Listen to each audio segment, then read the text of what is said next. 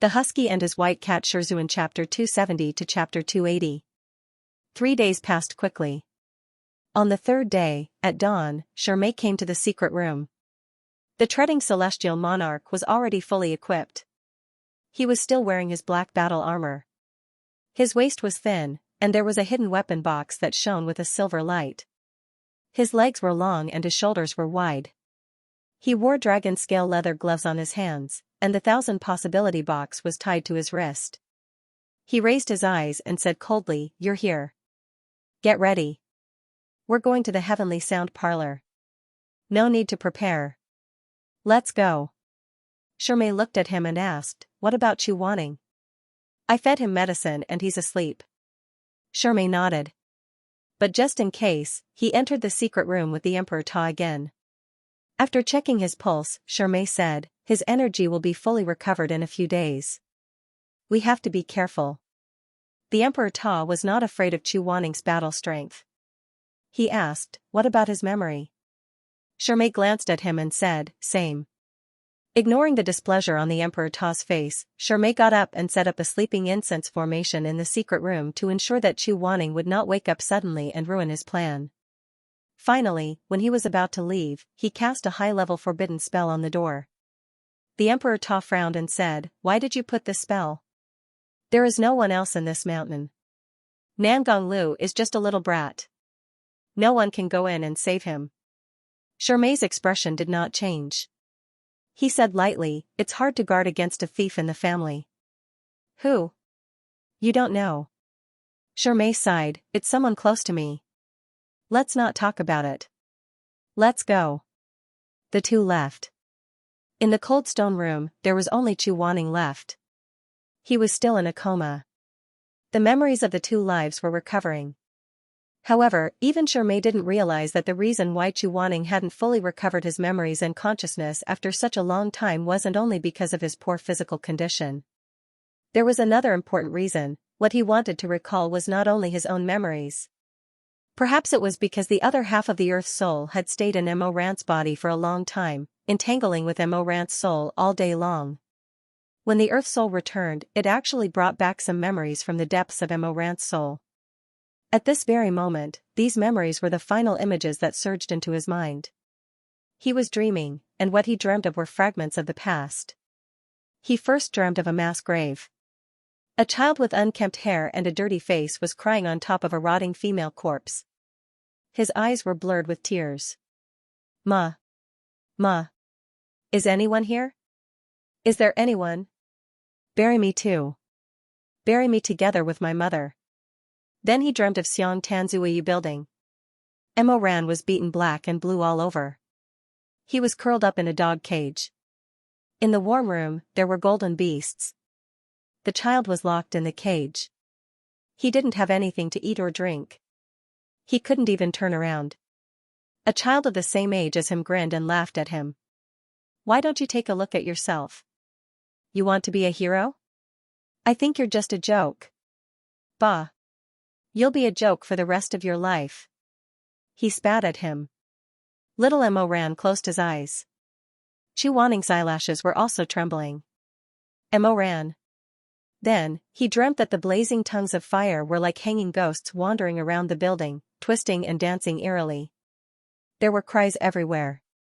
Burning pillars collapsed. Some people were screaming. Thick smoke billowed. The young man, Mo Ran, sat in the midst of the flames. His face was extremely cold and his eyes were calm. He lowered his head and placed a blood-stained knife on his knee. He held a bunch of grapes in his hand and was slowly peeling off the purple skin. "It's all over, Ma." Mo Ran seemed very peaceful. "But I won't be able to see you. I killed someone. My hands are covered in blood. Ma, I'll go to hell after I die. I won't be able to see you again. Mo Ran. Mo Ran." Suddenly there was a light in front of him. It was a woman's gentle face. The ends of her eyes were slightly raised. Who was it? Chu Wanning felt that the woman's eyebrows were somewhat similar to his. When she lowered her head and worked seriously, it was especially clear. She was carefully sewing the rough clothes in her hands. "Ma. There was a child's voice, as soft as a mosquito's. The woman heard the voice and looked up. She smiled at him. "Why are you awake?" "I had a nightmare. I'm so hungry." The woman put down her clothes and opened her arms. She smiled gently and said, "Nightmare again? All right, don't be afraid. Ran air, come to Ma's arms." Ran air. Mo ran. Chuaning closed his eyes. He didn't know what kind of bitter taste he had in his heart. It was too bitter. Just by looking at it, he felt that these days were dry and wrinkled. Every day and night was so unbearable. Ma. This was the first time he saw the appearance of Mo Ran's mother. He suddenly understood why little Mo Ran would instinctively grab his robe outside Wu Bei Temple, believe in him, and beg him.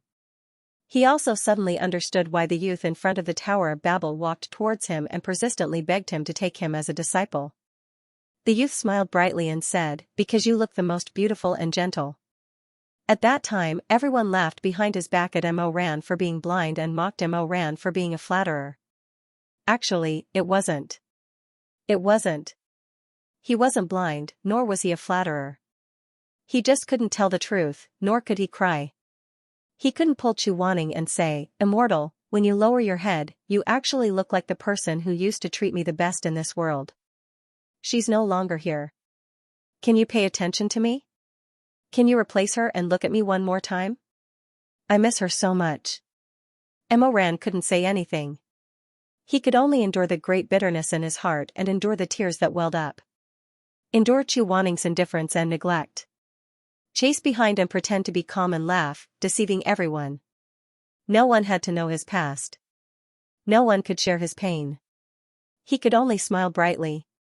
Under the Tower of Babel, that smile was too warm, too eager, and hid endless thoughts. Just like that, it burned Chuaning. Mo Ran opened his eyes. He was no longer at the peak of life and death. He was in an extremely narrow prison cell. The walls here were gray, and the only light came from a small opening under the black iron door that delivered food. The top of the cell was engraved with the emblem of a weight. He knew that he was already in prison. This was the world's most just and fair trial temple, the first court in the cultivation world that was independent of the 10 great sects. Heavenly music parlor. He was lying inside, his throat burning and his lips chapped. The surroundings were very quiet. It was so quiet that he could hear the empty sound of the wind in his ears and hear the ravings of the spirits. It took a long time for him to gather his scattered consciousness. He actually felt that this day should have come in his previous life, but fate was kind to him.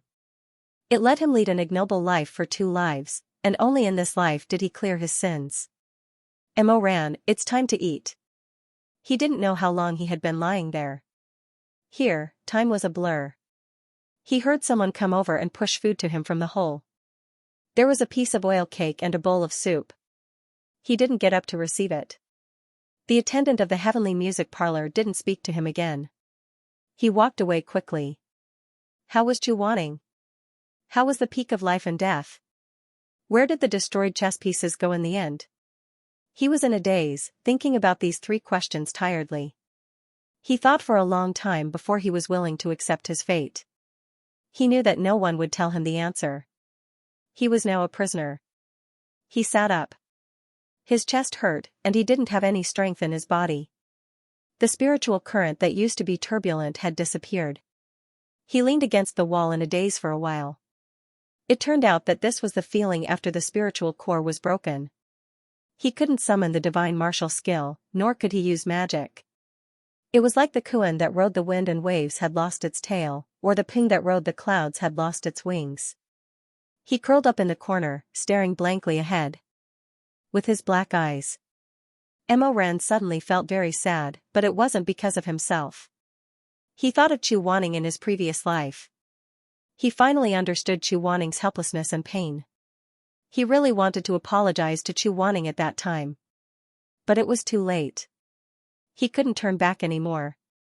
He was trapped in the room, and the cake and the bowl of soup went from hot to cold, and then from cold to cold. Later, he started to eat. After eating this little bit of food, no one came to this prison cell again. He was once again the Mo Ran who was locked up in a dog cage as a child. However, the treatment in this room was much better than that of a dog cage. He could actually lie down comfortably in this room. He just lay in the darkness, waking and sleeping. But waking and sleeping weren't that important. In this room, he seemed to be dead. Emoran groggily thought to himself, perhaps he is already dead? Maybe this life was a good dream that he had while lying in the coffin under the Tower of Babel, and his soul hadn't dispersed yet. He flashed the 32 years of his life in front of him like a horse race show, colorful, happy, angry, sad, and happy. In the end, they all became bones in the grave. He curled up the corners of his mouth slightly, forming a smile. He felt that if this was the truth, then it couldn't be better. He was very tired. He had walked for too long and struggled for too long. Whether it was hell or the human world, he didn't care. He just wanted to rest. He was very old in his heart. In fact, he had already completely collapsed and aged from the moment Xu Wanning died. All these years, he had been doing good, trying to make up for it. He had been looking for a medicine that could cure this aging. But he couldn't find it. He had fought for so long, unyielding and shameless for so long. Now, he was tired of fighting and begging. In this life, he had lost his mother, his master, his best friend, his lover, the relatives he had stolen, and his illusionary reputation. Now, he had even lost his spiritual nucleus. But he was still brought to the pavilion of heavenly sound, and still couldn't escape the most severe reprimand in the cultivation world. He finally gave up. He knew that he would never be forgiven. He, Moyu, was an ugly and deformed ruined mountain. The vast winter snow covered his scars. But the snow melted. Whether it was his darkness or his terror, there was nowhere to hide. He couldn't be Grandmaster Mo. From the moment he was stained with the blood of the first innocent person, he was destined to only be the Emperor Ta. He burned the zither and cooked the crane. He ground his teeth and drank blood. He looked ferocious. He was worse than a beast. He deserved to die. When he died, the world cheered. He didn't know how many days had passed since he was trapped in the forbidden room. The door opened. The disciples of the pavilion of heavenly sound walked in. Without a word, they tied him up with the immortal binding rope. Then, they pulled him up from both sides and dragged him outside. They brought him through a long and dark tunnel. Emoran opened his mouth in a hoarse and groggy voice. He spoke for the first time in days, "How are they?" No one paid him any attention. He was led to the end of the corridor. The sky was bright. Emoran was like an evil dragon that had been curled up in the dark for too long. He was blind and uneasy in such a bright light. He couldn't get used to the sudden light. He wanted to cover his eyes, but his hands were tied behind his back. He could only lower his head. Tears seeped out of his thick black eyelashes. His eyes and ears were muddled. He didn't know where he was. Only his sense of smell was clear. He smelled the wind, the sea of people, the flowers and trees. He was pushed, so he walked forward hesitantly. Slowly, his ears adjusted to the noise. He heard many people talking. The gathering of whispers was like a tidal wave. The tide could wash away the filth, but the tide could also drown people. Emoran felt that he couldn't breathe. He was very weak. At this moment, he was extremely weak. Kneel down. His captors were pushing him. He knelt down. The sun shone brightly in the sky, shining on his haggard face. He didn't expect it to be such a sunny day outside. It's that Grandmaster Mo. I didn't expect to see him being tried in public in the heavenly music parlor. Sigh, you can't judge a book by its cover. Emoran's ears were buzzing. He could gradually see something, but it was still not clear. He could only use the shadow of his eyelashes to close his eyes slightly and look at everything in front of him. It was the public trial stage of the heavenly music parlor in his memory. When he was young, he had watched the trial with Xue Jingyong and Xue Meng. But he had changed from a spectator to a person being tried under the eyes of the public. The crowd below the stage was like a school of fish. They were ordinary people who came to the heavenly music parlor to watch the trial. He couldn't see anyone's face clearly. He also couldn't see what kind of expression they had. He only felt that the whispering heads were gathered together like waves of wheat. Then, he looked up again. There were high platforms on the four walls. On the platforms sat guests from various sections. The green one was Aqua Pool Manor, the red one was Fire Phoenix Pavilion, and the yellow one was Wubei Temple. Then, his heart suddenly tightened. It was strange that he could still feel pain. He saw the familiar silver blue one. It was the quietest and most crowded sect on the entire platform. The peak of life and death. He blinked. Ignoring the piercing pain in his eyes, he tried to look in that direction. But he couldn't see. He couldn't see where Xue Jingyong was.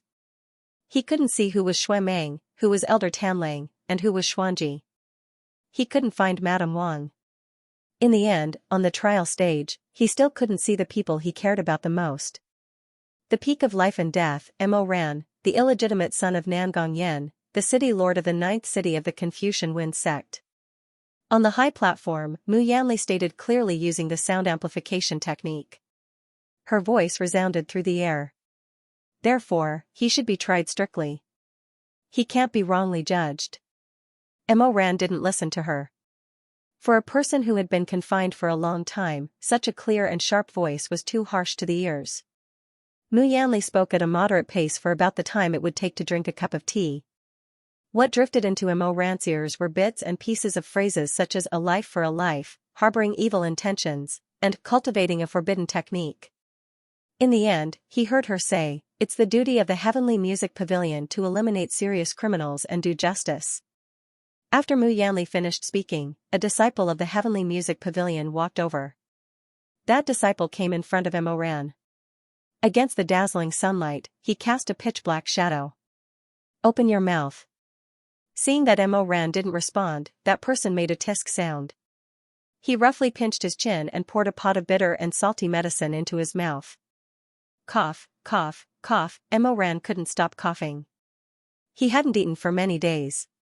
When his stomach suddenly came into contact with such a strong liquid, it stimulated him so much that he almost vomited. That person pinched his throat and didn't let him move, forcing him to swallow the entire pot of medicine. The ice-cold liquid slid into his stomach like a snake, overturning rivers and seas, as if it was going to tear his internal organs apart. Mo Ran's face was ashen. He wanted to vomit, he really wanted to vomit. But he didn't admit defeat or beg for mercy. He didn't even want tears to fall from the corners of his eyes. Half of his life, he had lived too many lowly days. But this didn't mean that he didn't have dignity. After the medicine was finished, that person let go of him. He panted heavily. His wings were drooping, and his fatigue was obvious. But he still had the ferocity of a lone eagle on the verge of death. The person from the Heavenly Music Pavilion explained to the onlookers from all over the country as usual. "This is the water of grievance." Mo Ran's lips and teeth were pale, but he lowered his eyes and smiled. The water of grievance. The water of grievance, how could he not know? This kind of medicine was definitely not to be drunk by those who were innocent. Only those who were sentenced by the Heavenly Music Pavilion would be forced to drink this kind of medicine. Then, they would become dizzy and recount all the crimes they had committed in their lives. After the Heavenly Music Pavilion disciple finished his explanation, he walked over and tapped Mo Ran's lips lightly. He used the sound amplification technique so that everyone could hear what he said. Mo Ran closed his eyes and frowned. He felt as if there was a knife twisting in his stomach. He was enduring. Because it was too difficult, his whole body was trembling, and the shackles made clinking sounds. His face was pale, and the whites of his eyes were slowly rolling up. He crawled on the torture platform, spasming. He was still conscious, but his consciousness was sometimes clear and sometimes blurry. He exhausted all his willpower to fight against the medicine, but he still couldn't get rid of it. "I have killed before." In the end, he still closed his eyes in agony and spoke hoarsely. His voice was ragged, and he staggered past every corner. Everyone quieted down, and pairs of eyes looked at the person on the platform. Mu Yanli stood on the high platform and looked down with disdain. "How many people have you killed?" "Too many. I can't remember." The faces of the people below had changed. "How old were you when you first killed?" 15. Did you kill cultivators or mortals? Mortals. Did you kill for revenge or to protect yourself? Both. The two of them asked and answered. Many of the onlookers had gathered to watch the show, so they didn't know what had happened before. When they heard that Mo Ran had killed people for revenge at the age of 15, and that he couldn't remember the exact number, they were shocked and angry. I didn't expect the famous Grandmaster Mo to be a devil who kills without batting an eyelid. So scary. This person is too sinister. When I was 15, I didn't even dare to kill a chicken, but he has already started killing people. What a pervert. Mu Yanli ignored them and said coldly, "Continue with your crimes." Mo Ran couldn't hold it in anymore. He said hoarsely, "I impersonated. I pretended to be the nephew of the supremacy at the Life and Death Summit." How long? 8 years. Continue with your crimes. Mo Ran said slowly, "I cultivated the 3 great forbidden techniques. Zhenlong. Zhenlong. Go game." Many people on the platform were speechless at this moment. Someone looked at the Life and Death Summit and said sarcastically, "Didn't Xianxia want to exonerate this beast? I said that he would definitely tell the truth if I fed him a cup of water of guilt." Xianxia didn't let the Heavenly Music Pavilion interrogate Mo Ran according to the law. I think this old thing is blinded by lard. He doesn't even want to avenge his nephew. The Life and Death Summit has a disciple who cultivates forbidden techniques. This sect should be disbanded, right? What's the point of keeping it? To continue nurturing devils? I also said that he did it. At the Life and Death Summit, he destroyed his own spirit core to save us. It was just a ruse. Fortunately, we didn't let him go at that time. That's right. Where there's life, there's hope. He must have thought that way. He's so powerful. So what if his spirit core was destroyed? Maybe he could come up with some crooked ways to recover himself. It was really a close call. If the Heavenly Music Pavilion Master didn't insist, we might have let this vicious thing go by mistake. There was a huge scale on the public trial platform. It was flowing with golden brilliance. It was an extremely special divine weapon. It weighed hundreds of tons. Since the Heavenly Music Pavilion opened, it had been standing here for thousands of years. It had been passed down from generation to generation. It was said that this scale was left behind by the gods. It could judge all the crimes and punishments in the world and give the most fair judgment. Mo Ran didn't open his mouth to admit to any of his crimes. Mu Yanli ordered her disciples to put the weights made of golden spiritual power into the scale. The exquisite weights fell into the scale and quickly became bigger. They pressed down heavily on the other side of the scale and faced the corresponding punishment. When he described the first crime, the scale pointed to digging out the spirit core alive. And when he finished describing the exquisite chess game, the scale pointed to the most extreme punishment, crushing the soul. On the platform, Shui Meng's face instantly turned pale. He muttered, "Crushing the soul." From then on, there would be no more Mo Weiyu and Mo Ran in the heavenly world. This elder brother of his, it didn't matter if he was real or fake. Even if he reincarnated, he would never see him again. His mind was blank, and his hands were numb. Shui Jingyong stood up and said to Mu Yanli seriously, "Crushing the soul is a punishment that no one has ever suffered since the Heavenly Music Pavilion was established. Pavilion Master Mu, I'm afraid your judgment is not fair." Hearing Shui Jingyong's words, people from other sects got up angrily. "Can you shut up at the Life and Death Summit? Your disciple has violated the taboo of the cultivation world by practicing the exquisite chess game. Logically speaking, your lousy sect should immediately disperse and get lost. We don't have time to argue with you now, but can you have some self-awareness?" Shui Jingyong. You're still speaking for him? Don't tell me you're in cahoots with him. There were murmurs all around. Whether it was a sect or a family, it was often like this. If one person became a god, everyone would ascend to heaven. However, once one person did something unforgivable, the entire sect or family would be regarded as a treacherous nest of devils.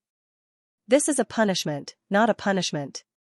Mu Yanli was indifferent. She talked about the matter and didn't judge the Life and Death Summit. Sect leader Shui, don't be anxious. After the punishment, it will also reduce the merits. The merits will offset the demerits.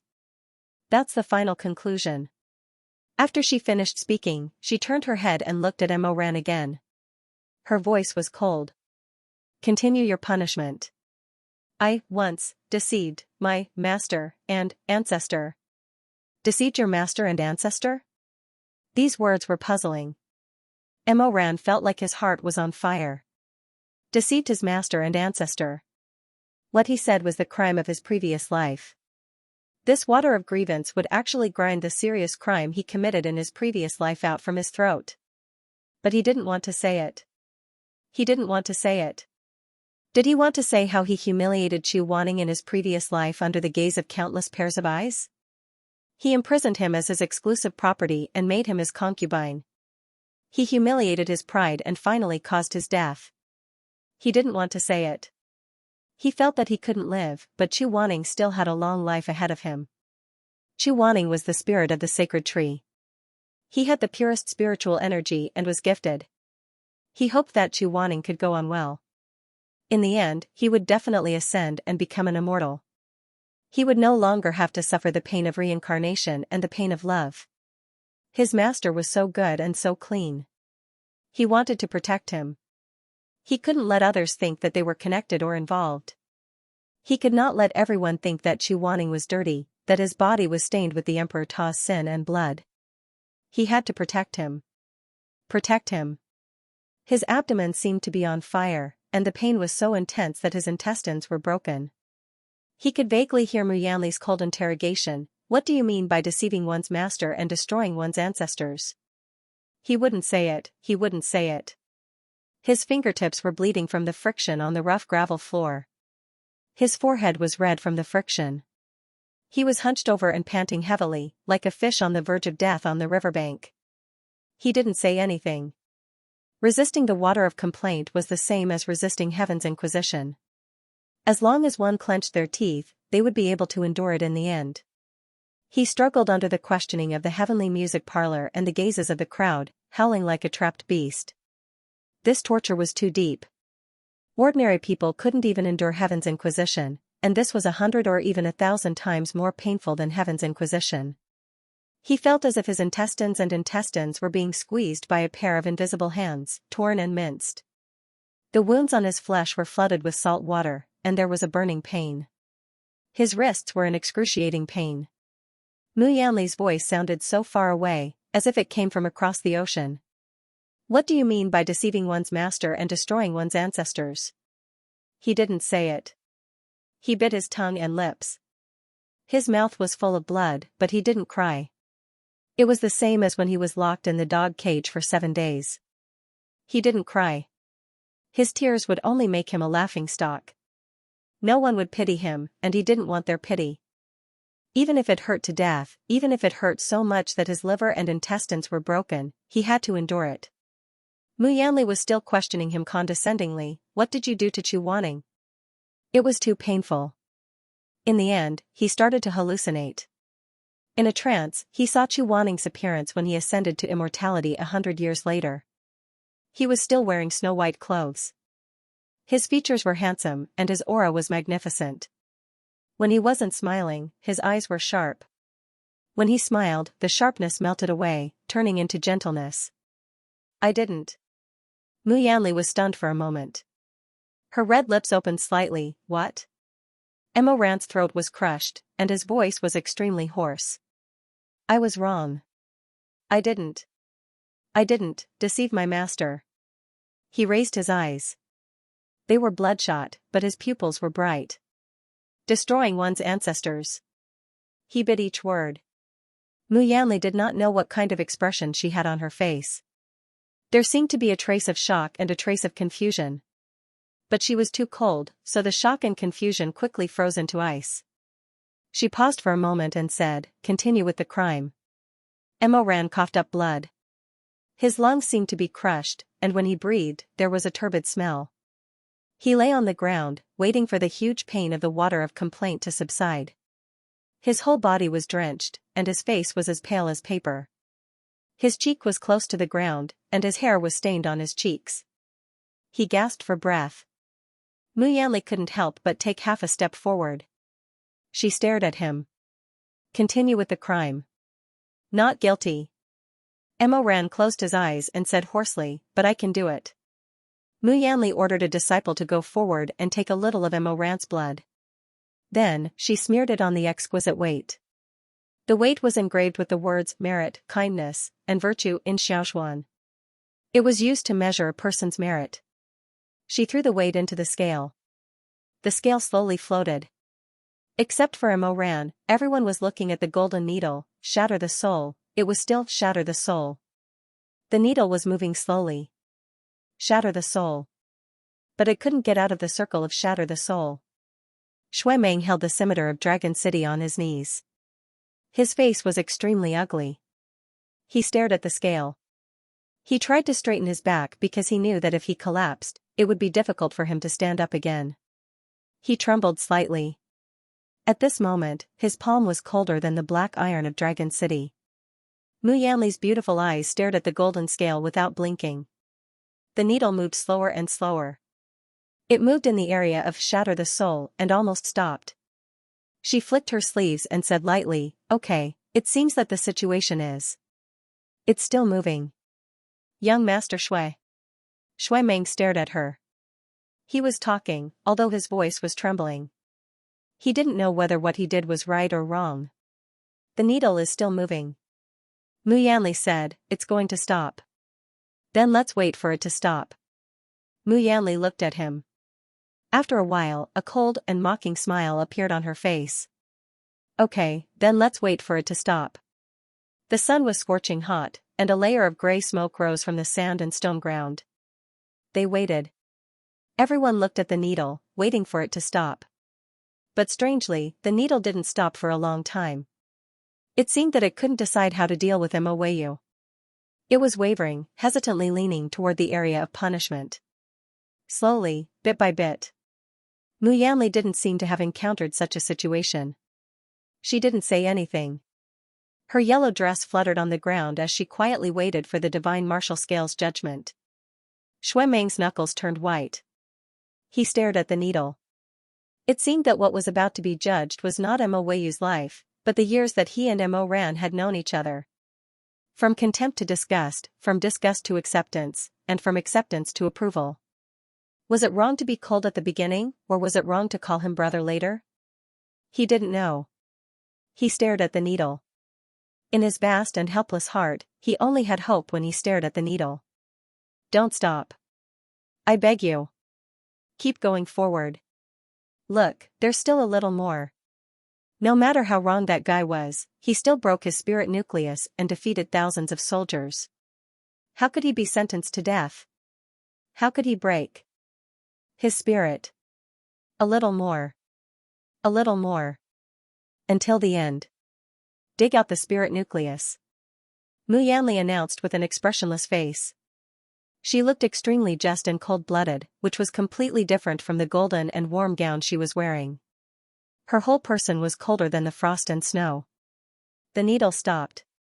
The tip of the needle pointed at the words dig out the spirit nucleus.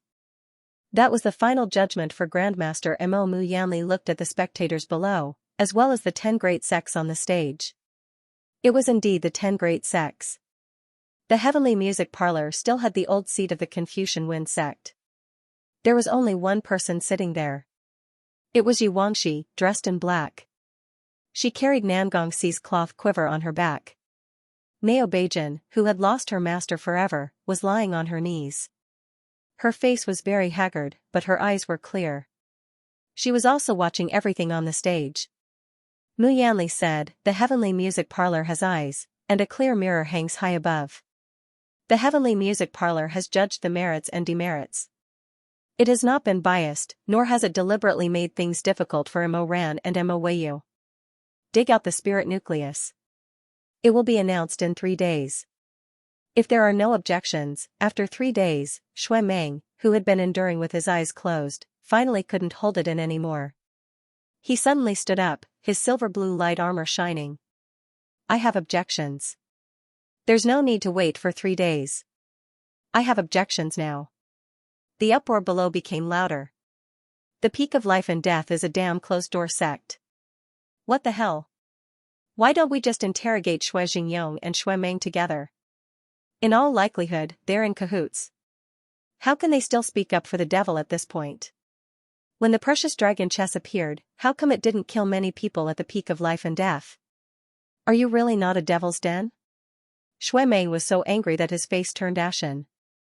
However, he had no choice but to use all his strength to suppress his anger. Mu Yanli naturally heard the angry roars of those cultivators, but she turned a deaf ear to them. She only said indifferently, "Young Master Shui, what do you want to say?" "I'm all ears." Shui Meng opened his mouth, but he didn't know what to say for a moment. Madame Wang was very worried. She quietly pulled him. "Meng there are still 3 days. Let's take our time and think about what to say." However, Shui Meng didn't seem to hear his mother. He stared at Mu Yanli for a while, then turned to look at the scale. Finally, his gaze landed on a small black dot in the distance. That was Mo Ran on the execution platform. Shui Meng's eyes suddenly trembled. It was as if a curtain was blown by the wind. His eyes wrinkled. It was neither dark nor bright. He said without rhyme or reason, "He doesn't have a spirit core anymore." Mu Yanli asked, "What do you mean?" Shui Meng suddenly became agitated. He looked back at her. "What do you mean? Don't you know? Isn't he the one who saved you at the Peak of Life and Death and the one who withdrew the chess piece? Pavilion Master Mu, I want to know how you want to execute him. His spirit core is already broken.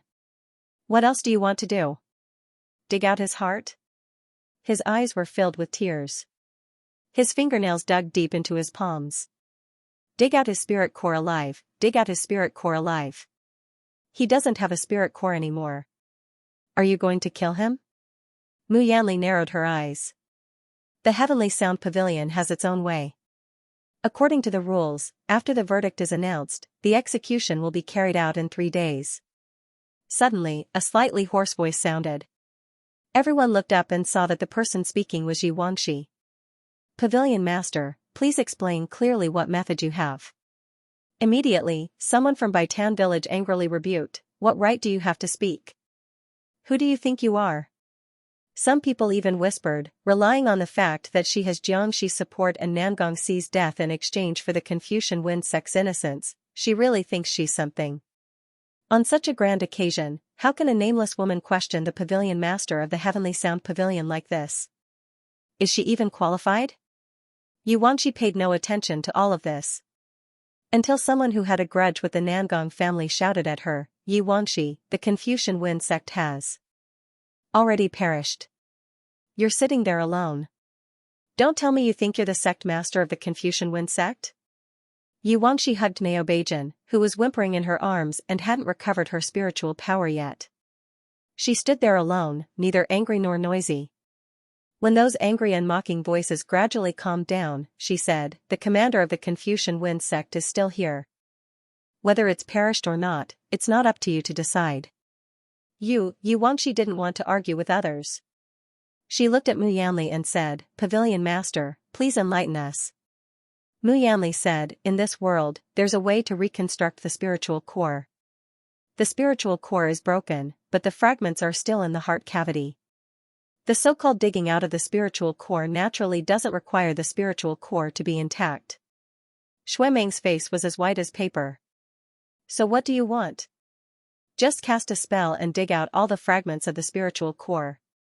Mu Yanli said, "The Heavenly Sound Pavilion won't want his." Before the word life could be said, Shui Jingyong also stood up, his face dark. "Dig out all the fragments of the spiritual core?" "That's right. Then how many times do we have to dig?" Shui Jingyong glared at her. His hair had already turned white. 5 times? 10 times? Digging out the spiritual core hurts the heart. Every time is extremely painful. A few years ago, the Heavenly Sound Pavilion dug out a prisoner's spiritual core. She didn't make it and died the same day she returned to the prison. Mu Yanli said indifferently, "That's because she was weak. She can't blame the Heavenly Sound Pavilion." "Then you might as well take his life directly." Shui Jingyong shouted angrily. "Mu Yanli, the fragments of the spiritual core, You said that if his spiritual core is broken into 2 pieces, you'll dig twice. If it's 3 pieces, you'll dig thrice. But what if it's broken into hundreds or thousands of pieces? Are you going to cut him into pieces? You're going to cut him into pieces. If it's really broken into pieces like that, it's his own fate. Shui Jingyong was speechless. Fate? Everything was fate. He suddenly felt that it was ridiculous. What was fate? Because of fate, he mistakenly raised this child as his own nephew. He gave this child a family and a master. He gave this child a place to live and a home. But what was this child's original fate? He was an illegitimate child who didn't have enough to eat since he was young. He followed his mother to beg and perform for a living. After his mother died, he was a thin and weak child. He dragged her gradually rotting body to the mass grave and buried the only warmth of his childhood with his own hands. He was beaten and scolded countless times. He was locked in a dog cage and framed to go to prison. Everyone hoped that the world was fair. But from the moment of birth, fate was unfair to begin with. Why was it that here, the young masters of aristocratic families had luxurious cars and expensive horses, and they exchanged money for a beauty's smile? Over there, the poor people were displaced and had no choice but to live on insects and ants. Why was it that some people could act spoiled to their mother without any worries? Some people had to bring their mother's bones to the rich and powerful to ask for a sentence. Fate is 3 feet long, but it's hard for you to ask for 10 feet. Why was it that some people had to be buried humbly? Some people were born rich. This was unfair.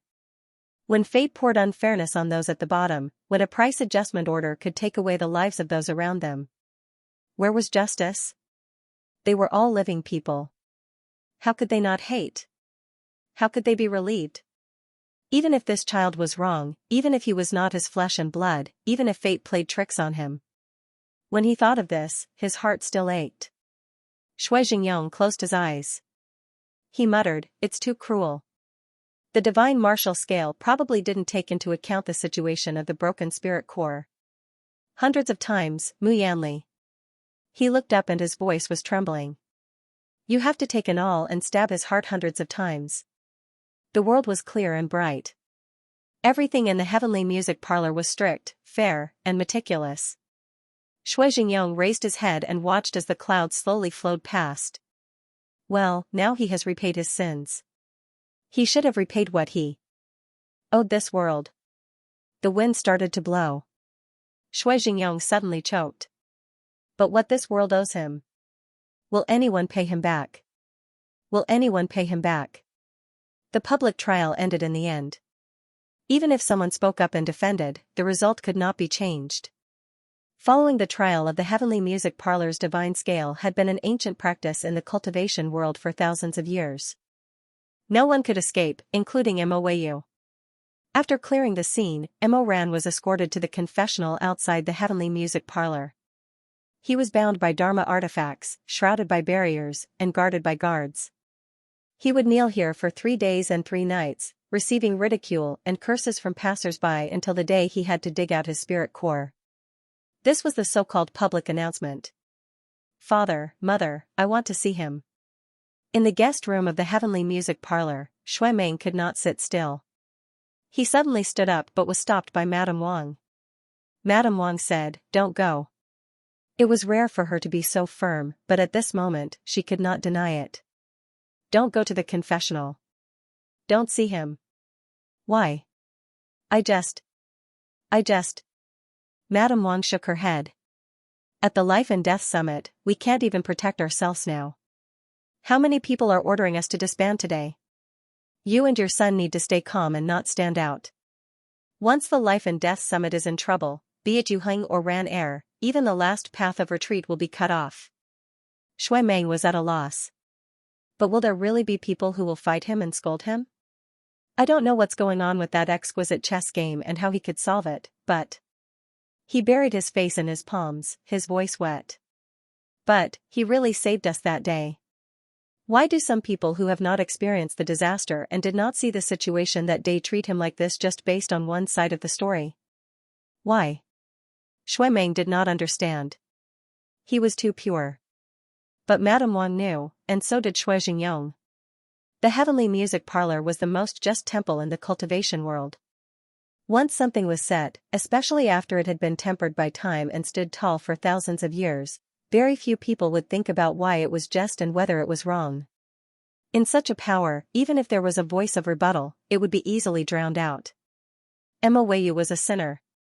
Because he was a sinner, anyone could humiliate him and scold him.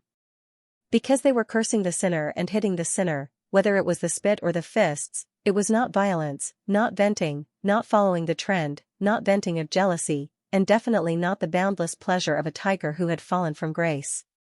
Instead, he was punishing evil and promoting good. Everyone should be clapping their hands and cheering. Whoever dared to speak up and beg for mercy would be considered an accomplice. They should be dragged onto the stage, their faces painted, their hair cut off. They should be devoid of morals, unable to distinguish right from wrong, and fight together. Shui Meng could not go to the confessional. The confessional platform was not covered. Mo Ran knelt in the misty rain. The fine rain fell on his face. He closed his eyes. The crowd surged. Even the rain could not extinguish this lively scene. These residents of the upper cultivation world were not cultivators, so they did not know what had happened before. But they were very curious. They held oil paper umbrellas and looked at the man who was tied up. During the day, they were far away from the platform, so they could not see Mo Ran's appearance clearly. But when the public trial was held on the confessional, these people could come closer to take a look. A girl whispered in surprise, "When I heard what he did this morning, I thought he was an ugly monster with a green face and fangs.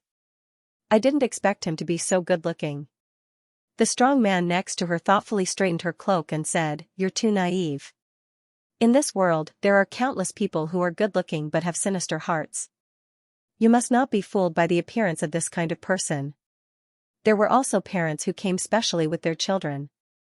The father was a teacher in the upper cultivation world. He was gentle and refined. He picked up his child so that he could see Mo Ran's appearance clearly. "Do you see?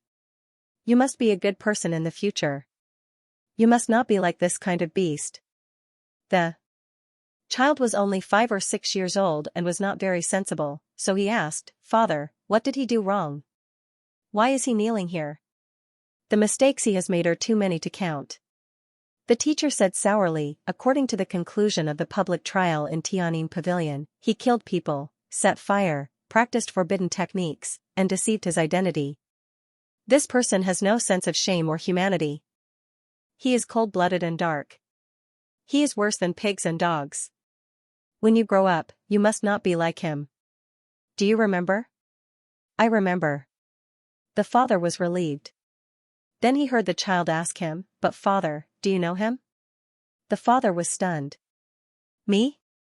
Of course I don't know him. Your father is the most upright teacher in Qingfeng Academy in the upper cultivation world. I have been open and aboveboard all my life. I have made friends with knowledgeable people and decent gentlemen. How would I know this kind of evil?" He paused for a moment, as if he felt that he needed to add more fuel to the fire, so he earnestly instructed the child, "Our family is a scholarly family. Since childhood, we have been nurtured with excellent morals. With a person like him, even if we say one more word, we should feel extremely ashamed and dirty. Do you remember?"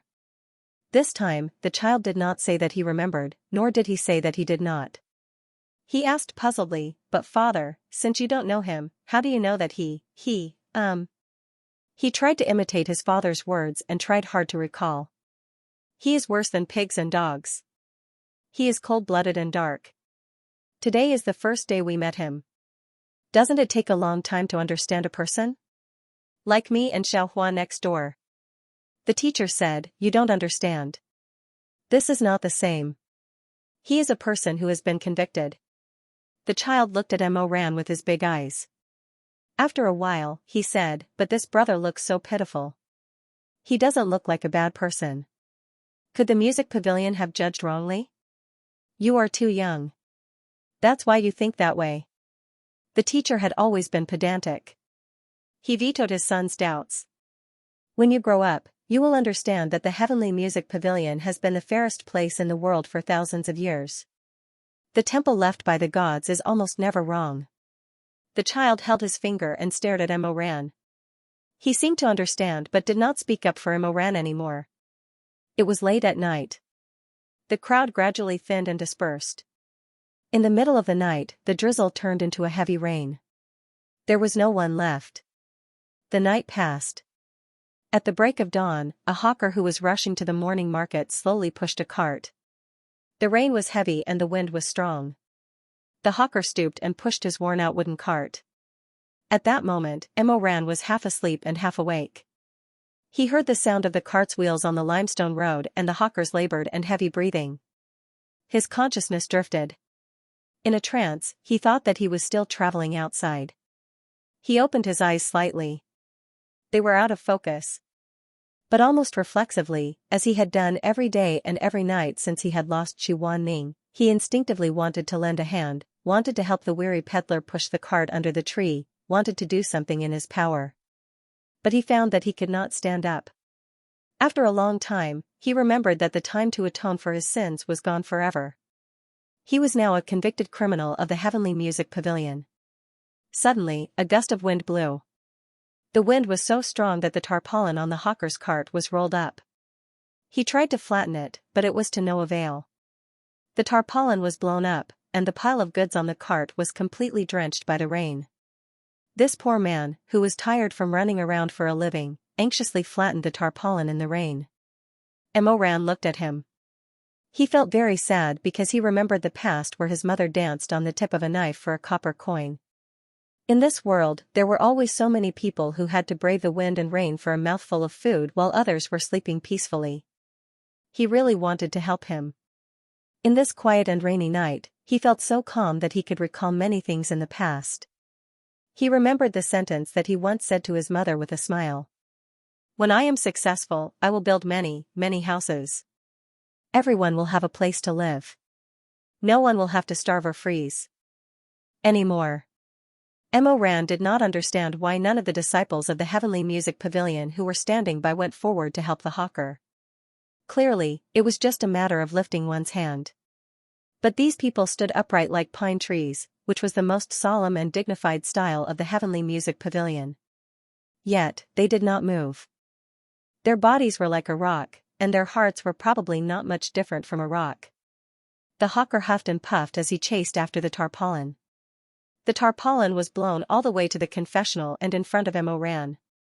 A skinny hand like the bark of an old tree finally caught hold of it. Emoran heaved a sigh of relief and felt comforted for him. But the hawker knew that the goods on his cart were damaged. His emotions were extremely bad, but he did not know how to vent. He gripped the tarpaulin, and just as he was feeling distressed, he suddenly felt Emoran looking at him. He turned and glared at him. Suddenly, he gritted his teeth and spat at Emoran's face. "What are you looking at? What's there to look at? Even a lowly person like you wants to laugh at me? Damn you. Let's see how you die." He was not satisfied, but he did not dare to get too close. He picked up a few stones and threw them at Emoran. The young disciples of the Heavenly Music Parlor were used to this. In private, they would often laugh and say, "Humans, as long as they can distinguish between good and evil, they will hate those felons. It's okay to hit them a few times." They were very considerate of the common people's feelings. Hence, they did not stop him.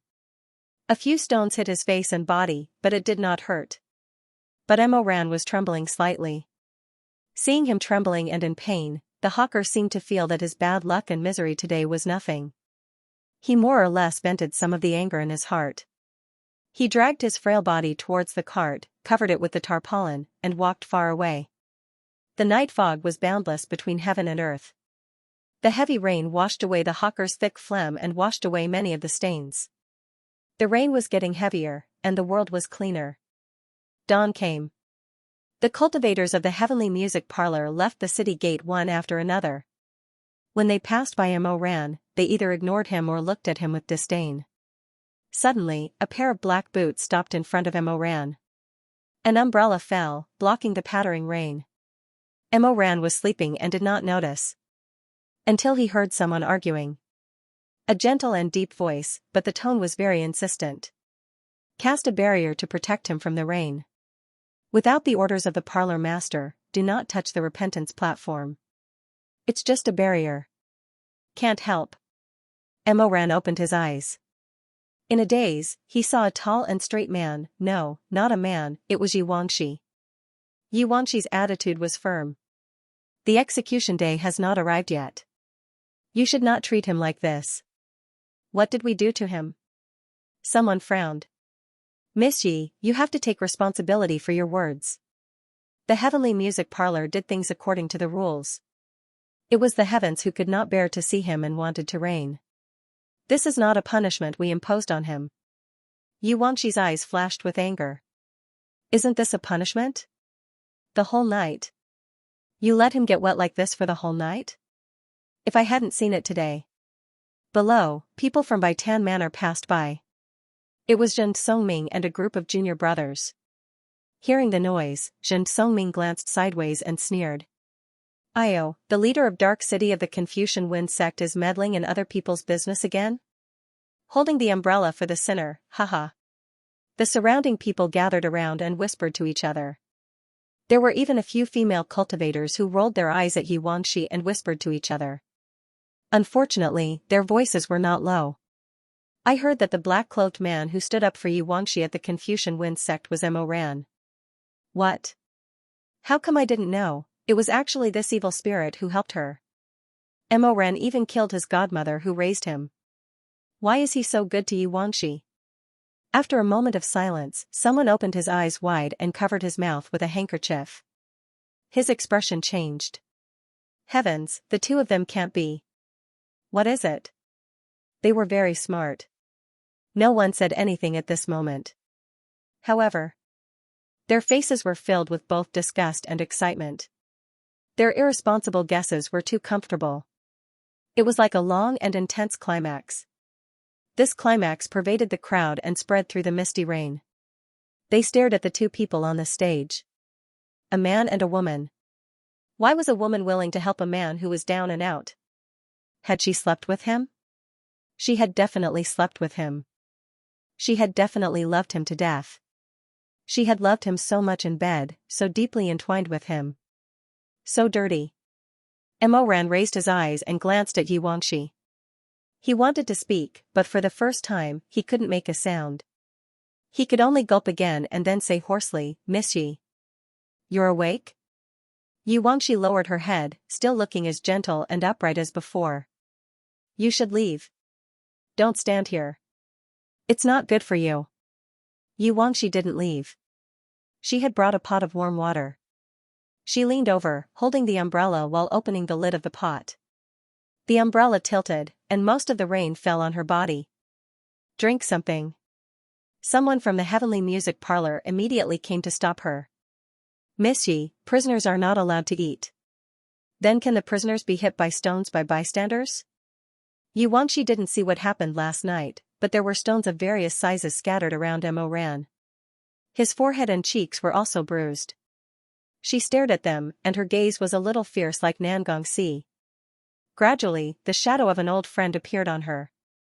Isn't the heavenly music parlor doing things impartially? Is this what you call fairness? Those people knew that they were in the wrong, so they didn't say anything more. The leader looked embarrassed and coughed lightly. Forget about the water, you can't eat anything else. Xianxia fed him some warm water. Emoran whispered, why? You helped Aussie. Xianxia didn't look up. And helped me. On Jiao Mountain, if the person who died was me, Nangong would have. Xianxia's hand paused for a moment. She was trembling, but she still said in the end, everyone wants to live. I won't blame you just because you want to live. Drink, she said. Shui Meng can't come. He stopped by his parents. I'm holding the umbrella here. Previously, you risked universal condemnation to help me and Aussie. Now, even if no one is on your side, I will still help you. Her expression was still indifferent, but it was very determined. I'm here. She was a woman of her words. She stood beside Emoran. The heavenly music parlor didn't allow her to open the barrier, so she held the umbrella and tilted it slightly, blocking the rain for Emoran. With her standing, there were no more people throwing stones, but the words of discussion became more and more unpleasant. Demons who were neither men nor women. Beasts who dressed impeccably. Women who couldn't distinguish between good and bad. Murderers who had no conscience. If you want to condemn someone, you can always find a pretext. Moreover, everyone knew that the man kneeling on the ground would never be able to make a comeback, while the woman standing beside him had long fallen from her sect and had no one to rely on. No matter how unpleasant the words were, who would care about them? At this moment, Imoren suddenly realized that there were so many brave warriors in the world. One after another, they were impassioned, like bamboo shoots sprouting after the rain. They were so righteous, indignant, and hated evil. He didn't know where these people had gone in the past. The heavenly music parlor's interrogation was the rarest. Perhaps in 10 years, no one would be able to receive this special honor. Waves of people came and went, returning like the ebb and flow of the tide. Someone said, "This Imoran did a lot of good deeds in the past. Now that I think about it, we don't know what his intentions are. He even stayed overnight in our village. Such a murderous demon, just thinking about it makes me scared. I heard that his mother is that Duanihan. Do you guys know? Duanihan? The music deity that is hard to find?" Those who heard it were shocked. "Isn't that girl very nice? I heard that she is talented, gentle, noble, and very kind." Immediately, someone said sarcastically, "You men are really interesting. Duanihan is a whore, right? In this day and age, even a whore can be praised as noble and pure. I think this world has really changed. There is no moral standard in this world." The man who was contradicted was unhappy. Duanihan is a musician, not a whore. She has been in the music parlor for so many years, but she has never accepted any guests. You think that she didn't accept because you are poor. For this kind of woman, as long as you have enough money, there is no such thing as innocence. At this time, someone said emotionally, "What's the difference between a musician and a whore? They are all people who don't know self-respect and have no sense of shame. In this day and age, there is actually someone who speaks up for a whore. I didn't expect that in the upper realm of cultivation, morality has fallen to such a low level." The person who spoke was none other than the teacher who came with the child yesterday. Today, he was not holding his child, but was holding a stack of books. A group of study boys followed behind him. The teacher raised his chin slightly, looking extremely noble. Someone recognized him and said politely, "Mr. Ma, you left class early today. What is learned on paper is always shallow." The teacher said, "I left class early today to bring my students here to learn in person and see the world." After he finished speaking, he glanced at the young master who spoke up for Duanihan and snorted disdainfully, "But I never thought that I would actually be able to hear such a shocking statement. This has truly broadened this Ma's horizons, and I'm truly worried about the atmosphere in the upper cultivation world." Yes, Mr. Ma is right. You are a model of morality. Mr. Ma is a model teacher and has put in a lot of effort. The man who dared to speak up for Duanihan was ashamed and angry, but the people around him were laughing at him. His face turned red, but he couldn't say anything. He flicked his sleeve and left angrily. When Imoran heard these words, he was angry at first, but then he felt powerless. He couldn't do anything. He could only listen to his mother who had passed away long ago become disgusted in front of everyone's mouths. He could only watch the woman who told him to remember kindness, don't take revenge, before she died be chewed up by those black mouths. She was described as a prostitute, a pervert, and a scum who gave birth to a lowly child. He couldn't stop them from talking. Xianxia endured for a long time. Finally, she couldn't take it anymore. She stepped forward, wanting to argue with the people below the stage. But Imoran called her in a low voice, "Don't say any more. It's useless." Xianxia returned to his side. At this time, the rain had gradually stopped, but she still didn't put away her umbrella, as if this thin oil paper umbrella could block anything. Imoran raised his eyes to look at her. After a while, he said in a hoarse voice, "Don't stand here to accompany me. Miss Yi, if you believe me, then go back to Tianyin Pavilion. Go find Shui Meng, find the people at the peak of life and death, and tell them." He calmed down for a while. At this moment, he didn't even have the strength to speak. Tell them to listen to me. Try to find Hua Bainan as soon as possible, and find my master. At the mention of Chu Wanning, he felt a sharp pain in his heart. Where was Chu Wanning? Listening to Shermei's tone, he wouldn't hurt him. But where would he be taken by Shermei? What would he be forced to do? He couldn't think too deeply. The first forbidden technique has really been broken. We have to be on guard. Mo Rand's eyelashes fluttered. I can't stop the second attack, but there will definitely be a second attack, please believe me. I don't have any other intentions. I just hope that everything can stop. It can't go on like this. I don't want to repeat the same mistake. I don't want to see Chu Wanning summon Huaisha again. I don't want to see him mend the vault of heaven on his own again. In the main hall of Jiao Mountain, a single lamp was lit. Nangong Lu was curled up beside the throne, snoring. Beside him were 2 unfinished oranges. Suddenly, a slender figure appeared around the corner. The figure cast a shadow on Nangong Lu and slowly approached him. That person's footsteps were extremely slow. He tapped on a cane, and a white silk cloth hung on the bridge of his nose, completely covering his eyes. Oh. Perhaps the sound of the bamboo cane hitting the ground disturbed Nangong Li. He woke up from his light sleep, rubbed his eyes, and said blankly, "Ah, it's my dear brother. What happened to your eyes?" The person who appeared in the hall was blind Shermei, who had been appearing and disappearing mysteriously, trying not to appear in front of others. Nangong Lu was startled. "Didn't you go to Tianyin Pavilion?" Shermei shook his head. "It's a long story, I won't tell you in detail." After a slight pause, he said, "Lu, I think I left a precious military manual on the table. Can you help me look for it?" "What's wrong with that?" Nangong Lu immediately flipped through the table and quickly found the military manual made of silk. "Here. Thank you." Shermei's slender fingers moved slowly on the silk. He was blind and couldn't see the words on the silk. However, this kind of military manual wasn't just recorded using runes. Just in case, he could read it using his spiritual energy. He stood in the empty hall, slowly deciphering the contents. It was written that Hua Bainan had used all the troops in the precious chess game to force Mo Rand to destroy his spiritual nucleus. Used 46,000 people of Lin Lingyu in his previous life.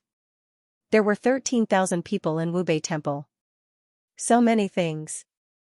All the disciples of the Life and Death Summit in his previous life. Shermei pinched the soft and delicate silk. At first, he felt numb, but in his mind he thought dully, so the sacrifice that I mentioned in my previous life was this kind of mountain of corpses and sea of blood? All the disciples of the Life and Death Summit. All of them were made into precious chess pieces to be used by the Emperor Ta. Except for Shui Meng, no one was spared. But he clearly remembered that Hua Bainan had once said to him gently, "You know, I am also a person who is used to seeing life and death. There is a lot of suffering in the world, the only thing I wish to do is not do evil. I hope that fewer people will die on this path. Otherwise, my conscience will not be at ease." Those were the words that Hua Bainan had said to him when he had just arrived in front of him through the space-time rift. The world is full of bitterness, do not commit any evil. If you have no other choice, you can only wish for fewer deaths. This was not much different from his own thoughts. He was vicious and merciless, but it was not what he wanted. He had no other choice. My conscience cannot be at ease. At that time, the Hua Bainan who had sincerely said those words to him had already killed everyone in the world in another world. But he only knew about it now. My dear brother, what happened to you? His brain was buzzing and filled with blood. Nangong Lu's anxious voice sounded in his ears, "You look terrible. Why are you trembling? Are you sick? Are you cold?" She was babbling like a child. Suddenly, he felt a burst of warmth wrap around him. It was Nangong Lu who had taken off her outer robe and put it on him in a hurry. "Come, I am not cold. I will give you my clothes." The criminal who used to hide needles in silk floss, who used to be full of schemes, had become so simple after losing his divine sense. Perhaps everyone had a time when they were young and sincere, when they were anxious and worried about others, right? But under the carving of time, their hearts and faces had also grown wrinkles. They no longer looked like themselves. Shermei was wrapped in Nangong Lu's clothes. He was cold, cold to the bone. He felt dizzy, and tears of blood seeped out from under the white cloth. He fell on the seat and curled up his body. He is not me. Shermei kept murmuring, he is not me. Nangong Lu was confused when she heard this. What? Shermei curled up his face in the crook of his arm. That small shiver spread from his fingers to his whole body. He was even unwilling to touch that piece of silk again. I want to save people. I also know that sacrifices are inevitable. I know that there will be a lot of calculations, and I will let down a lot of people. I have long been prepared to be consigned to eternal damnation. When he discussed with me that I might have to donate my eyes, I did not hesitate. But my dear brother. Nangong Lu put her hand on his hair and comforted him clumsily like a child comforting a child. Shermei suddenly choked, but I really did not expect that he would kill so many people. The silk floated down to the ground. Written on it were the records of all the cultivators and commoners in the other world of mortals. They were all bones. After a long time, so long that Nangong Lu squatted on the side and did not know what to do, Shermei slowly supported himself on the cold table and stood up. Nangong Lu hurriedly asked, "Where are you going?" Shermei was silent for a while. He seemed to be really confused about where he should go. When Nangong Lu asked for the third time, he finally came to his senses. He bit his lip and said, "The secret room." He could not continue to make mistakes. He had to save his master. When he came to the door of the secret room, he touched it and found that Hua Bainan had actually cast an extremely profound forbidden spell on the stone door. Shermei was slightly startled, and then the corners of his mouth seemed to show a bitter smile. From the war manual to the stone door's forbidden spell. He suddenly felt that he was so ridiculous. He was wary of him, so he cast a forbidden spell. It was a spell that Shermei had never practiced before. In the end, Hua Bainan did not trust him at all. "I'm sorry to disappoint you," Shermei said softly. His hand lit up with a faint blue light, and he touched the center of the formation. "Perhaps you didn't learn this incantation when you were my age. But I know it. It's just that you don't know." The stone door of the secret room opened with a bang. Who would live the same life after being reborn? Even if it was the same person, perhaps because they took shelter from the rain in spring and had a good sleep in the shade of a tree in summer, their life would change. Shermei hesitated in front of the door of the secret room. Finally, he quietly walked in. In the secret room, a 9-dragon candle was burning. It was emitting a pure light, but this light was of no use to the two people in the room. One of them was unconscious, the other blind. Shermei, covered in bandages, sat on Chu Wanning's bed. He reached out and stroked Chu Wanning's face with his slender white fingers. He murmured softly, "Shizun." Chu Wanning did not wake up, so he did not respond. His cheeks were still burning. His soul split and merged into one. He endured the fragmented memories of Mo Ran, tormented in his dreams. Shermei's fingertips glowed with light. He touched the side of his neck. Spiritual power as gentle as water flowed through his body. "Are you feeling better?" Still, no one answered him. Shermei lowered his eyelashes. In fact, he also knew that Chu Wanning was still asleep. Otherwise, he would not have been able to muster the courage to enter the stone room and sit beside Chu Wanning. He was in a daze for a while. He seemed to be thinking about many things, but also seemed to be thinking about nothing. In fact, before he entered the sect, when he was still very young, he had a long-cherished wish in his heart. For this long-cherished wish, any sacrifice was worth it. He was very clear about what his destiny was, so he never felt that he had made a mistake. But one day, time and space were reversed. Another him in the mortal world suddenly appeared in front of him. He saw himself more than 10 years later.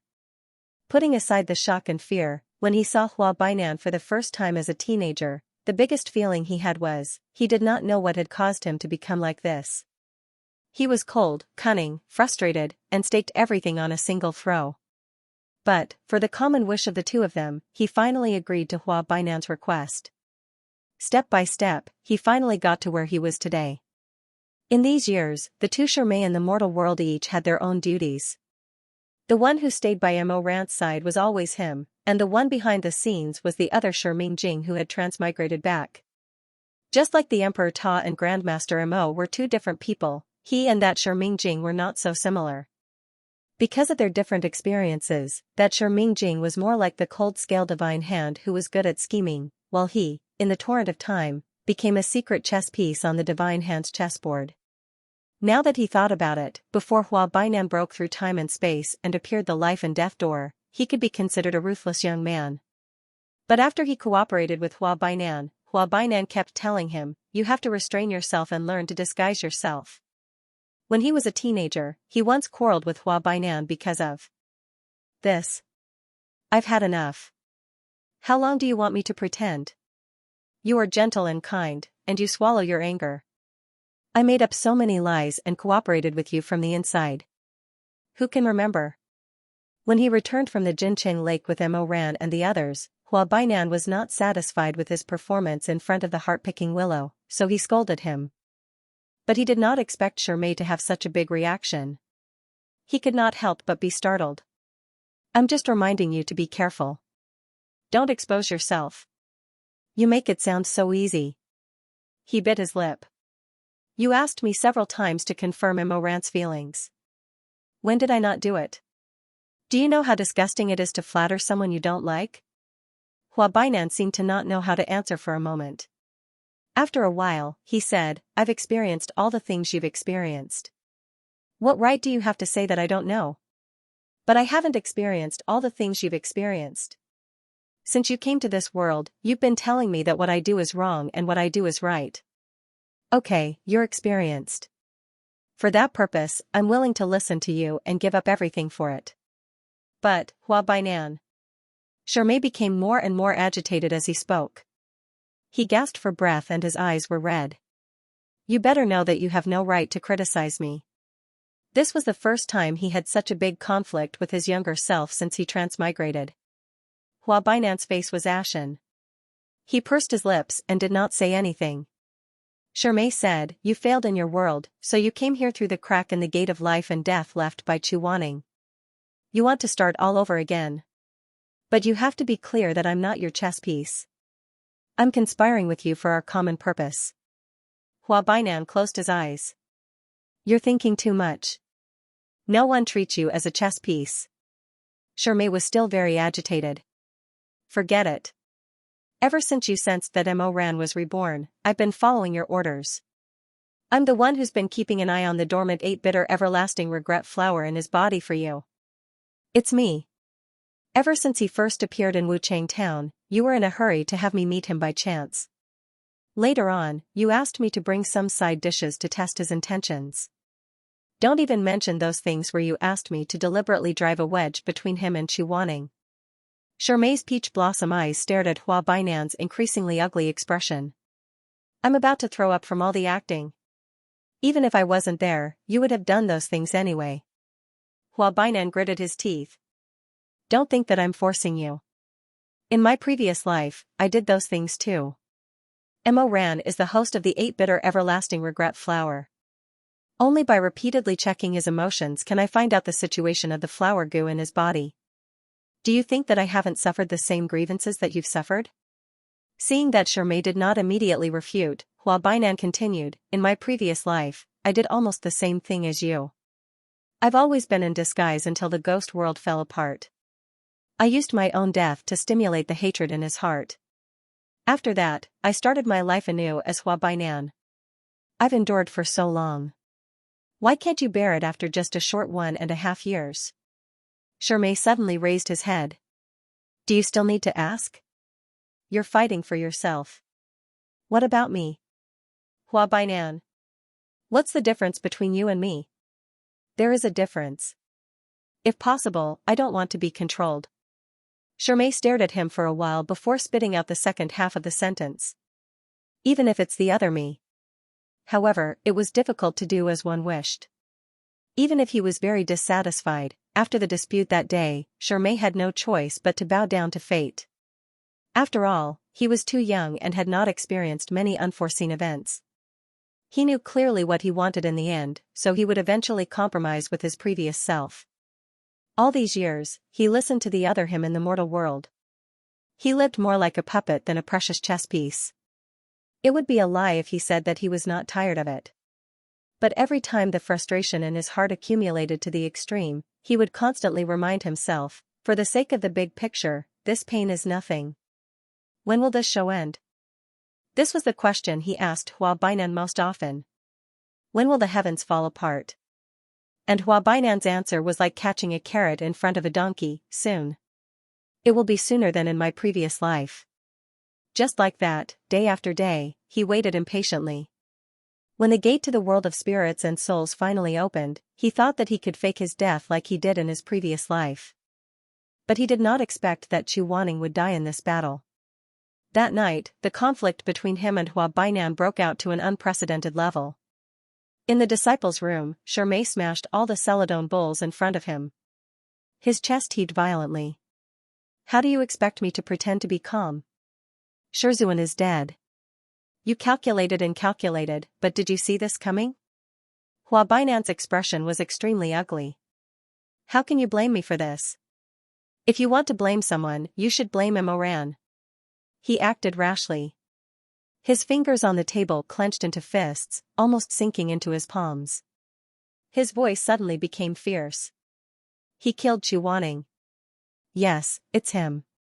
Shirmei's eyes were red, but he tried his best not to cry. His mother had warned him since he was young that no matter what happened, he must not cry.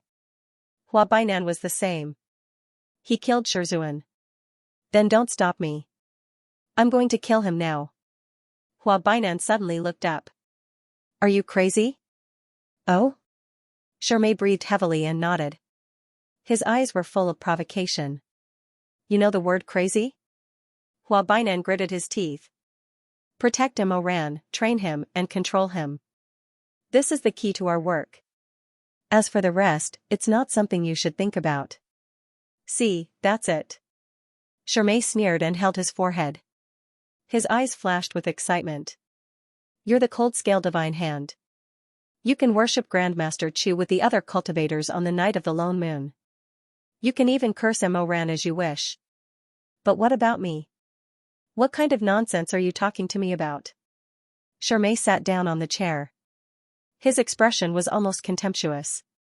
The first thing you told me when you came here today was to confirm as soon as possible whether the 8-bitter everlasting regret flower in Moran's body has completely lost its effect and whether it can still be saved. He slowly raised his gaze and looked at Hua Bainan's pale face. He said sarcastically, you actually want me to confess to Moran at this time? You're telling me that I can't let Chu Wanning replace my position in his heart? His words were as sharp as thorns, stabbing Hua Bainan and himself. He sneered. Between the two of us, who's the crazy one? Hua Bainan suddenly closed his eyes. His pupils rolled under his thin eyelids. Then he said, there's nothing I can do. Because of Chu Wanning's sacrifice in his past life, the 8-bitter everlasting regret flower in Moran's body is already in danger. If it's completely destroyed, it'll be even more difficult to control Moran when the time comes. So you're pushing all the tasks that shouldn't be done by humans to me, right? Shirmei couldn't stand it anymore. He suddenly slapped the table and stood up. Shizun just left. Have you considered my feelings? You like him. Do you think I don't like him? After Shirmei said this, his voice couldn't help but tremble. The room was deathly silent. Finally, he sat down and put his hand on his forehead. His long eyelashes kept trembling under his palm. For a moment, no one said anything. Outside the window, the torrential rain poured down. Heaven and earth seemed to crack under the lightning and thunder. After a long time, Hua Bainan sighed softly. Anan, I'm sorry for what I did to you. Shirmei's reaction to this was only a stiff and cold sentence. Don't call me Anan. I'm different from you. Call me Shirmei or Shirmingjing. Most likely, people would change. Even if it was the same person at first, they would have the same appearance. However, because of various circumstances, after 10 or 20 years, their temperament and circumstances would no longer be completely the same. In fact, when he had planted the curse on Moran, Shirmei was also a person with a heart as cold as iron and a will as firm as steel. In his eyes, other than his own revenge and his own pursuit, there was no room for anything else. But at that time, when he looked at the actions of his other self in the mortal world, he asked himself in his heart. He suddenly wanted to know if Hua Bainan had ever felt the slightest bit uncomfortable in her heart, or if she had been cold to him for a moment. In the end, he still followed Hua Bainan's instructions. At this point in time, he had no way to back down. He clearly knew that personal feelings would ruin his plans. There was nothing more important than stabilizing Mo Ran and protecting himself. In any case, he had been acting for so long and wearing a mask for so many years. He was disgusted to the bone and had become numb to it. Acting according to the circumstances, acting contrary to one's appearance, even if Chu Wanning died, it wouldn't change anything. He just carried the soul-guiding lamp given by Master Huizue and stood by the bridge of helplessness, not going anywhere. When he couldn't resolutely go through water and tread on fire for the person he loved, he couldn't help but feel envious. If only he could be like Xue Meng and Mo Ran, making decisions for his own life, or thinking that he could make decisions for his own life, that would be good. However, fate didn't control him. He was like a scholar in a pear garden, unwillingly but silently managing the booklet in his hands that only he could complete. In the beginning, he seduced Mo Ran. Mo Ran smiled at him and said, "Charmé, I really like you."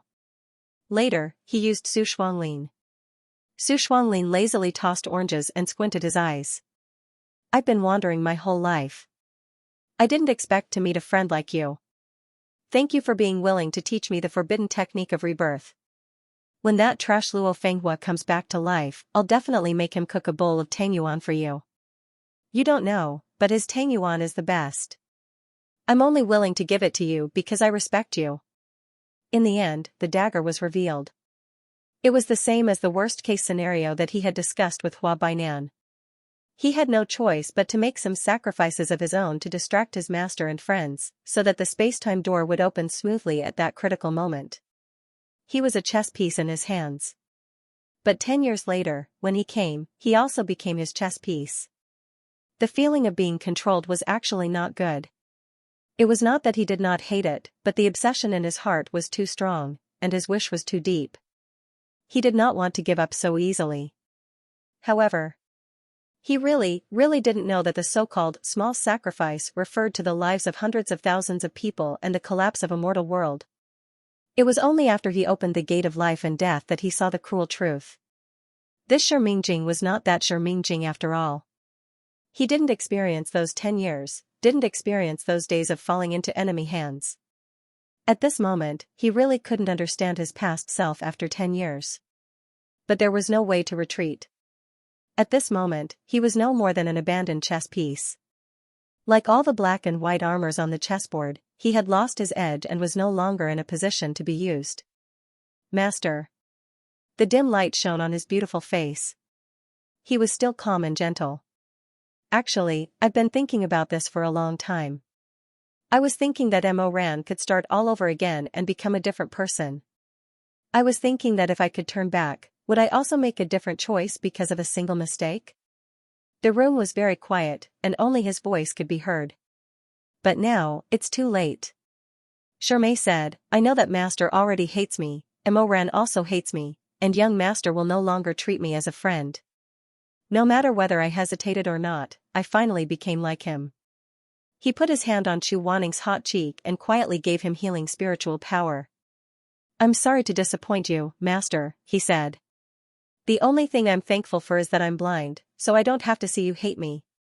After a pause, Charmé smiled, and the room was filled with spring. "The last thing I saw was you guys feeling sorry for me. That's enough." He untied the immortal binding rope on Chu Wanning's hand, removed the forbidden spell on the bed, and then destroyed the spell on the stone door.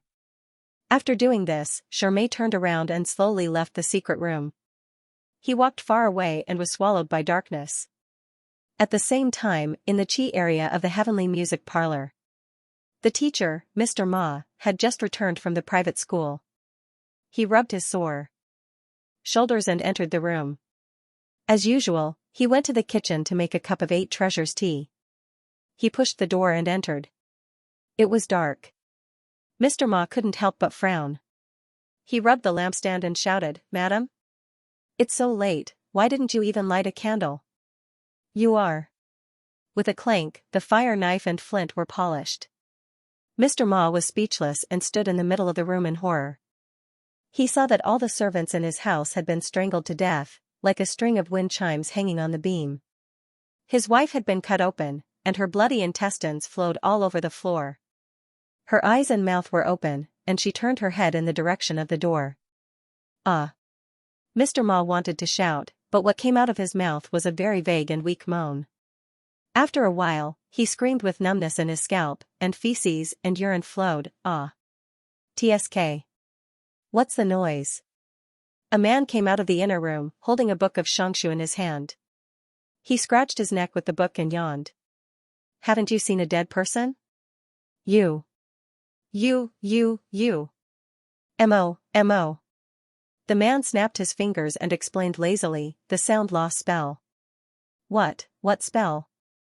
The sound loss spell, you don't even know this. The man rolled his eyes. I was reading the classics in your house, so I know it's not good to disturb the neighbor's rest in the middle of the night. Come. Now you can shout as much as you want. If anyone can hear it, please blame me. Mr. Ma's face was as white as a ghost, and his legs were standing on both sides. He was usually very calm, so he had never seen such a bloody scene. He was already scared out of his wits, sweating all over. After a while, he said in a trembling voice, M.O. You devil. Devil. You. Shouldn't you be at the Heavenly Sound Pavilion's execution field? You. Heavenly Sound Pavilion's execution field? The man raised his eyes, which were so dark that they were almost purple, and smiled. Yes, I went there to see it. Otherwise, how could I hear the teacher's opinion the day before yesterday? As he spoke, he threw the book away, straightened his tall and straight body, and slowly walked toward the teacher. The candlelight shone on his handsome face. Who else could it be but the Emperor Ta? The Emperor Ta smiled brightly, and his dimples were deep. He actually bowed to the teacher. I admire scholars the most in my life. It's rude of me to come here and kill your whole family. Greetings, teacher. This strange tone of voice, coupled with the people who had died in vain, was not something the Emperor Ta could handle. Even if the man surnamed Ma had 17 or 18 times more courage, he still wouldn't be able to do it. He fell to the ground with a thud and gasped for breath. What are you doing? What are you doing? The Emperor Ta just smiled. He raised his hand, and a Mo sword appeared in his palm. He looked sideways at the teacher. Guess? Don't kill me. Mr. Ma screamed and kept moving backward. Don't kill me. As he moved backward, he bumped into something. He turned his head and saw his wife's open eyes. He cried out, No, don't, please. Don't.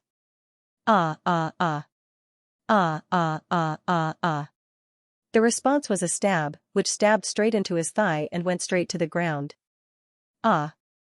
The Emperor Ta narrowed his eyes and smiled kindly and sweetly. Dare I ask? What's the difference between Lu Ling and a prostitute? What?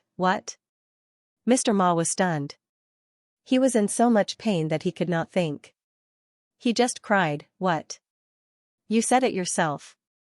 The Emperor Ta said slowly, Teacher once said it in front of the Tian'an Pavilion.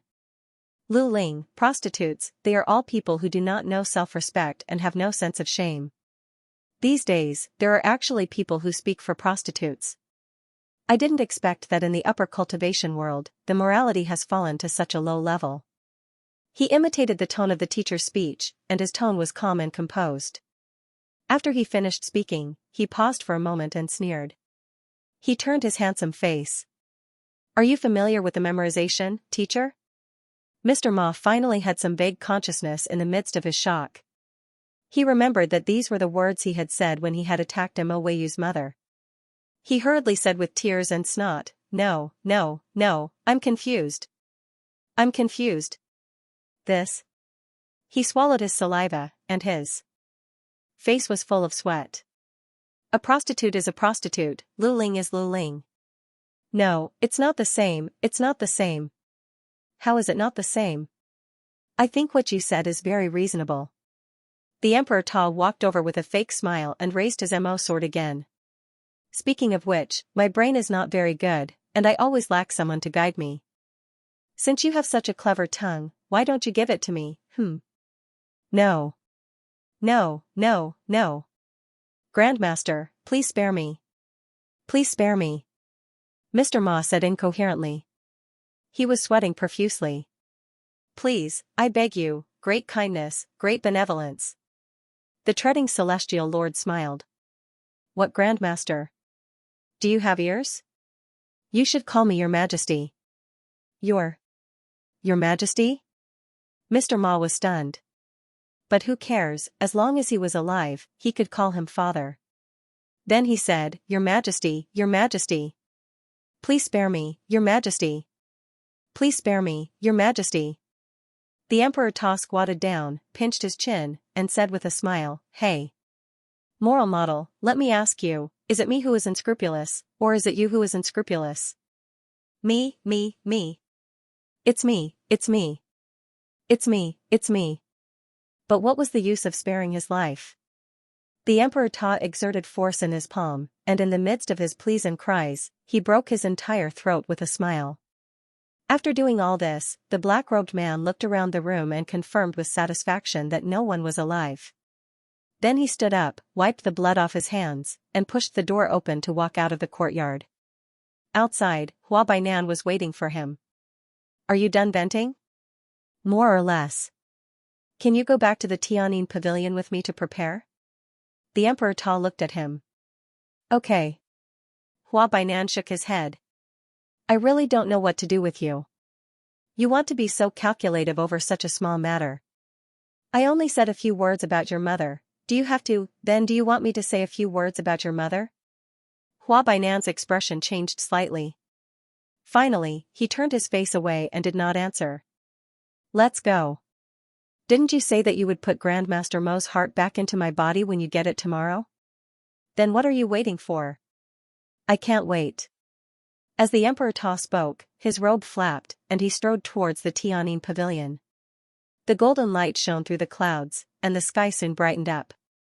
Accompanied by a horrified scream, the bodies of Mr. Ma's family were discovered by the neighbors who had woken up early. Such a murder case should have caused a big stir in Qi, but it did not.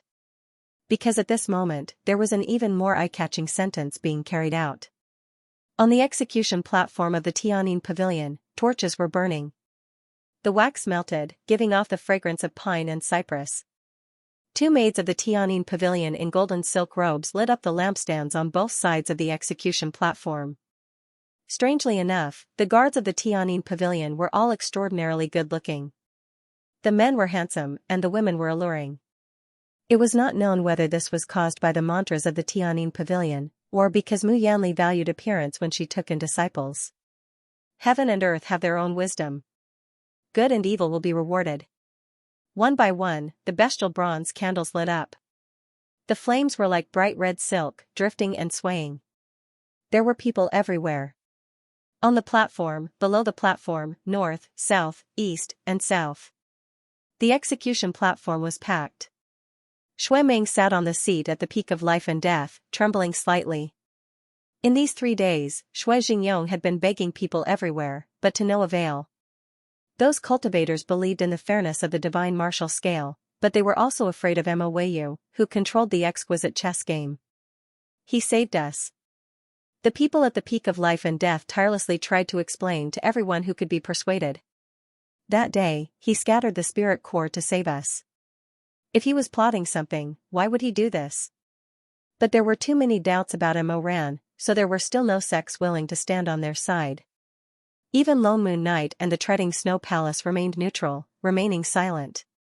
The first forbidden art that had been lost for thousands of years suddenly reappeared.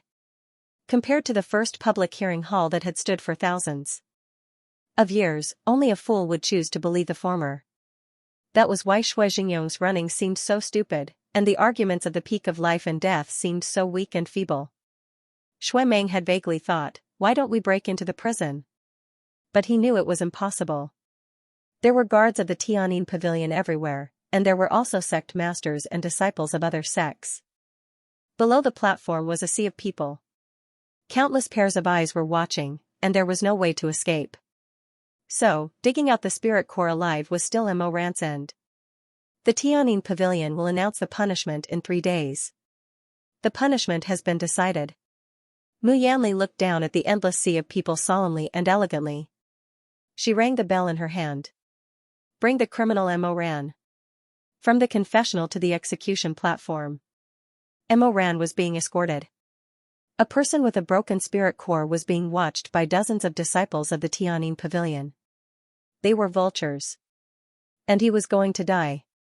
Not many people could survive after digging out the spirit core alive. The vultures smelled blood, and their eyes flashed. Mo Ran, who has committed a serious crime, will be punished by having his spirit core taken away at noon today. Mu Yanli's voice was clear and cold. There are 10 crimes, and I will announce them to the world. The rain had stopped, but the ground was still wet. Mo Ran stood in the puddle, and the shadows of the sky and clouds circled around his feet. He looked up and found Xianxia in the crowd. He stared at her with his dark eyes, as if he was asking her a question. He wanted to ask if she had followed his instructions to the people at the peak of life and death. He wanted to ask if she was clear about the things that he couldn't let go of. Xianxia nodded at him. Mo Ran's lips curled into a bright and gentle smile, and his eyes were shining. The weather was good. The rain stopped. First crime, slaughtering the people and disregarding human life. Mu Yanli's voice echoed in the Tianyin Pavilion, solemn and dignified. Second crime, setting fire to the building to avenge a personal grievance. The incense in front of the Buddha burned, and the gods and Buddhas in the heavens were praying in the clouds, either angry or kind. They sat down and held their rings, looking down at the masses. All these years, Mo Ran didn't like to look at the sky. If there were really gods in the sky, he was afraid that he would be discovered because he had hidden sins and evil intentions in his eyes. But at this moment, he finally relaxed. He looked up at the sky. The sunlight was like a wash, soaking his dark purple eyes into a light brown glaze, looking pure. He looked at the sky. The sky was sparse and clear, and even the clouds were light. Mu Yanli's voice was so distant. He closed his eyes. He didn't look at the peak of life and death, nor did he look at any of his old friends' faces. Sixth crime, secretly learning the forbidden arts, violating the great precepts. He suddenly thought of something, and there was some regret and affection between his eyebrows. Originally, he wanted to treat Chu Wanning well in this life. Unfortunately, he couldn't do it. Even the first time he had promised to have a real relationship with her ended in a mess. It ended in failure. He really wasn't a good person. He was a jinx, a god of plagues, and a lame joke. These 2 lives. He wanted to protect his mother, but he didn't succeed. He wanted to repay her kindness, but he didn't get what he wanted. When he was a child, he wanted to be a hero. Later, he wanted to be Master Shui's nephew. When he was at the end of the road, he sacrificed his heart to be the most cold-blooded and heartless Emperor Ta in the world. But it was all left unsettled. Emperor Ta, Mo Weiyu, Grandmaster Mo. His eyelashes trembled slightly, and his Adam's apple moved. In the end, he sighed with a sneer and regret that only he could hear. You are really the most ridiculous person in the world. With a sigh, he raised his head and gazed towards the sky. The wind ruffled his fine hair. He narrowed his eyes and then thought, where is Chu Wanning right now? Probably because he had received too much and used up all his fate. So in this life, in the end, he couldn't see her again. Pretty good. He narrowed his eyes and chuckled on the execution platform. At least, he didn't have to let Wan Ning see him in such a sorry state. The time is coming. Prepare for execution. A dignified chant sounded, and the horn was blown. It was as if a nightmare cast a shadow, as if the sound of prepare for execution came into the eardrum from thousands of miles away. In the secret chamber of Jiao Mountain, Chu Wanning suddenly opened his eyes and sat up in shock. Mo Ran. The candlelight flickered. He gasped for breath, and his clothes were soaked with sweat. He trembled slightly. Almost subconsciously, when he opened his mouth, he said the name that had troubled him for 2 lifetimes. Then, his Adam's apple moved up and down, and his eyes were a little blank. He seemed to have seen the shadow of the knife just now, and a strong sense of fear rose in him. His heart was like a drum, and he didn't know why he was so frightened. Sitting on the couch, he rubbed his face hard with his palms. His sweat gradually cooled down, and he came back to his senses. Memories kept flashing in front of his eyes, but those memories didn't belong to him.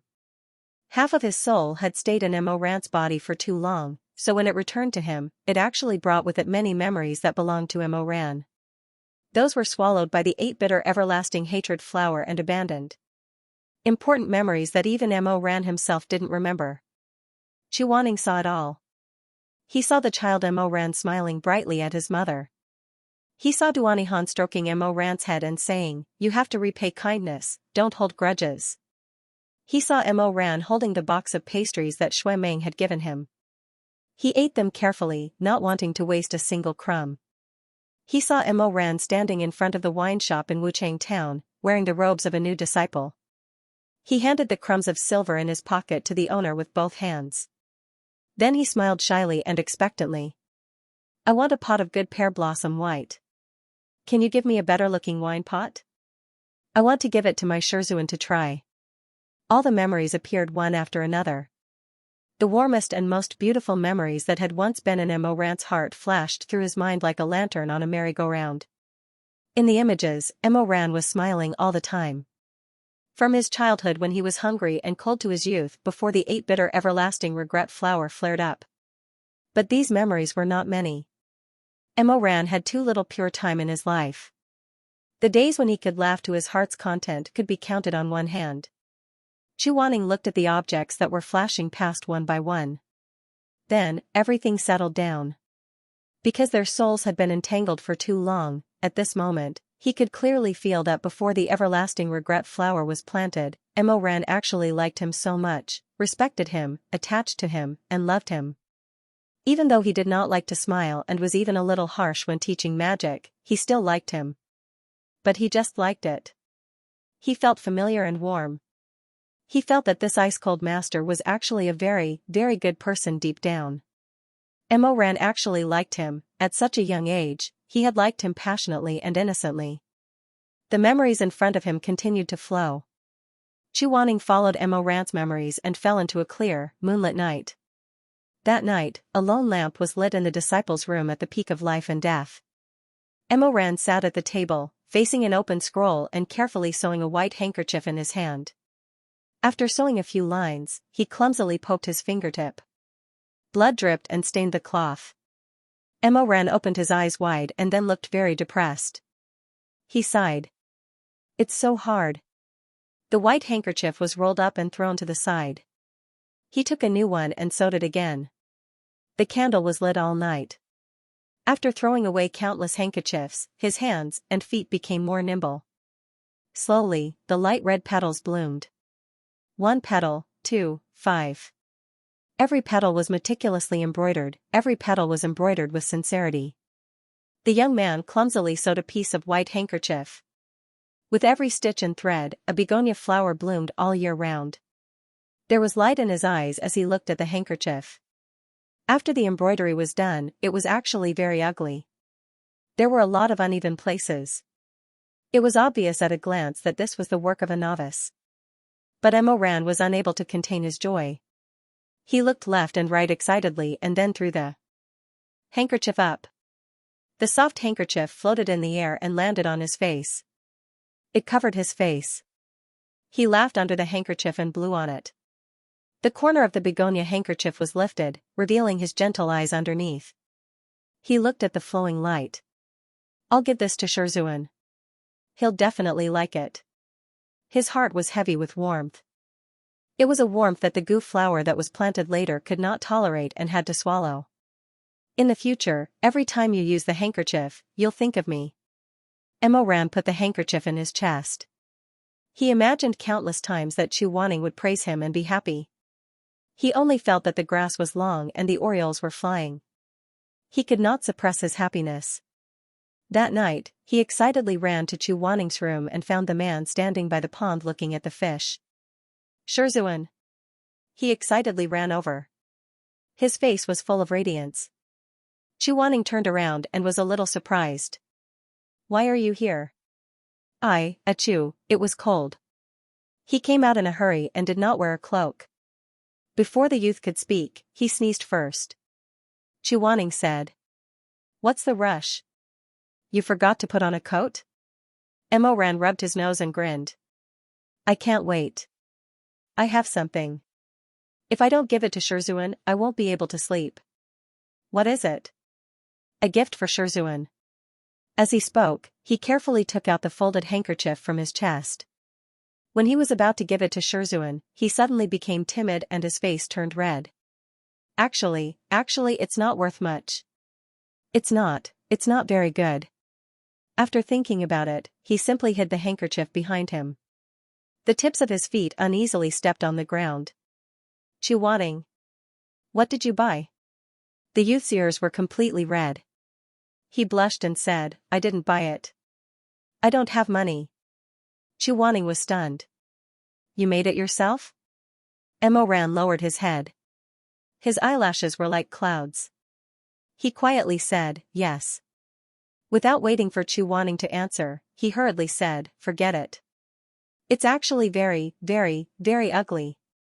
After saying it again and again, he still felt that it was not enough.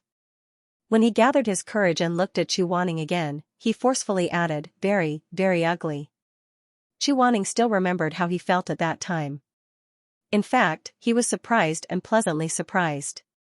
He had never received a gift personally made by someone else. But he was too embarrassed to show it. He was also too embarrassed to smile. He could only tighten his face, afraid that this new disciple would see the sweetness in his heart. He lightly coughed and deliberated before saying, then, since it's already made, no matter how ugly it is, you should at least let me see it? In the end, Mo Ran still took out the handkerchief. He wanted to present it with both hands, but he felt that the handkerchief was already wrinkled from all that fuss. He hurriedly tried to smooth it out. Just as his face was burning red, a slender hand reached over and took the handkerchief that had embarrassed him to death. All the turmoil and chaos of war thus ceased. Mo Ran was dumbfounded. He couldn't help but say, Shizun, it's really ugly. At that time, Chu Wanning had not yet developed feelings for Mo Ran. He only remembered that pair of shiny black eyes. Dripping wet, like rain on a flower. It was very beautiful. Sometimes, it was as fast as lightning. Sometimes, it was as slow as dripping water. Chu Wanning was the latter. His heart was penetrated by the youth's tenderness. At that time, he didn't know how intense it was, but it was enough to last him. When he suddenly woke up, this tenderness had become a quagmire. He was deeply trapped in it. From then on, it was hard to extricate himself. Is it a handkerchief? A white handkerchief made of natural silk. The side was embroidered with begonia flowers. The needlework was delicate and firm. It was somewhat cute. Chu Wanning's empty heart was suddenly touched. There was a spring in the valley. Falling flowers floated on the spring. He looked at the handkerchief. For a long time, he didn't know what to say. This was the first time he had received such a gift. The person who gave the gift saw that he didn't say anything and thought that he didn't like it. He stuttered as he explained, I embroidered it according to the drawing in the book. Actually this kind of handkerchief is sold in town. It's not expensive. The embroidery, it's much better than mine. In the end, he was a bit anxious and wanted to ask for the handkerchief back. However, Chu Wanning was a step faster than him. She had already put it back into her robe. Outrageous. How can you give a gift for apprenticeship and ask for it back? The wrinkled handkerchief and Mo Ran's temperature were indeed ugly. In Wuchang town, one could buy 8 pieces of the same design for 10 copper coins. But he felt that it was precious and didn't want to return it. So it became the first gift that Mo Ran gave to Chu Wanning in his life. After being hit by the Gu curse, whether it was this memory or this handkerchief, Mo Weiyu had forgotten everything. Chu Wanning was shy and not good with words. He didn't specifically mention it. But when he saw that Mo Ran was more and more attentive to Shirmei, following him everywhere and giving him at least 80 if not 100 things, he became more and more silent. He didn't want to let Mo Ran see this handkerchief so easily. That was something that Mo Ran casually gave to him, and he treasured it. He remembered. The fusion of the Earth's soul brought back the past. Things like this, one by one, Chu Wanning slowly remembered. He got up, more angry, more anxious, more sad, more painful than ever. His hands were trembling. He finally knew the truth. He knew the whole story. In fact, it wasn't just his wrong childhood. It wasn't just Shermay's bewitchment. It was far more than that. But these most important memories were suppressed by Shermay's curse. 20 years, 2 lifetimes, no one knew what this was like in the beginning. Until today. The truth, the truth. These were the final truths. There was no one to stop him on Jiao Mountain. Chu Wanning couldn't care about anything else. He ran like crazy from the foot of the mountain. He went to the nearest village and asked about Mo Ran's whereabouts. That Grandmaster Mo? The villagers didn't know Chu Wanning's identity. They said in a rough voice, "What Grandmaster? He's just a beast with 2 faces. 2 faces, beast. Sinner. Tyrant." His vision was dizzy, and he felt as if he had been drowned in 2 lifetimes. In his previous life, the celestial treading monarch was grinning at him ferociously, and in this life, Mo Weiyu was smiling at him. That's not true. The truth was not like this. Chu Wanning asked with a pale face, "Where is he?" Tianyin Pavilion. The villager said, "Everyone in the upper cultivation world and lower cultivation world knows that this person has committed a heinous crime. Today, he will be stripped of his spirit nucleus and receive the punishment he deserves." It was as if a mountain rock had cracked, shaking his head. "When is the execution?" Chu Wanning asked too anxiously. His phoenix eyes flashed with light, scaring the villager. I can't remember clearly. I think it's noon? Noon. He looked at the sundial beside the sunscreen, and his expression suddenly changed. The rising dragon talisman broke through the air, setting off strong winds and waves. Chu Wanning ordered the paper dragon to take him to Qi Land. At first, the paper dragon wanted to argue with its master, but it was shocked to find that Chu Wanning's eyes were watery. The little paper dragon was stunned. "What happened to you? Help me." It had never seen Chu Wanning like this before. It didn't know what to do, and only said, "I've never not helped you. Oh, don't cry." Chu Wanning gritted his teeth. He was ruthless, but he was an empty shell. The truth was that the worm had bitten his spine. "I'm not crying. Take me to Tianyin Pavilion, it'll be too late." "What are you going to do there?" "Save someone." He couldn't stop trembling. He didn't want to cry, but tears still fell. Chu Wanning wiped his red eyes. Save a person who was wrongly judged. If there's someone in this world who deserves to have his spirit core dug out and be cursed by thousands of people, it shouldn't be him. Chu Wanning said hoarsely, "I want to clear his name." The paper dragon didn't ask any more questions. It carried him and turned into a giant dragon with towering horns. It roared and soared into the sky. The wind shook the mountains, and for a moment, its beard fluttered. The cold fog shattered, and it soared in the moist sea of clouds. Chu Wanning sat beside its dragon horns. A strong airflow brushed past his face. It was so cold above the 9th heaven that the blood on his fingertips seemed to be frozen solid.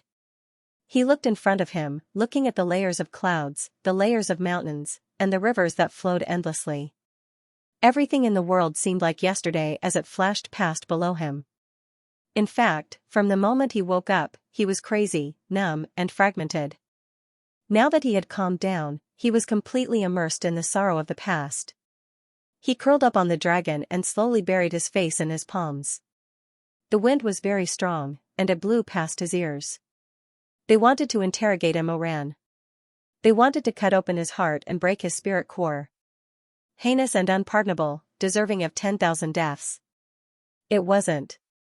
The wind was so loud that it was enough to cover all the happiness, anger, and sadness of all mortals.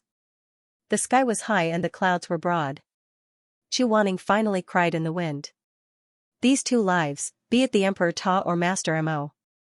It shouldn't have been like this. Mo Ran was right about one thing. The bow under the Tower of Babel was wrong from the beginning. The sun was rising, and the copper pot outside the heavenly music parlor had reached a certain mark. The female official struck the bell and shouted, "It's noon." Yake was startled. "Execute." She climbed onto the torture rack and was bound with the celestial rope. She took off her outer robe and opened her lapel. Mu Yanli's expression was cold. Holding her divine dagger, she walked forward and stood in front of Mo Ran. "Today, I will punish you. I hope you will repent." Her lips opened and closed as she recited the ancient chant of the heavenly music parlor. The heavenly music is vast and mighty. The son of the heavenly music must not have emotions. The heavenly music is faint and cannot be blasphemed. The heavenly music is compassionate and respects all living beings. She lowered her eyes and bowed to Mo Ran. It was to send him off. Then, she unsheathed the dagger. Sparks flew, the divine weapon buzzed, and golden feathers scattered. The light of the dagger reflected in her eyes, but there was no emotion in them. Some people below covered their eyes, some stretched their necks, some closed their eyes and sighed, and some clapped and cheered. There were all kinds of people, but that was it.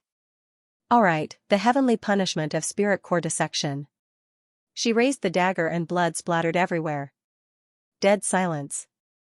Then, someone on the stage shouted, "Brother!" Bright red blood flowed out, and the divine marshal entered his chest. Mo Ran opened his eyes. At first, he didn't feel anything. Then, he stiffly lowered his head and looked at the hideous flesh of his heart. His lips opened and closed, and the pain began to explode like fireworks. In front of him, light and shadow were boiling intensely. Cough, cough. Blood gushed out from his mouth, dripping with the smell of iron. Heaven and earth were vast and mighty, turning into a sea of red. But it was wrong, it was all wrong. Chuaning flew on the dragon, getting closer and closer to the Qi ground. He used to think that Mo Ran was indifferent to him and played the world, but that was because of resentment, He used to think that Mo Ran had gradually forgotten the initial gentleness between them after being punished and reprimanded again and again. Actually, that was not the case. Those memories were trapped in Mo Ran's soul. He saw it. Chuaning saw Mo Ran's deepest heart. Under the suppression of the 8-bitter everlasting hatred flower, it was the deep friendship of the past. That year, Mo Ran was still so young and pure. He still had a warm and healthy heart, beating under his chest. That year, he saw his new master standing by the window of the painted wood pavilion. He turned his face to him and said, "Mo Ran, come here." In front of him was a brush, ink, paper, and inkstone. "I heard from the Lord that you still don't know how to write your own name. Pick up the brush, I'll teach you." He taught him. His voice was light, like the apricot flowers outside the window, blooming out of the world. "The Lord gave you the name Weiyu, which is the opposite of your name. I'll write at once, look carefully." So, the master wrote horizontally, vertically, and curved, while the little disciple stood at the side and learned. "I wrote one more dot. I wrote one less dot this time." He taught the 2 words 5 times before he could barely write them correctly, but it was as ugly as a ghost's handwriting. Chuaning had never seen such a stupid disciple. He could not help but feel a little depressed. Is it very difficult? It was not difficult. But at that time, Mo Ran did not dare to tell him that it was because he looked too good when he looked down. He was insatiable and wanted more, so he deliberately wrote one more stroke and one less stroke. He wanted to teach him again. "It's so difficult." Chuaning stared at him. "Look carefully, don't laugh." Mo Ran pursed his lips and smiled. He was genuinely distressed. Then, Shizun, write it again and teach me again. He really liked the moment when he lowered his head, his phoenix eyes slanted. As long as Chuaning held his hand and taught him, he could hear the sound of begonia blooming outside the window. The enchantment of the execution platform was high, and no one could stop the judgment of heaven. The divine martial dagger was sharp enough to cut through metal, and it could understand the master's thoughts. Mu Yanli looked indifferent, as if she could not hear Mo Ran's heavy breathing, see that person's face was as pale as a corpse, and see the veins on Mo Ran's forehead bulging and the blood dripping from the corner of his mouth. She only carried out the judgment of the divine martial scale. She dug out the spiritual nucleus. The dagger pierced into the heart and quickly moved through the flesh. When she found the fragments of the spiritual nucleus, she gathered strength and pulled them out. The dagger was sharp, and it was inevitable that it would cut into the flesh. She did not care at all. She threw the flesh and the shimmering fragments into the silver plate held by the attendant beside her. The healing female cultivator immediately came forward and stopped the surging blood. She pressed against the convulsing heart, so that he would not die. The scale's judgment was to dig out the spiritual nucleus, so the heavenly sound pavilion would protect him. At least he would not die on the platform or during the execution process. They kept him awake, in case he could not tell whether he was unconscious or dying from the pain. Emoran watched as his heart was cut open again, and the fragments were found. Then, it was temporarily suppressed and healed. Again and again. Shui Meng had already broken down. He was howling, buried his face in his palms, and tears fell like rain. Brother. He was in so much pain that his soul was blurred, and his veins were bulging. But he actually felt liberated. Every time Mu Yanli's dagger fell, piercing his heart and digging out the fragments, he felt that the sins of his previous life, and the blood on his hands, had faded a little. Would he be forgiven after the pain was over? Would he be able to return to the past after cutting out the remnants? But where was the past? If he returned to the Tong Tian Tower and became a disciple, he would still be a fake master at the peak of life and death, and his mother would have starved to death. That happiness would still be an illusion. If he were to return to the woodshed of his childhood, when it was just him and Duani Han relying on each other, he was afraid that due to a combination of circumstances, he wouldn't be able to meet Xu Wanning again. This happiness would also turn into regret. He looked back on the past. At this moment, he could not find a point in his two lives where he could truly start anew with a clear conscience. He could not find a period of truly carefree days, with clothes, food, and warmth, even if it was just one day. His two lives, for more than 40 years, did not have a single night of peace. Mu Yanli's dagger was still buried deep in his flesh, enforcing justice on behalf of the heavens.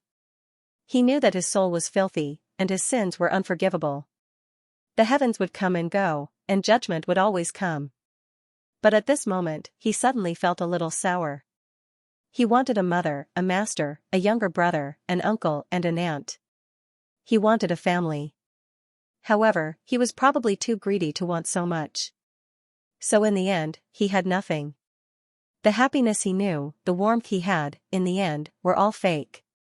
He could not fight against water in a basket, sand in a palm. He used everything to make up for it, but he could not get anything. He stood beside the long river of life, hugging his small, wet basket. He squatted down, but the basket was empty. He stared blankly at the surging river, and the passing of time. In fact, from the beginning, he only had this small basket, and he held it. In the net, a dream that was bound to shatter. The execution ground was solemn. The fragments of Mo Rant's spirit cores were dug out one after another. Piece by piece. He endured with all his might. Paying for his crimes was one thing, but showing weakness was another. He did not want to cry out in front of Mu Yanli. He was like a rock. The pain was too deep, and the sea of bitterness floated.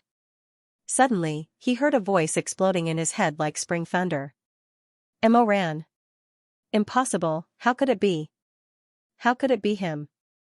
It must be because he was in too much pain that he was hallucinating and his consciousness was blurred. Mo Ran. The surroundings gradually became noisy, as if someone was crying out in alarm. A strong wind blew in the sky, and Mu Yanli's hand also stopped. Mo Ran trembled and used all his strength to raise his head. He saw his god riding a dragon and swooping down from the sky.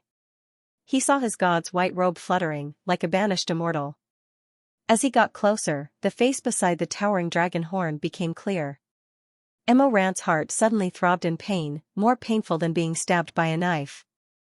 He saw his god crying, Xu Wanning was crying. Master. The wound on his chest was bleeding. Mo Ran struggled to get up, and the ring clinked. Xu Wanning jumped down from the giant dragon. The moment he landed in front of the enchantment of the execution platform, the paper torch dragon turned into a dazzling golden light and returned to the talisman. Yu Heng. Master. Elder Yu Heng. Everyone on the platform of the peak of life and death stood up, and the people of the other sects were also shocked. Even the commoners were shocked. Is this the rumored Northern Dipper Celestial Venerable? It's Emo Rant's master. Didn't they say that they had cut off all ties? Chu Wanning's eyes were originally red, but when he saw the blood and spirit core fragments on the silver plate, he collapsed. His throat was hoarse, and he wanted to say something, but before he could, he choked. You can't do this to him. There was an uproar. What is he saying? Is he crazy? Emo Ran is a psychopathic murderer. Every sentence was like a sharp knife cutting into Chu Wanning's heart. Every accusation was like an awl sinking into Chu Wanning's chest. It was extremely painful. Chu Wanning looked at the man inside the Heavenly Music Pavilion's barrier. The man's black eyes were moist as he stared at him silently. It was the man who had his heart cut open and his spirit core damaged. That man who didn't know that he had been wronged when he was being condemned by thousands of people. So silly. Chu Wanning's lips quivered as his entire body trembled. He placed his hand on the transparent barrier of the Heavenly Music Parlor and sobbed, "The judgment was wrong, the judgment was wrong. Don't stab him with a dagger, stab me. Stab me." Everyone said that the Emperor Ta was heartless and that Mo Weiyu was unfaithful. In his previous life, everyone condemned him in speech and in writing, hoping that he would die. In this life, he was uneasy day and night, unable to escape the condemnation in his heart. But who would know the truth? Mu Yanli seemed to be anxious. After the initial shock, she immediately raised the dagger. The tip of the dagger was dripping with blood. Emo Ran muttered, "Don't look." With a splat, the dagger pierced his heart again. Blood spurted out. Chu Wanning's pupil suddenly shrank. After a long while, his hoarse voice exploded. "No." Golden light flashed and strong wind surged. Heaven's Inquisition responded and struck down with his whip. The dozens of high-level disciples maintaining the barrier of the Heavenly Music Parlor could not withstand this blow. They all vomited blood and knelt on the ground. The barrier collapsed in an instant. In a dazzling light, Chu Wanning held his sparking divine martial art and rushed straight to the center of the execution platform. Someone is trying to break the prisoner. Chu Wanning is trying to break the prisoner. Mu Yanli immediately put the spirit core fragments in the hard disk into her Qianquan bag. She turned her head and ordered sternly, "Stop him." "Yes, Master." The golden waves of the Heavenly Music Parlor surged forward and collided fiercely with Chu Wanning's spiritual current. The cultivators on the spectator stand were stunned. They had never seen Chu Wanning like this, crazy and sorrowful. He no longer had reason. Seeing that Chu Wanning was getting closer and closer, Mu Yanli cursed in a low voice. Her eyes flashed with coldness. In the end, she gouged out a piece of the broken spirit core and put it into her Qianquan bag. Then, her robe fluttered and she turned around to fight Chu Wanning. "Grandmaster Chu, are you really going to save him? Think carefully. If you take this step, you will be cursed for thousands of years. Both you and him will have to bear the consequences." The sword light illuminated Mu Yanli's almond eyes. She stared at him. Heaven's Inquisition strangled Mu Yanli's dagger. In an instant, flowing light flew everywhere. Chu Wanning gritted his teeth and said, "Then, let me accompany him. The official history is neat and tidy, and the heroes are all recorded. But I only want to be with you. Lying in the tyrant's legend or rotting on the murderous demon's list, it's all good. I don't want future generations to worship me as a god and you as a ghost when they talk about us. I don't want future generations to write about us turning against each other and becoming enemies. If I can't clear your name. Emo Ran, Emo Weiyu, Emperor Ta. I'm willing to be cursed with you for thousands of years. Hell is too cold. Emo Ran, I'll accompany you." As the clouds gathered, the dazzling light and shadow dazzled everyone. The people on and off the stage were even more shocked. In the chaos, only a clang could be heard. Clang. Heaven's Inquisition suddenly broke the chains that bound Emo Ran. Emo Ran immediately knelt on the ground and fell into Chu Wanning's warm embrace. His blood dyed his white clothes red in an instant. Mo ran, who had not cried from the beginning, who had not choked even when his chest was cut open and his heart dug out, finally collapsed at this moment. His hands trembled as he raised them, then dropped them. He wanted to hug Chu Wanning so much, but he also wanted to push Chu Wanning away so much. He fervently hoped that Chu Wanning would never be separated from him, but he also deeply desired that everything about Chu Wanning was good, that he would always be clean, and that he had nothing to do with his own filth. So he didn't know whether to hug or to separate. His hands trembled for a long time before he finally carefully held on to Chu Wanning's back. Mo Ran cried. He said, Shizun, why don't you blame me, why do you still want to save me? Chu Wanning only felt his heart ache terribly. He hugged the person in his arms tightly, no longer caring about the gazes of the people around him. There were so many things he wanted to say, but he didn't know what to say first. I'm so dirty. I'll dirty you too. Mo Ran said softly. His words were thick with the smell of blood. The more he cried, the sadder he became. This man who never showed weakness in front of others was no longer in Chu Wanning's arms. But I'm also afraid that you won't want me anymore. If even you don't want me anymore, I really don't know where to go. What was broken was clearly Mo Ran's spiritual core, but what was pierced was Mo Ran's heart. But at this time, Chu Wanning actually felt that his heart was also spasming, as if it was being torn apart by 1,000 cuts. It turned out that every muscle and bone was tightly connected. A large group of cultivators from the heavenly music parlor surrounded them, heavily surrounding them and forcing them step by step. Chu Wanning's white clothes were stained with blood. He held Heaven's Inquisition in one hand and Mo Ran in the other. There were many black and white, right and wrong in the world, and it was actually not easy to explain clearly. There were too many self-righteous people who believed themselves to be righteous. There were also many who had ulterior motives and schemes. Therefore, Chu Zi hugged the sand, Milua wept. Wumu was wronged, and Feng Feng was left with hatred. They could still be cleared of their crimes, but what about the other young people with loyal hearts? Not every injustice could be revealed, and there were also people who were black to the end, and never had the chance to overturn the case. Chu Wanning hugged Mo Ran, and said softly, Don't be afraid, I won't abandon you. Master. I'll always be with you, live or die, I'll bring you home. Without the healing spell, Mo Ran's consciousness became more and more dizzy, and his heart became more and more painful. But when he heard this, his whole body shook. Then, his lips opened and closed, and tears rolled down, but he smiled. You treat me so well, my basket is full. I'm very happy. He paused, and his voice gradually faded away. Master, I'm so sleepy.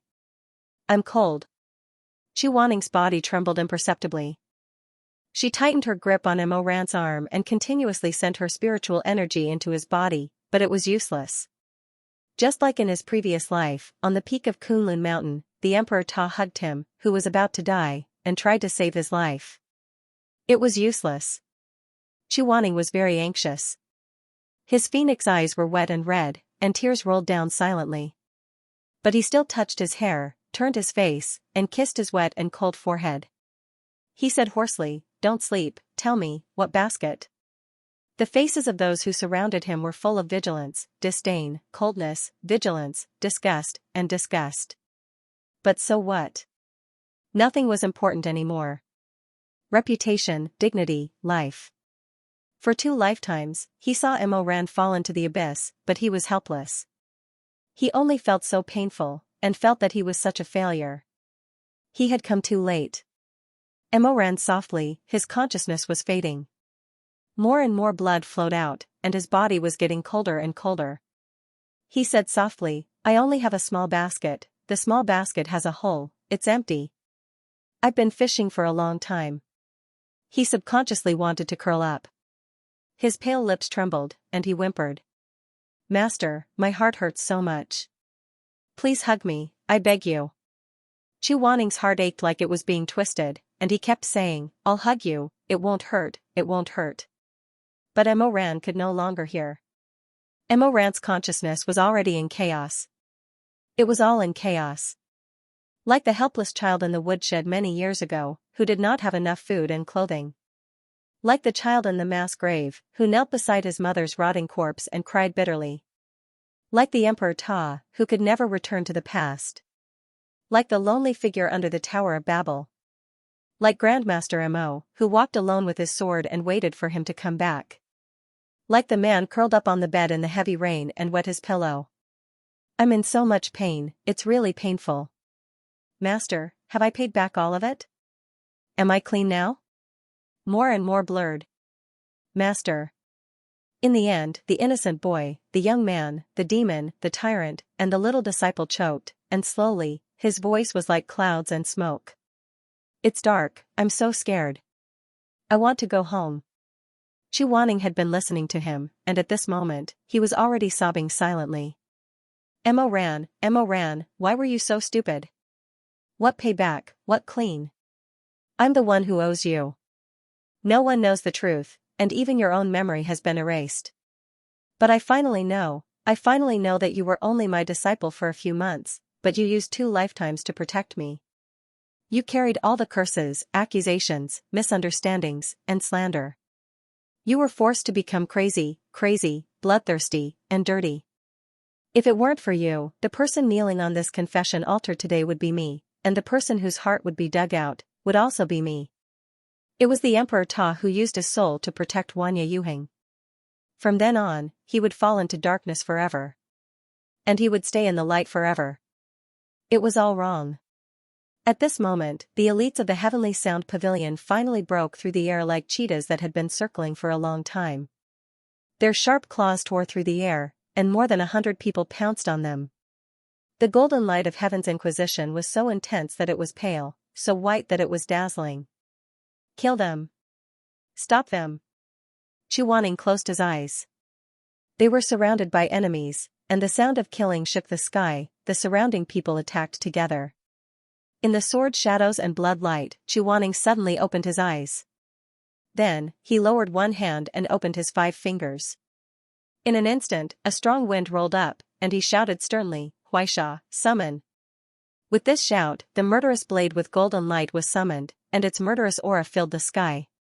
Everyone's expression changed, and the high-level disciples of the Heavenly Music Parlor also took a step back in fear. However, they braced themselves and shouted, Don't retreat, don't make a mistake. How can such a disaster be left alive? We must eliminate the source of the trouble. Both sides were like arrows on the bowstring, and the atmosphere was extremely tense. Do it. The voice was like a drop of water falling into a pot of oil, and in an instant there was an uproar. Spells and sharp blades slashed toward the center of the execution ground from all directions, and Chu Wanning held Huaisha in his hand, blocking the attacks with golden light. With his own strength, he faced the cultivators who were rushing toward him like a tide. The sword aura and the blood in his eyes reflected each other, making his face look like an azura. He protected Mo Ran with a sword, with his flesh, with his life, and with his innocence from now on. No one listened to his explanation, and no one was willing to give 2 trapped beasts a way out. There was no hope, no redemption, no trust, no light. In the end, they only had each other left. Mo Ran, bear with it, and I'll take you away. Suddenly, a spell hit Chu Wanning's arm, and in an instant, blood gushed out, and the wound was so deep that the bone could be seen. However, Chu Wanning only bit her lower lip before she suddenly swung her sword. Get out of the way. The cultivators on the execution ground exclaimed. Get out of the way. Huaisha had an earth-shattering momentum, and the sword made a loud bang. Sand and stones were everywhere, and the sword aura crisscrossed, cutting several bottomless trenches on the ground. Mu Yanli's voice was sharp. Chu Wanning. Do you still have the heavenly Tao in your eyes? Seeing that he ignored her, Mu Yanli became angrier and shouted, Do you want to openly go against the gods' heir and go against the will of heaven? Someone in the audience also shouted, North Star Celestial Venerable, stop. Do you want to be a criminal in the cultivation world? Under Huaisha's explosive baleful aura, no one could immediately take half a step forward. Chu Wanning finally turned half of his face and glanced at the cultivators of the Heavenly Music Parlor, then said, I already am. After saying that, he gritted his teeth and carried the dying Mo Ran on his shoulder. He put the badly mutilated man on his shoulder and said in a hoarse voice, Don't be afraid, it's all over. Let's go home. I'll take you home. However, when he looked ahead, what lay before him was a bloody path filled with corpses. He had killed the cultivators of the heavenly music parlor. Behind the severed bodies, more red-eyed men of sacrifice were creeping up. Where is home? They had nowhere else to go. Hell was the only place they could go. In the end, he didn't know how many people he had killed before he was finally able to escape. When he brought Mo ran out of the 9 heavens on his sword, his entire body was trembling slightly. He had never taken so many innocent lives before. At this moment, his body was stained with Mo Ran's blood, his own blood, and the blood of the men of sacrifice of the heavenly music pavilion. It was dirty. It was dirty to the bone. It couldn't be washed away. Clouds gathered and dispersed before his eyes. Heaven and earth were at a loss. Where should he go? Jiao Mountain was definitely out of the question. Dragon Blood Mountain was no longer safe. The peak of life and death. How could he have the face to drag down the peak of life and death? Master. Hearing this hoarse groan, Chu Wanning suddenly turned around. What he saw was Mo Ran's pale face. You, send me back. What nonsense are you spouting? However, Mo Ran only shook his head. You've already come to find me. You didn't abandon me. He forced himself to squeeze out a smile, even though the light in his eyes was already somewhat unfocused. That's enough. I have a home, that's enough. Send me back, send me back. You still have a way out. His voice grew softer and softer, and his eyelashes gradually drooped. However, he still grabbed Chu Wanning's sleeve and kept muttering, you still have a way out. No. Chu Wanning's heart felt like it was being cut by a knife. He clasped Mo Ran's ice-cold hand and pulled him into his embrace. I don't have a way out. I won't go anywhere. I'll stay with you. If it was before, Mo Ran would definitely be overjoyed to hear Chu Wanning say these words to him. However, when he heard these words right now, he was actually at a loss and didn't know what to do. He raised his hand, but even with all his strength, he only managed to raise it slightly. Large puddles of blood had already dyed his clothes red. Mo Ran finally lost consciousness and fell into Chu Wanning's embrace. Chu Wanning hugged the body that was getting weaker and weaker. He couldn't endure it any longer. He wasn't sure if they had shaken off their pursuers, and he didn't know how long it would take for them to catch up. He brought Mo Ran to a nearby hill. His hands were trembling so much that he had to try several times before he carelessly pulled open Mo Ran's clothes. There was a bloody hole in his heart. His mind exploded with a buzzing sound. He didn't even dare to look at Mo Ran's face at this moment. He suddenly remembered that in his previous life, Mo Ran had guarded his body for 2 years. During those 2 years, how would he feel? Don't go, Mo Ran. Chu Wanning's hands overlapped in front of Mo Ran's wound, continuously transferring spirit energy to him. The blood-soaked Chu Wanning guarded Mo Ran, who was also covered in blood, like a wild beast that had been skinned alive by a hunter but hadn't died yet. In the afterglow of the end of the world, blood melted into blood, and flesh wrapped around flesh. You can't go, it's not your fault, it was never your fault. Mo Ran, Mo Ran. Ink was darkness, burning was light. He had been searching for light all his life, but he couldn't escape from the darkness of the night.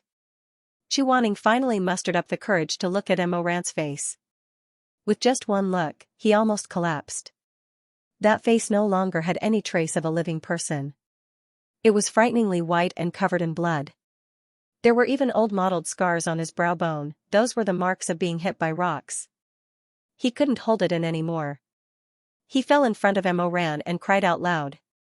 His heart was in pain. Was this the youth who had once pestered him under the Tower of Babel, saying, Immortal monarch, please pay attention to me? Why, is there blood everywhere? Why, is he no longer angry, and there are no traces of laughter on his face? I can't recognize him. I can't recognize him. So what did Mo Wayu do wrong? His whole life, he had to suffer such pain and torment. Maybe it was because he had no relatives and no one to rely on, so even fate had to humiliate him. In the crevice of life, he tried so hard to put on a smile, but in the end, it was still seen as a disgusting face by the world. Who knew that the decay of the steppes was also in the 4th month of Xingfeng Fei? Chu Wanning. All of a sudden, a familiar voice rang out coldly from a place not too far away. In order to save him, you didn't hesitate to ruin your good name? Chuaning froze and suddenly looked up. He saw a tall figure against the sun, slowly walking towards him. The Emperor Ta stood in the forest, narrowing his eyes and looking at them carefully. I thought that the most important thing to you in this world was your innocence, he said slowly. I didn't expect that you would dirty yourself for him in the end. He walked closer step by step. The black embroidery of the dragon shone under the sun, and the red pheasant with the black and gold ripples finally stopped in front of him. Almost instinctively, Chuaning suddenly stood up.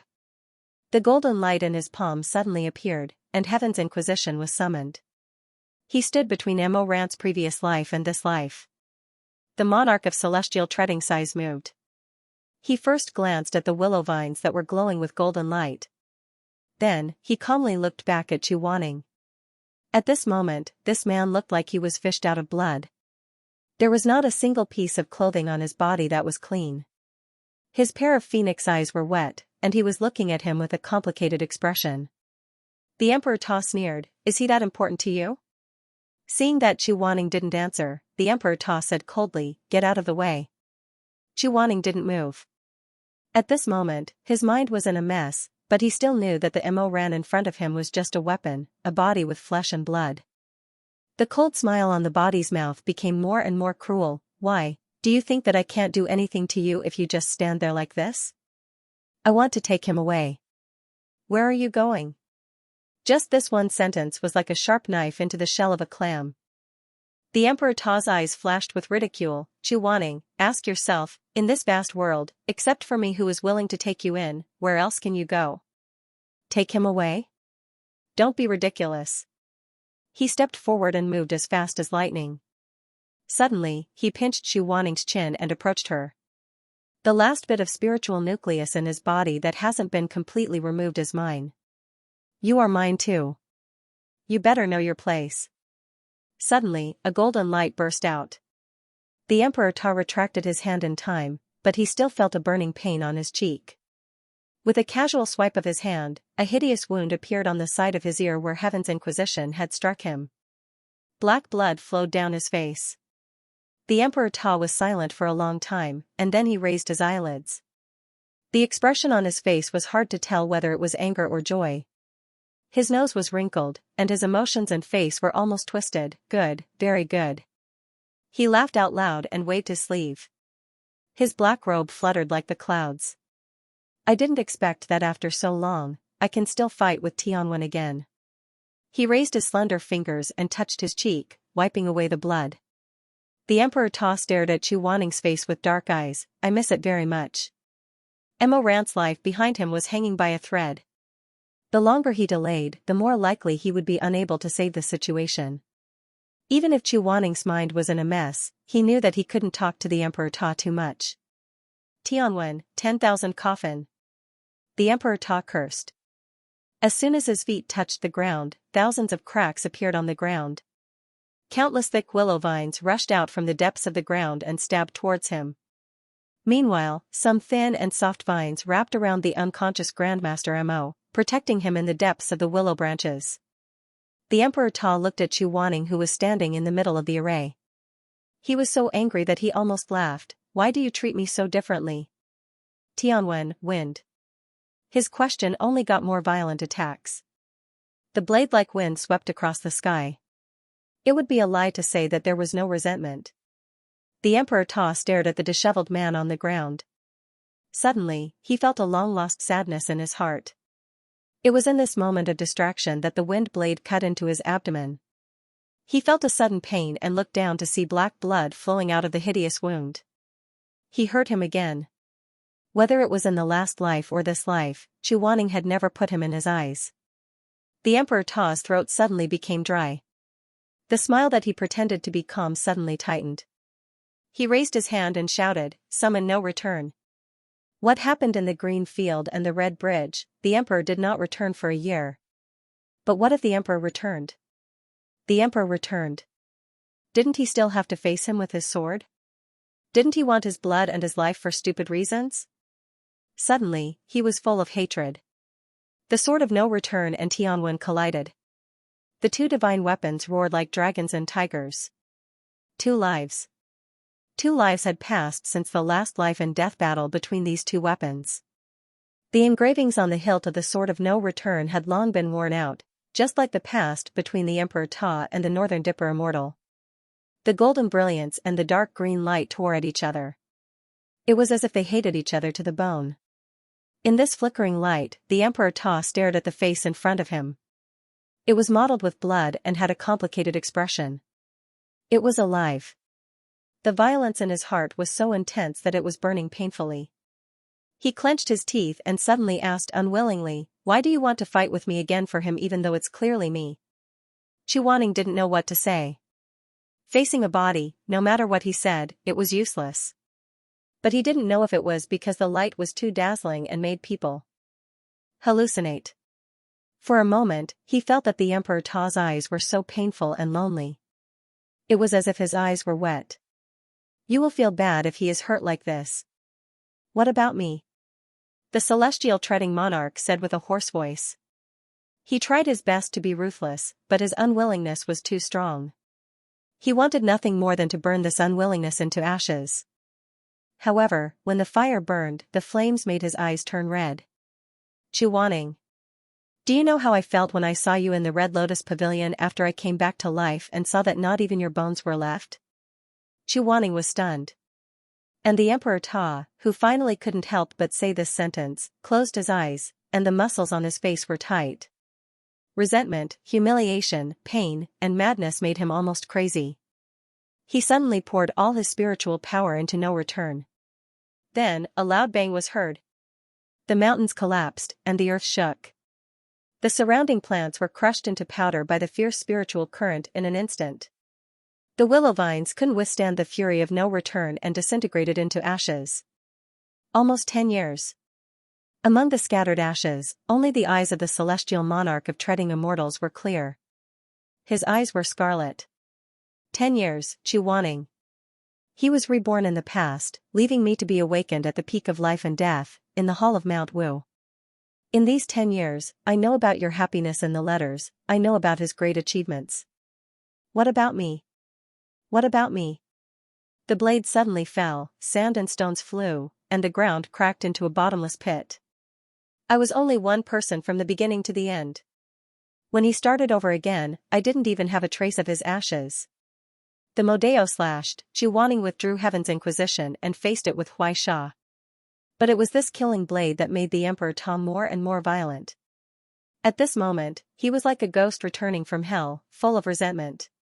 Chuaning couldn't help but feel apprehensive at the look in his eyes. How could a corpse have such strong emotions? Why do you treat me like this?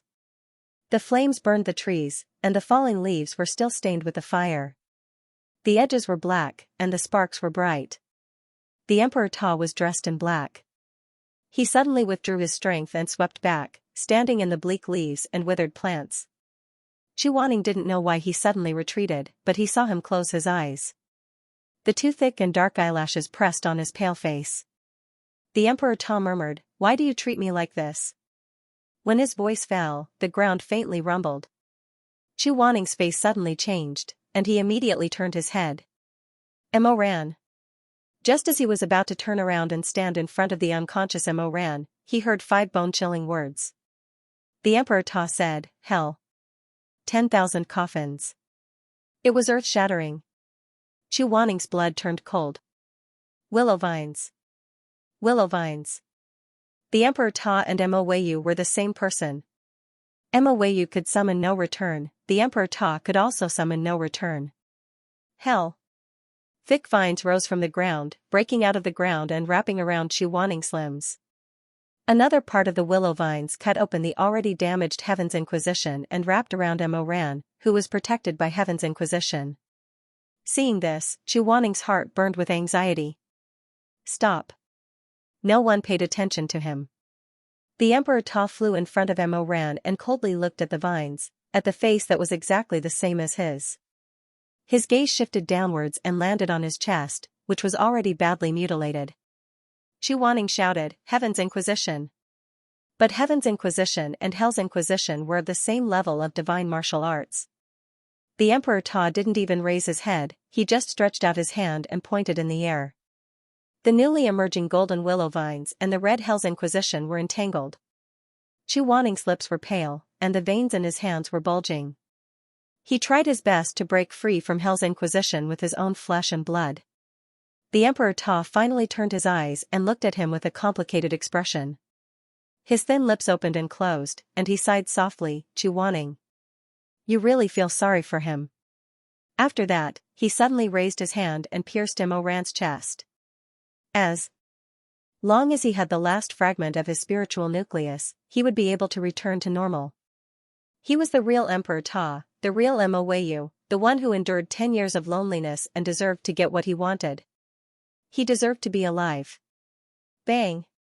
However, right at that moment, a golden light flashed past and directly pierced through the celestial treading monarch's palm. Black blood dripped down. The Emperor Ta stared at his palm that was pierced by the Heaven's Inquisition, his face expressionless. Pain? Disappointment? Anger? He had experienced it too many times in his life, so he was probably used to it. The last thing he did was to slowly turn his head and look at the man who was tightly bound by Hell's Inquisition. He was still panting, and his eyes were filled with stubbornness. The celestial treading monarch allowed his palm to bleed as he stared at him with a profound and indifferent gaze. Then, he suddenly smiled. Chu Waning. Why don't you just dig out my heart? Chu Waning was trembling. Hell's Inquisition seemed to have grown thousands of tiny thorns, piercing every inch of his muscles and bones. He frowned, and under his eyelashes, his eyes were filled with pain. The Emperor Ta looked at him, and channeled his spiritual power into his palm to cut off the willow vine. At this moment, he was suddenly not in a hurry to dig out Mo Ran's heart. He walked step by step towards Chu Waning. As he walked closer, he used his bleeding hand to touch Chu Waning's pale face. I'm asking you. He seemed to be playing it down, but also seemed to hate him to the core. If you're so cruel, why don't you just dig out my heart? What am I in your eyes? The Emperor Ta sighed softly and closed his eyes. Chu Waning would not answer him. The Emperor Ta was about to say something, but at this moment, he suddenly noticed that the willow vine wrapped around Chu Waning was emitting a dazzling red light. He suddenly froze, as if he thought of something, and murmured, Interrogation? Since Hell's Inquisition was the same as Heaven's Inquisition, then Hell's Inquisition should be the same as Hell's Inquisition. The Emperor Ta's dark purple eyes suddenly lit up. He really wanted to use Hell's Inquisition to verify the truth from Chu Waning's mouth. His lips moved, but he probably didn't know what to say, so he pursed his lips again. After a while, he tried to say, if. I'm saying if. The question seemed to be too embarrassing, but this was a heaven-sent opportunity. If he didn't ask, he might regret it for the rest of his life. He hesitated for a long time, and then with a cold face, he slowly finished his sentence without looking at Chu Waning's eyes, if, in the previous life. I left early, before you. The light of Hell's Inquisition was getting brighter and brighter, forcing the rapt person to be ready to tell the truth at any time.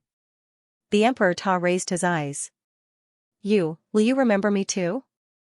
This man was too eager to know the answer, so Chu Waning felt like thousands of steel needles were stabbing into his body, and every needle was trying to force the truth out of his heart. He trembled, his muscles and bones were cold, and his face was pale. The Emperor Ta stared at him without blinking, his thin lips slightly opened, and he was thinking deeply. Will you? The pain was so deep that it seemed to tear his internal organs apart. Chu Waning, who was cornered, raised his eyes and looked at the Emperor Ta dizzily. In the moist water vapor, that handsome face was so familiar. It was filled with longing, and even a hint of affection. It was like that moonlit night a long time ago, above the tide on Flying Flower Island, when Mo Ran and he were riding on the flying sword. He held his hand and said, I like you, what about you? His eyes were suddenly wet. Chu Waning was almost in a daze, and he whispered hoarsely, the same. Maybe it was because his voice was too soft, or maybe it was because of other reasons. The celestial treading monarch leaned even closer, almost touching Chu Waning's face, which was already drenched in sweat and pale. What's the same?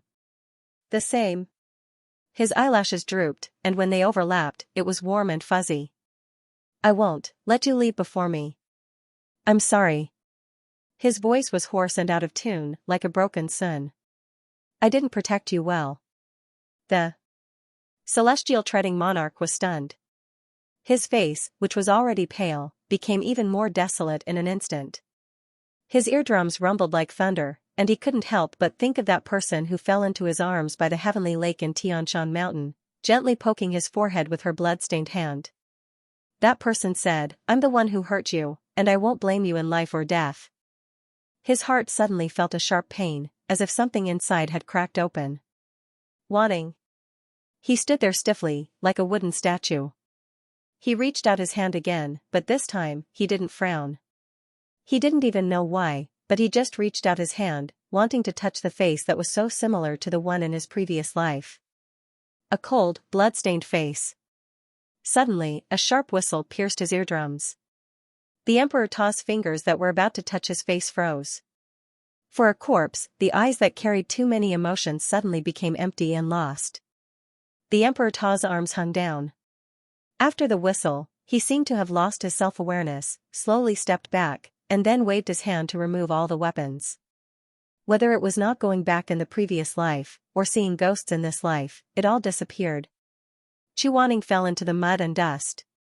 When she looked up, she saw a man dressed in white standing in the distance. The man wore a mask. He held a jade flute in one hand and a staff in the other. The man stood at the end of the forest, among the falling bamboo leaves. His figure was like a lotus flower, standing quietly, leading the Emperor Ta in his direction. You are. Take Grandmaster Mo away. The man sighed softly, his voice was obviously distorted by the voice-changing spell. I can't hold on for long, he will regain his consciousness soon. Let's go, the man said, Tianyin Pavilion and Hua Bainan will catch up soon. If we are caught by them, nothing can change. Chuaning gritted his teeth, got up, and helped Mo ran up. He activated the Rising Dragon Talisman and called the Azure Dragon to carry them away. Before the dragon leaped, he turned to look at the man standing in the depths of the bamboo forest, but found that the man had to touch the ground with the cane to move forward. He vaguely connected some past events in his mind, but he could not figure out why. Thank you. The man just shook his head, and urged, let's go. The paper dragon knew Chuaning's heart, so it spoke at this time, little brother, you are kind. My master wants to ask for your name. If fate allows it, you can come and thank him. The man was silent for a while, and then said softly, me? The trees rustled, and his voice sounded hollow in the midst of all the noise. I am just a person who is finally free. The paper dragon wanted to ask more, but Chuaning knew that this person would not reveal his identity. He bowed to the man, patted the dragon, and said, let's go. Since he had spoken, the paper dragon also knew the severity of the situation, so it didn't say anything more. Suddenly, it soared into the sky and soared into the sky, disappearing into the white clouds without a trace. The wind blew, and the man in white stood quietly in the same place for a while. He raised his head, and when the wind died down and the surroundings returned to silence, he looked at the sky that he could no longer see, and the back that he could no longer see clearly, and said in a low voice, Discipleshire may respectfully send you off, master. The sun shone down and fell on his plain clothes. There is a long way to go, master. Take care. These days, both the upper and lower cultivation worlds were abuzz with the news that the execution ground of the heavenly music parlor, which had been established for thousands of years, was robbed for the first time. And the person who rescued the prisoner was the world's #1 great guru, Chuaning. He killed 11 elites of the heavenly music parlor, injured hundreds, and left with Mo Weiyu. Some people said that Chuaning was crazy, while others said that Chuaning was the same as Mo Weiyu, a beast in human clothing. There were also some people who were close enough to see the details and said angrily that there was something wrong with the relationship between Chuaning and Mo Ran. There was something fishy between them and it was very dirty. But no matter what people said, Chuaning and Mo Weiyu did not appear in Jianghu again. No one knew where they were. The world's most upright great guru took away the world's most dangerous evil spirit. And then they disappeared without a trace. The wooden window was half open, and the fine snow was like crisp. Outside the curtain, there were traces of moss and green, and 4 or 5 flowers fell. 4 days had passed since the incident at the Heavenly Music Parlor. The outside world was already in chaos, and there were all kinds of comments. Only in this empty mountain was there some peace. Suddenly, someone came out from the depths of the forest and walked into the painting on the window frame. He was holding a large oil paper umbrella and holding a bundle of firewood. He pushed open the door and entered. It was very cold in the room. He piled the firewood by the fire pit and added a few pieces of wood into the furnace to light up the weak flames. This place had been in disrepair for a long time, and no one had lived here for a long time. Although it was roughly cleaned up, there was still a musty smell in the air. For this reason, he specially picked a white plum with dew and put it at the head of the bed. Xianxia sat down and looked at the man lying on the narrow bed. It was the 4th day, and he still did not wake up. After escaping from the Emperor Ta that day, he used the spells he had learned in his previous life and the spiritual energy he had not used in this life to keep Emoran alive. However, after such a long time, Emoran was still in a daze. His life was hanging by a thread, and his spirit core could no longer be repaired. This house was built by my master when he was traveling. It's been too long since someone has lived in it, so there's always some smell. Xianxia looked at his face intently. I know you don't like incense, but you don't hate flowers. I brought a branch of wintersweet, it should last for a long time. Emoran lay there, his eyelashes drooping. His sleeping appearance was very quiet and peaceful, a rare tranquility in his life. For the past few days, Emoran had been sleeping quietly like this. After Xianxia was done with his work, he would stay by his side and talk to him. In the past, when the two of them were together, Emoran would always talk a lot while he listened from the side. Who would have thought that one day, the speaker and the listener would be reversed? The barriers outside have been reinforced, and the forbidden spells have been set up.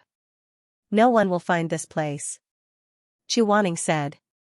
The firewood and food have also been brought back. There won't be anything else for a while.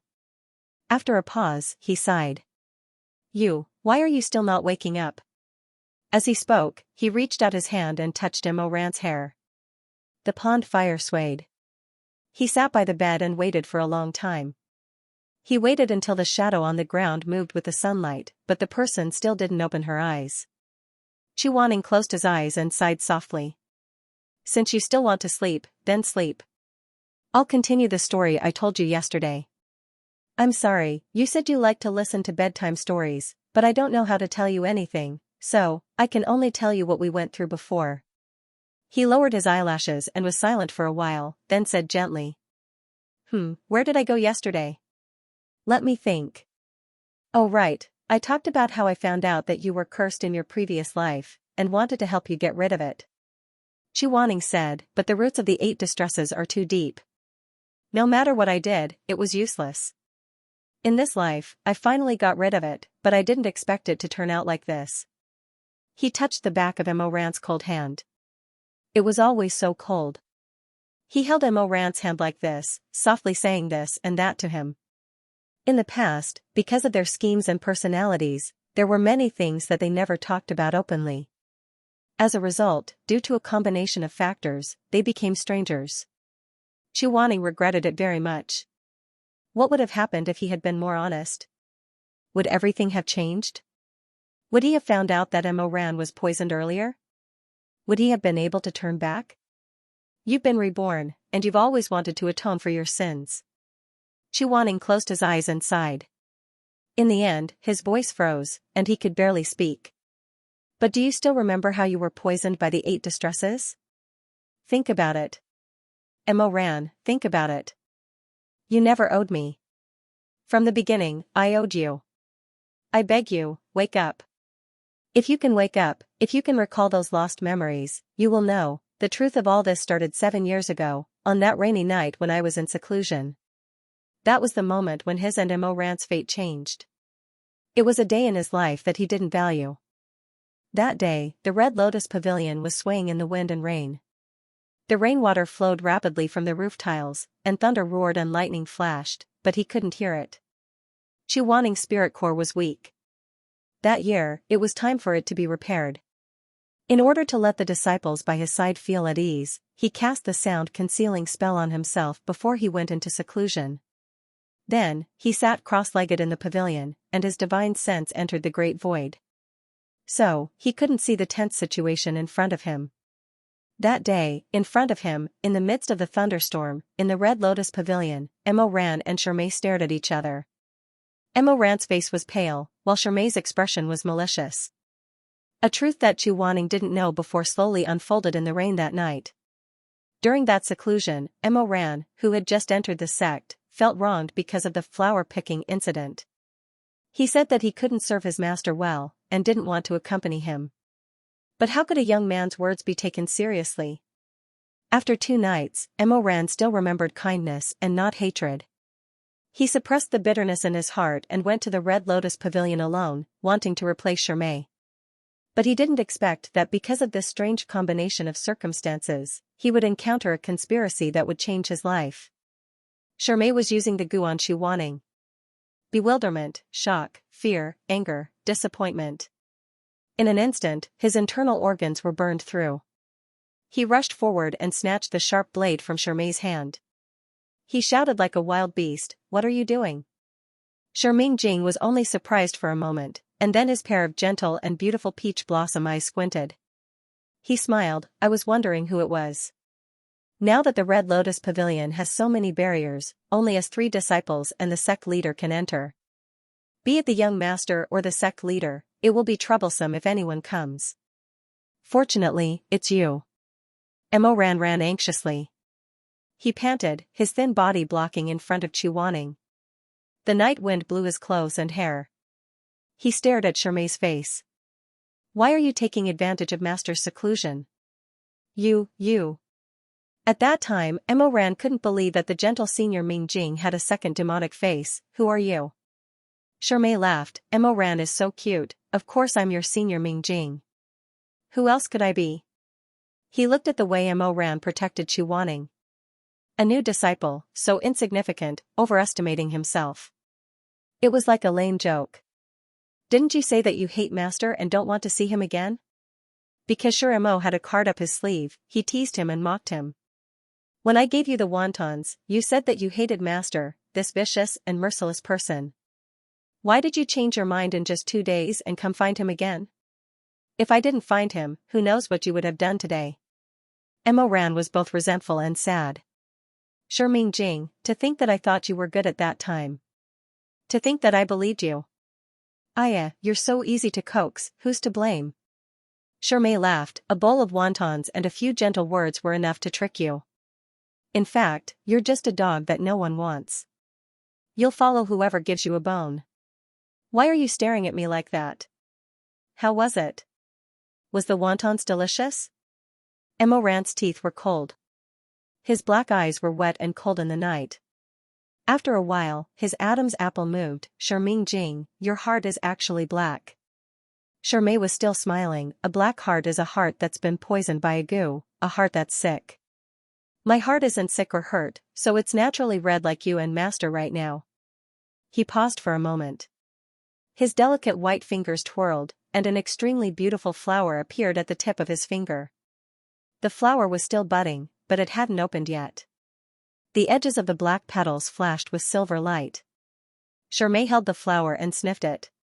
Flowers and beauties, full of grace. But danger lurked everywhere. It made people shudder. Ran muttered, "What exactly are you going to do?" Shirmei raised his eyes. His long eyelashes and his peach blossom eyes were rippling and smiling. He seemed to be in a good mood. "Actually, it's useless to explain it to you. I just need to cast a spell, and you'll soon forget everything that happened tonight. You won't remember anything." The black flower pressed down on his Shalonian-like fingers. "However, seeing that we're from the same sect, it's not like I can't tell you." Shirmei said, "This is a flower bud that my mother gave birth to.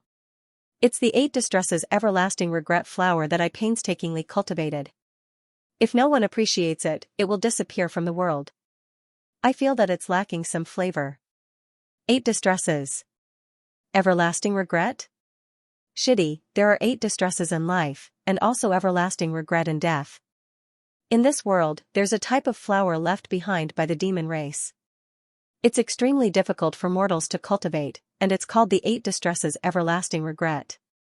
Charmai's voice was gentle. This kind of flower needs to drink human blood when it's young. After it blooms, it needs to take root in people's hearts, absorbing kindness and warmth, and nurturing evil and hatred. As he spoke, he intimately stroked the black petals. In this world, no matter how good a person is, as long as there's a trace of dissatisfaction in his heart, the 8 distresses everlasting regret will nurture him.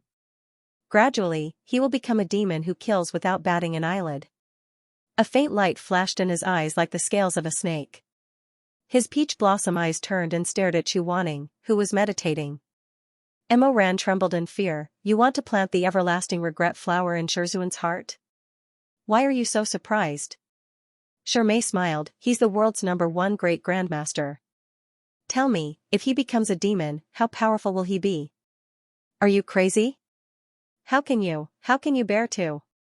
He's cold-blooded and inhumane, didn't you say so? Charmai said indifferently, I'll turn him into the person you hate the most. Shitty, from now on, you can justifiably hate him. Isn't this the best of both worlds? Emma Rant's scalp felt like it was going to explode.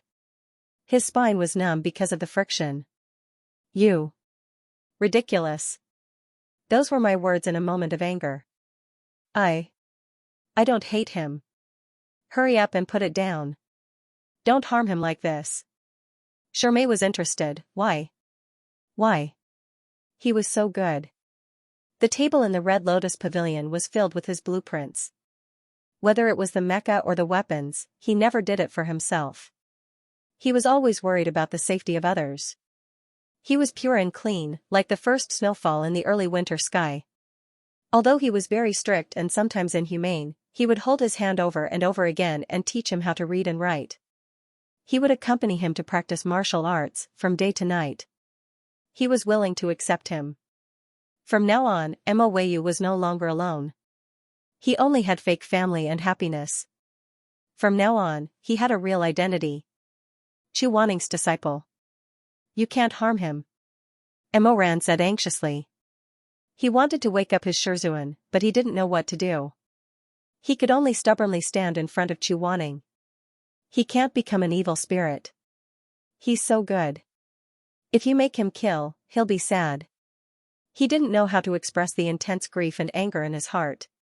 He could only use the simplest, most simple, and even incoherent words to persuade him. It was as if he hadn't learned any spells in time and could only use his thin and weak body to resist. Making a good person kill was an extremely painful thing. He had already felt it deeply in his bones during the fire in Drunken Jade Pavilion. Charmai looked at him only to find it indescribably funny. Sad? When the time comes and he becomes that kind of person, he won't be sad. Emma Ran, you don't have to worry about this. But why do you have to do this? Why do you have to hurt him? Charmai didn't answer immediately this time. He lowered his eyelashes, paused for a moment, and then said indifferently, because I also have something I have to do. I need the strongest power to be used by me. Charmai pursed his lips. You won't understand. The young Emma Ran was almost using his pitiful strength to persuade this unfathomable senior brother in front of him. You should know what kind of person Shizun is. Even if you treat him like this and grind away all the kindness in his heart, turning him into a murderous demon, he won't only listen to you and be used by you. You can't do it. How do you know I can't do it? Charmai chuckled. Oh, I forgot to tell you. In this 8-bitter everlasting hatred flower, I merged half of my soul. As long as the flower blooms in your heart, you'll slowly fall in love with me. For the rest of your life, you won't be able to undo it. Emma Ran was terrified. You're crazy. Charmai slowly closed in on them. The curtain of night was polished by thunder and lightning, and the rumbling sound of thunder echoed, illuminating Charmai's devastatingly beautiful face. Like you said, he's so good. Why can't he be used by me and become one of my people? So what if he becomes a demon? When the time comes, he'll only listen to me and be infatuated with me. Wouldn't that be wonderful? He knew that Chu Wanning wouldn't wake up at this moment, and wouldn't hear the conversation between the two of them. Therefore, he wasn't afraid at all. He said calmly, "Shitty, move to the side. Do you think that someone who has just cultivated the embryonic form of a spirit core like you can fight against me?" Mo Ran was practically gnashing his teeth. "I won't move." Shermay only smiled. Then, in the blink of an eye, he had already swept behind Mo Ran like a ghost. His hand was already hovering in the air above Chu Wanning's crown, holding the black flower that was about to bloom. "Mo Ran, do you know how much effort I put into cultivating this 8 distresses everlasting hatred? I painstakingly waited for the day Shizun went into seclusion." He lowered his body, his cheek almost touching Chu Wanning's side profile. "He's about to become my blade, my puppet, and my person. What can you do to stop him?" The flower fell. His fate was about to change.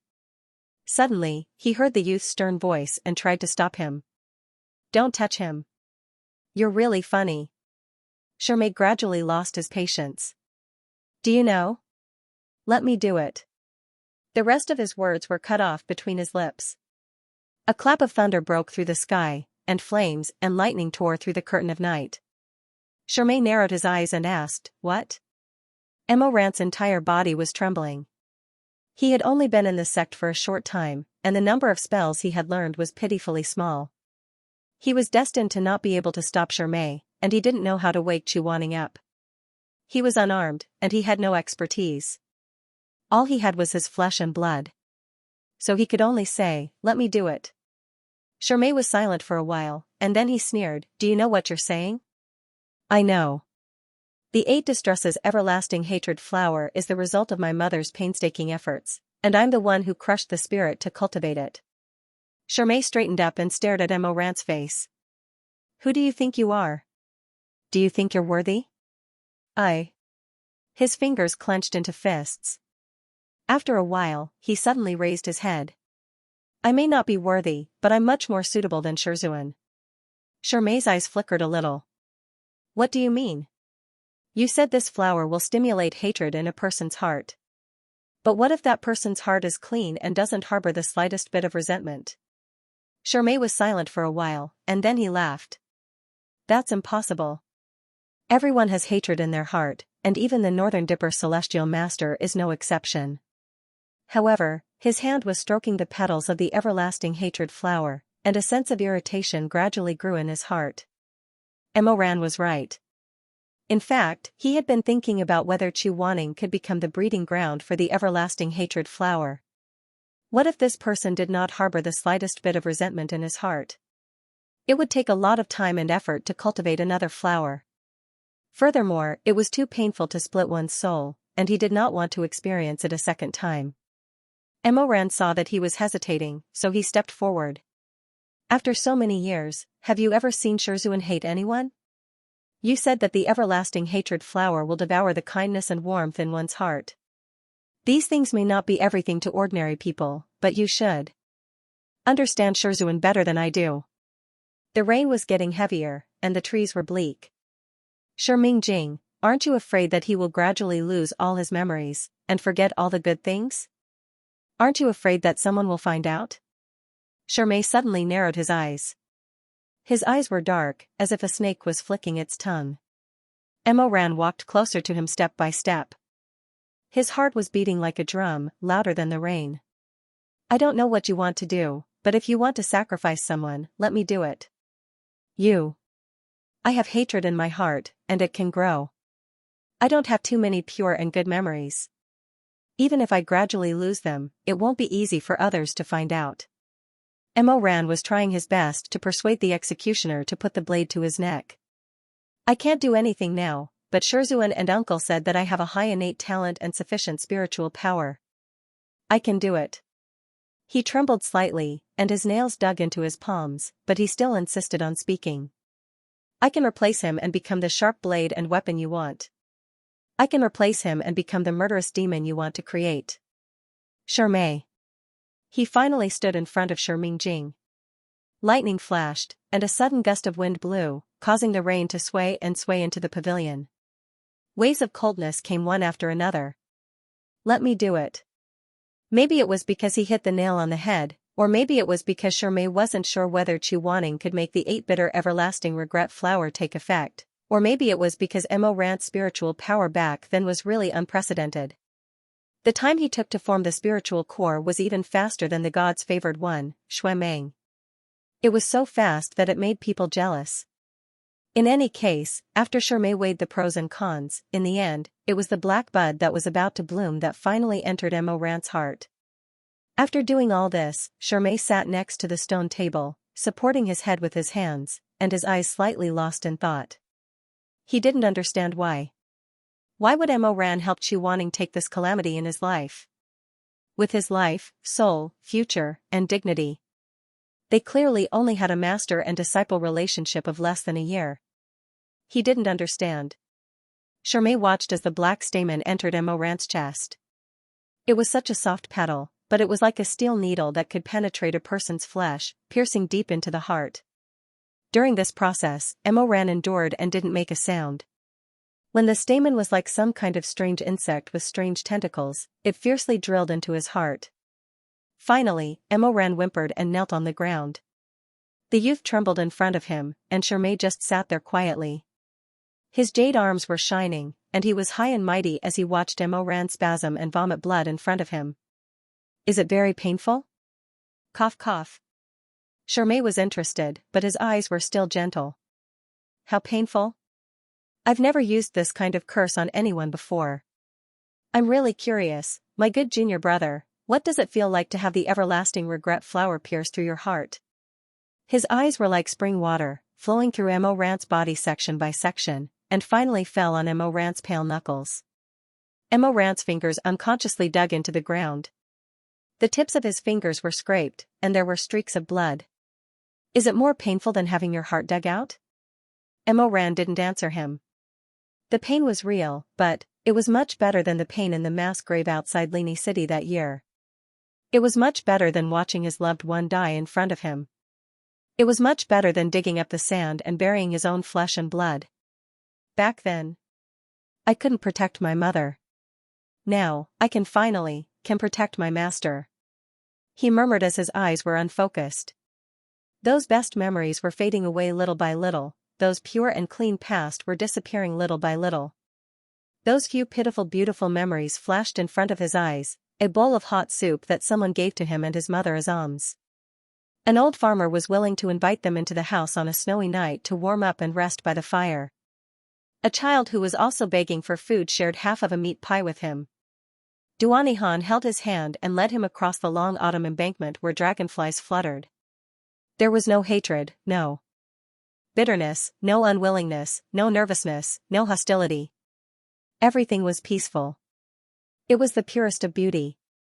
He saw himself carefully embroidering begonia handkerchiefs under the lanterns.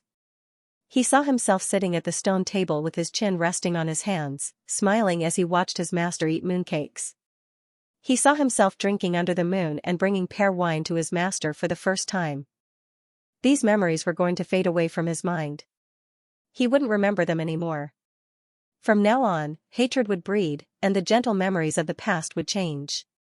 From now on, the passion in his heart would be extinguished, and there would be no more fire. The spring water in his eyes would freeze, condensing into ice. From now on, he would go against his mother's last words. Duanihan said, "Repay your kindness, don't hold grudges." He couldn't do it anymore. He didn't know where the strength came from, but he gritted his teeth and endured the tearing pain in his organs. He tried to stand up shakily, he staggered, but he couldn't stand. He knelt and crawled. In the end, he was in so much pain that his soul was trembling, but he still crawled to Chu Wanning. "Master." He shivered and struggled in a ridiculous way, wriggling. Shermay thought he wanted to do something, but in the end, he found that the boy was just doing his best, using the last of his passion and gratitude to kowtow. Tears flowed out. "Master, I will soon disappoint you." The night rain fell. "Very soon, I won't remember your kindness. I won't be able to. I won't be able to properly learn magic from you anymore. You'll hate me, hate me." He was crying, recounting the last words he said before he lost his conscience. But Chu Wanning couldn't hear him. He was right in front of him, but he couldn't hear anything. I'm sorry, I plucked the flower that day because I wanted to give it to you. Master, I came here today because I wanted to apologize to you when you woke up, and tell you everything in my heart. His voice was so hoarse that it seemed to be gouged out from his throat and flesh. Master, thank you for not despising me and being willing to accept me. I'm really. His heart suddenly tightened, and his eyes were filled with blood. That was the sign that the 8-bitter everlasting regret flower was beginning to take root, and also the sign that the love spell was beginning to take effect.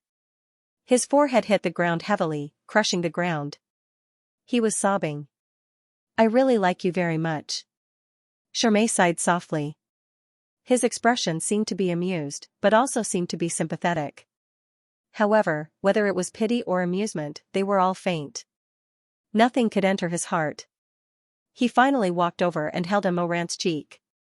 He stared at Rant's gradually blurred eyes and asked softly, Come, junior brother, tell me, what do you want now? What I want. What did I want? Leany Autumn, in front of Tong Tian Pagoda. Duanihan was smiling. Chuaning was looking down. Sister Sun Fengrua of the music house revealed 2 sharp canine teeth. Her eyes flashed with a fervent and excited luster. She said to him, Ran, I'll soon earn enough money to redeem myself. I'll take you with me. Let's leave this place. Sister will take you to live a good life. Ran was in a daze, but he still tried his best to capture these scattered memories. He murmured, I want to repay kindness, not to hold grudges. Xianxia shook his head and waited for a moment. He asked again, What do you want? Ran said hoarsely and persistently, I want to die in Master's hands one day. Xianxia was stunned for a moment, then laughed, Die in Master's hands? I don't want to be a devil. I don't want to go to hell.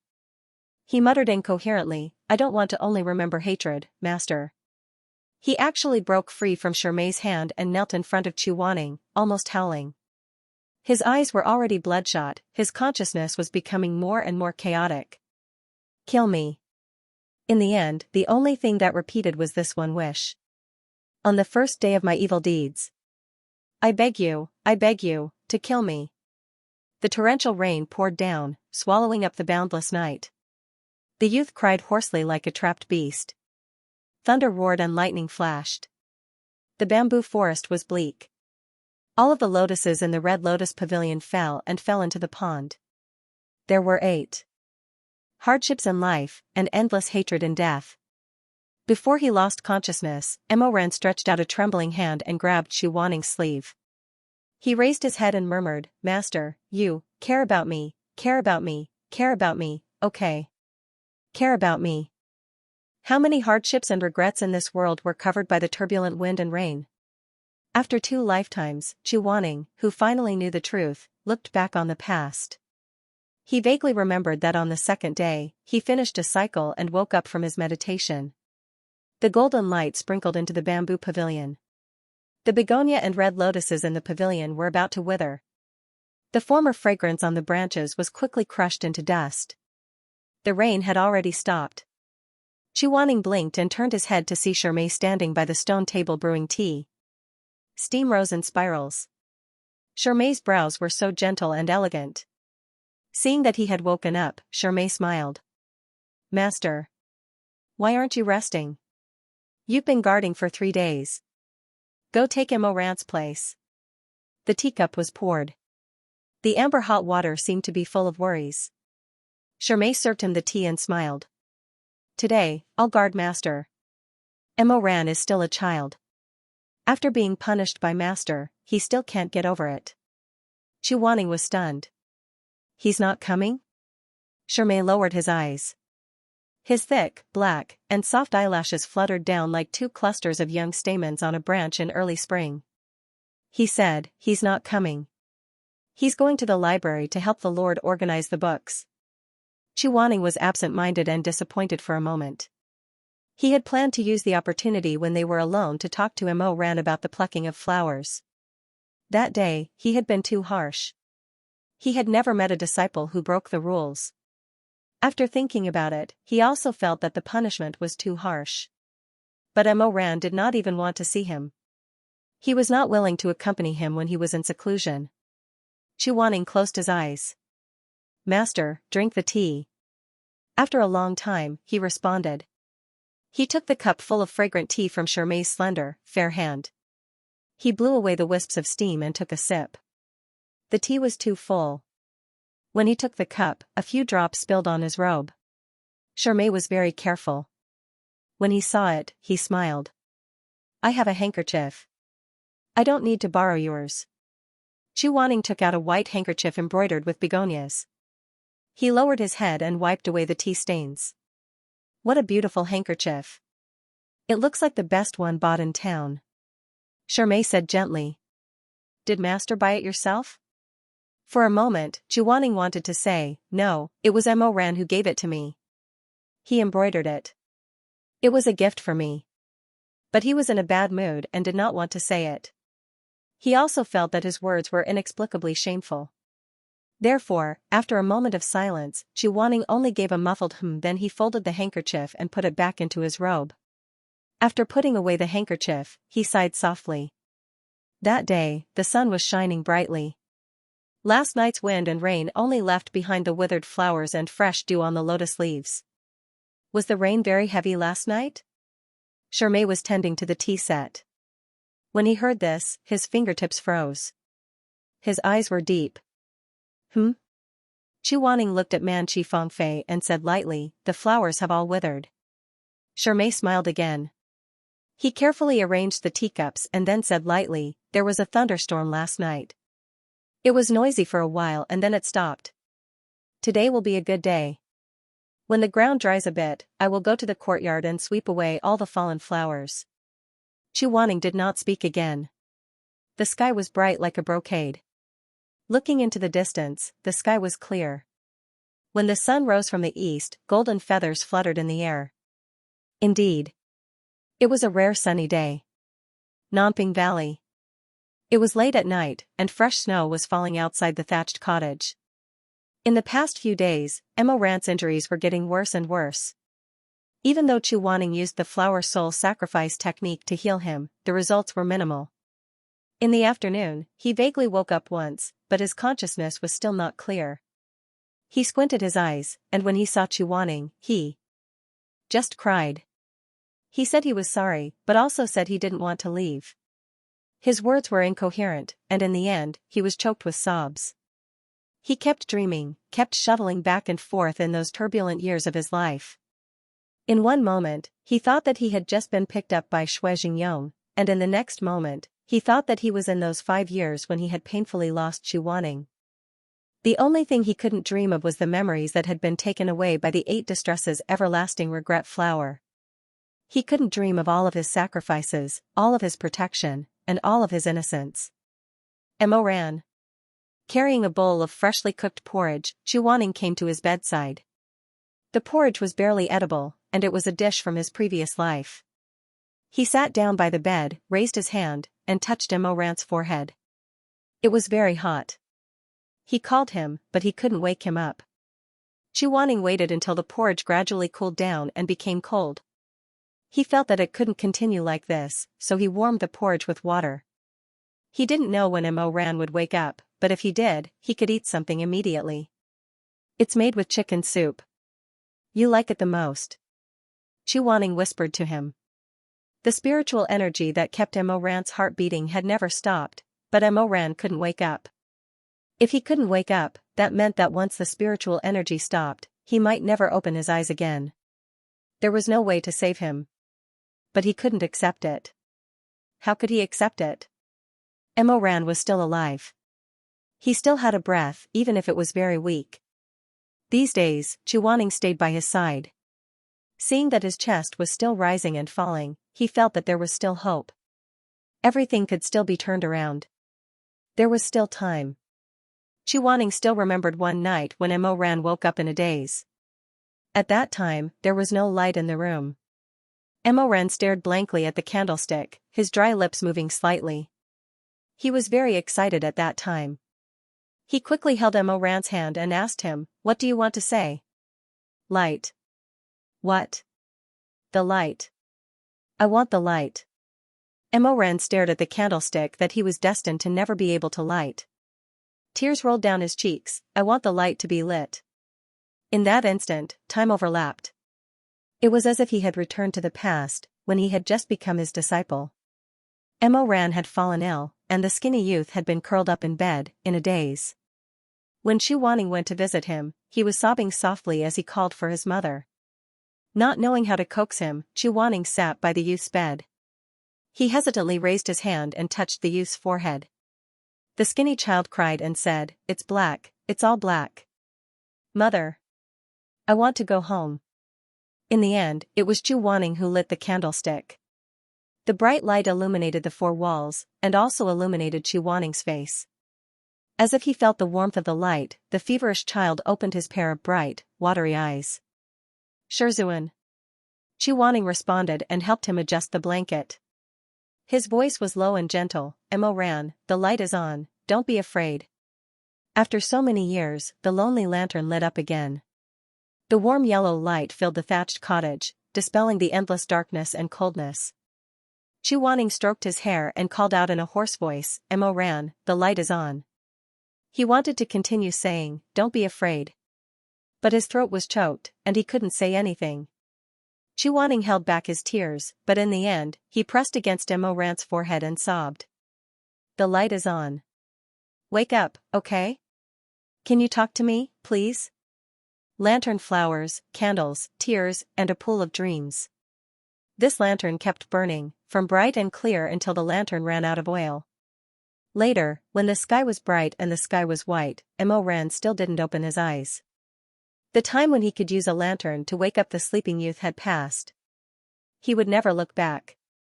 Another 3 nights passed. These days, Xu Wanning stayed by his bedside every day, taking care of him, accompanying him, transferring spiritual energy to him, and telling him things that had faded from his memory. On this evening, the evening snow had stopped. The red sun outside the window spread out and dyed the earth. A squirrel leaped across the snow-covered branches, causing the white pears to rustle and fall down. In a sparkling dance. The man lying on the bed was illuminated by this benevolent twilight. The sunset added color to his pale and haggard face. Under his thin eyelids, his pupils turned slightly, then, when the twilight was about to close, he slowly opened his eyes. After a few days of being seriously ill and in a coma, Emoran finally woke up. He opened his eyes, but his gaze was still blank and empty until he saw Xu Wanning lying on his bed and sleeping tiredly. Emoran murmured in a hoarse voice, "Shizun." He lay in the depths of the quilt and slowly regained consciousness. Slowly, he vaguely remembered the words that Xu Wanning repeatedly said to him when he was half asleep. A cup of wine on the Mid-Autumn Festival, a begonia handkerchief, and that year at the Red Lotus Pavilion, he sacrificed himself to plant the 8-bitter everlasting regret flower for him. Was it a dream? Was it because he was so desperate for redemption that he dreamt that Xu Wanning told him these stories?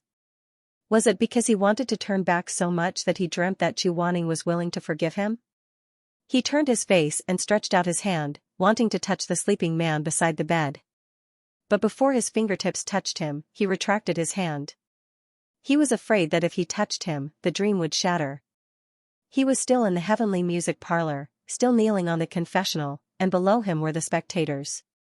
He knelt alone in front of tens of thousands of people. In his eyes, those people all became blurry faces one after another.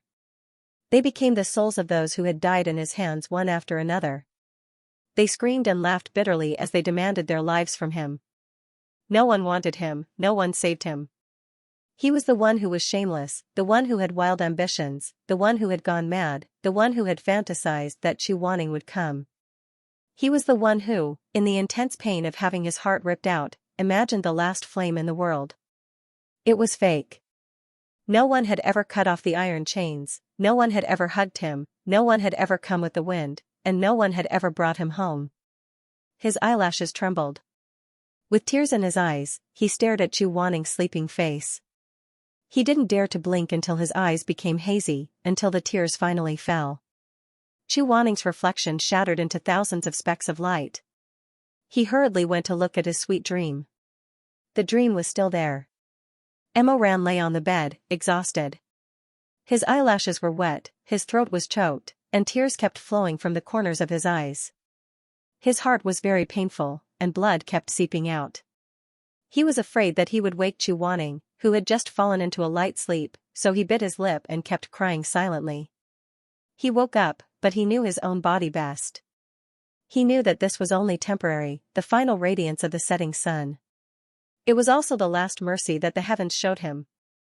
He, Mo Weiyu, had been anxious for most of his life, and crazy for a lifetime. His hands were stained with blood, but he couldn't escape his bad reputation. In the end, he was judged to be innocent. Therefore, he felt very lost, and even a little nervous. He didn't know if this was fortunate or unfortunate. Unfortunately, it was absurd to have two birds with one stone. Fortunately, he could finally have peace for the rest of his life. But how long did he have for the rest of his life? 1 day? 2 days? Those were the good days that he had exchanged his life for. Those were the days of peace that he had never had before. Later, when he heard the sound of Chu Wanning waking up, he hurriedly wiped away his tears. He didn't want Shizun to see him cry. Mo Ran turned his head and looked at the person beside the bed. His eyelashes trembled slightly. He looked at the person beside the bed, stretching his phoenix eyes. He looked at the person beside the bed and saw himself reflected in the person's eyes. Outside the window, the golden crow was sinking, and the Big Dipper stars were rotating. He heard Chu Wanning call out softly in a hoarse voice, "Mo Ran?" That voice was low and gentle, like the spring buds breaking through the soil, like the ice that had just melted. It was also like the wine on the little red clay stove that had warmed to the 3rd degree. Wisps of steam rose and filled the air, scalding one's heart. That was the sound of nature that he would never forget for the rest of his life. Mo Ran was silent for a while, and then he smiled. "Shizun, I'm awake." There was no wind or snow on a clear night.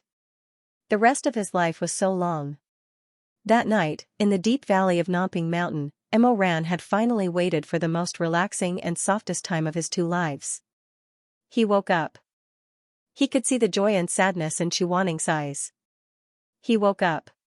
He leaned against the bed, letting Chu Wanning say whatever he wanted to him, letting Chu Wanning tell him this and that kind of experience and misunderstanding. To him, none of this was important. He just wanted to hold on a little longer, just a little longer. "Let me look at your wound again." "I won't look." Mo Ran smiled as he grasped Chu Wanning's hand. He pulled it over and gently kissed it. "I'm fine." After several rejections, Chu Wanning looked at him. As if he suddenly understood something, the blood on his face slowly faded. Mo Ran forced himself to be calm and said gently, "It's really fine." Chu Wanning didn't answer.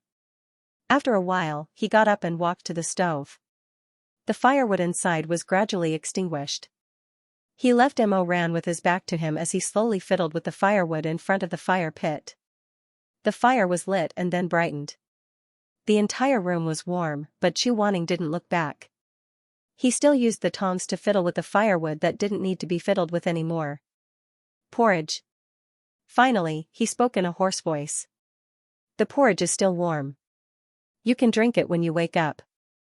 Mo Ran was silent for a moment. He lowered his eyes and smiled. "It's been a long time since I drank porridge cooked by Wanning. In my last life, after you left, I never drank it again. It's not cooked well." Chu Wanning said, "I still don't know how to, probably, it's barely edible." His voice trembled as if he couldn't continue. Chu Wanning paused for a long time before slowly saying, "I'll get you a bowl." Mo Ran said, "Okay." The room was very warm. When the night turned dark, it began to snow intermittently outside. Mo Ran held the bowl of porridge and drank carefully. After a few sips, he glanced at Chu Wanning. Then, he lowered his head and drank a few more sips. Then, he looked at Chu Wanning again. Chu Wanning asked, "What's wrong? Are you not feeling well?" "No." Mo Ran said softly, "I just want to look at you more." Chu Wanning didn't say anything. He used a silver dagger to cut the barbecued fish on the fire pit. The fish melted in the mouth, but there were still bones. He picked out the bones and carefully divided the snow-white fish. In the past, when he ate, Mo Ran always took care of him. Now, it was the same. He handed the cut fish to Imoran and said, "Eat it while it's hot." Imoran ate obediently. When this man leaned on the bed and wrapped in the quilt, he didn't look so tall. The orange light of the fire shone on his face. He looked very young. At this time, Chuaning suddenly realized that whether it was the Emperor Ta or Master Mo, they were all younger than him by a full 10 years. But they had gone through so much suffering. After Imoran finished the porridge, he picked up the fattest piece of fish and wanted to give it to Chuaning. He was stunned. "Shizun, what's wrong?" Chuaning lowered his head. His eyes were slightly red. He calmed himself down and said lightly, "Nothing, I just caught a cold." He was afraid that if he continued to sit, he would lose control of himself. He got up quickly. "I'm going to investigate the surroundings. You should rest early after eating. When you're better, I'll take you back to the peak of life and death." Both of them knew that the so-called improvement was just the final radiance of the setting sun. All of the tenderness had not much time left. But they were both talking about tomorrow, about the future. It was as if they were trying to squeeze the next few decades into this one night. All of their future Xingyi would be spent on this snowy night. After Chuaning left, Imoran sat in front of the fire for a while. Then he undid his clothes and looked down at the hideous scar on his chest. Then he stared blankly for a while. He felt empty. Southern Ping night snow. The drifting snowflakes outside were getting stronger and stronger. Imoran didn't know when his condition would worsen, nor did he know when his life would come to an end. He lay on the side of the bed, looking at the falling snow outside. All he could hear was the whistling of the wind. He suddenly felt that his life was like the turbulent wind at this moment. Everything that had happened yesterday was gone. In fact, whether it was in the last life or this life, there were always smart people scheming and playing games. Whether it was Shifu or Shimei, one of them wanted to protect him, the other wanted to harm him. But they both had their own plans. Even if in the end they didn't succeed due to some strange combination of circumstances, they still had a long-term plan. Imoran was different from them. He was the kind of dog that was stupid enough to die. He didn't have any complicated thoughts. He also didn't know how to plan step by step, how to play his chess pieces beautifully. He only knew how to honestly guard the person he loved. Even if he was beaten until his skin was torn and his flesh was lacerated, even if he was injured to the bone, he still stubbornly stood in front of that person and didn't leave. To put it nicely, this kind of person was brave. To put it bluntly, he was stupid. This very stupid person lay by the window, his eyelashes trembling. Suddenly he saw a familiar shadow standing under the plum blossom tree. Chuaning didn't go out to patrol. This was just an excuse. He was standing under the tree. The distance was too far, and the wind and snow were too strong. Naturally, Imoran couldn't see any expression on his face. He could only see a vague silhouette. He stood alone in the snow that covered the sky and the sun, motionless. What was he thinking? Was he cold? Shifu.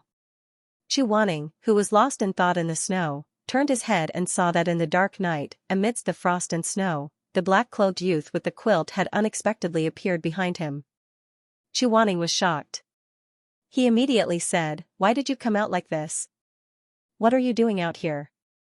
Quickly go back." Before he could say, "Go," a burst of warmth enveloped him.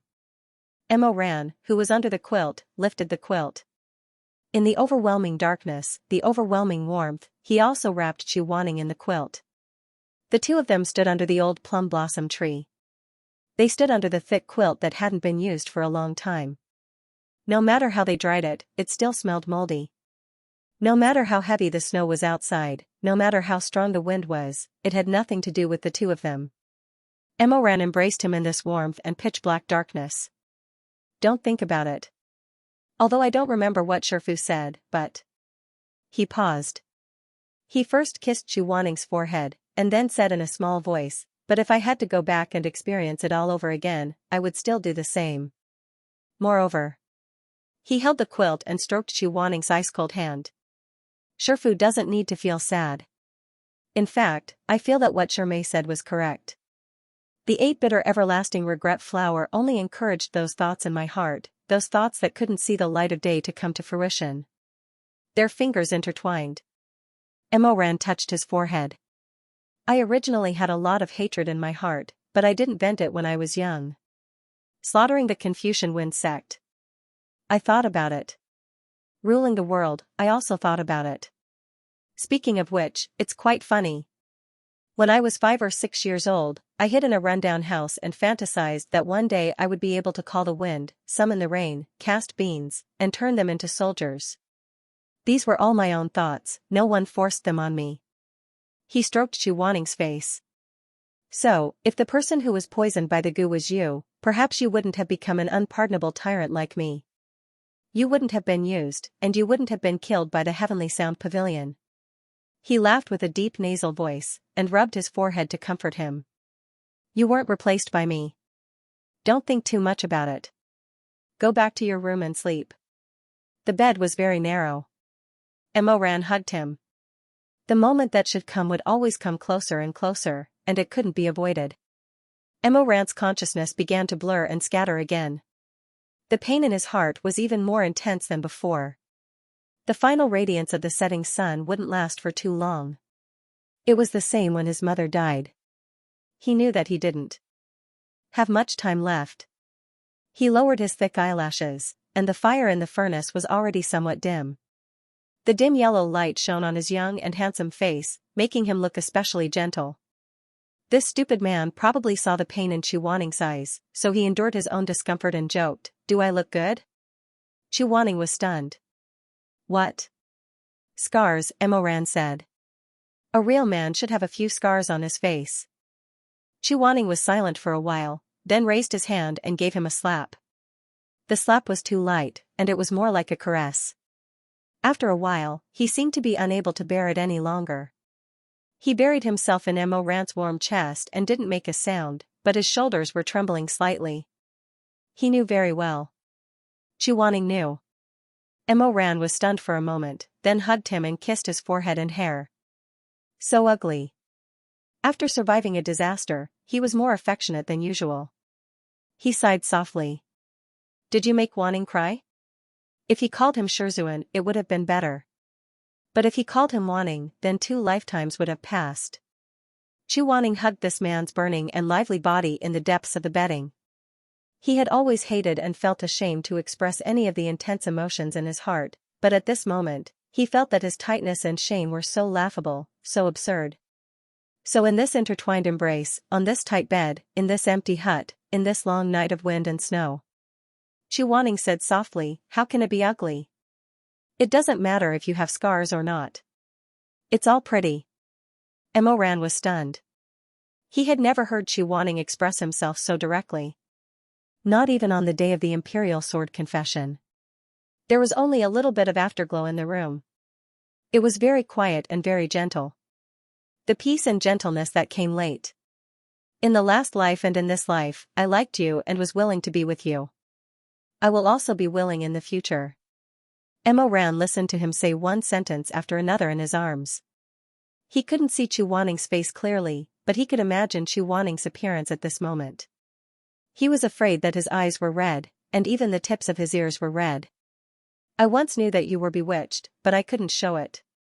I could only hate you. Now I can finally make it up to you. Chu Wanning's cheeks were burning, and the corners of his eyes were wet. I like you. I am willing to marry you. I am willing to split my soul for you. I am willing to submit to you. Hearing that he was willing to submit to you, Emoran's heart seemed to be burned by a raging fire. His entire body trembled. He was both moved and sad. He was both in pain and attachment. He was almost trembling. Shizun. Chu Wanning raised his hand to stop him. Let me finish. But after waiting for a while, Chu Wanning was someone who didn't know how to say words of love. He thought about many things, but no matter how he thought about it, it wasn't enough. For a moment, Chu Wanning really wanted to say, I'm sorry. I made you suffer and bear too many burdens. He also wanted to say, in the previous life, until I left, I couldn't tell you the truth clearly. I wronged you. He also wanted to say, that year at the Red Lotus Pavilion, thank you for being willing to protect me. He even wanted to throw away his dignity at this moment.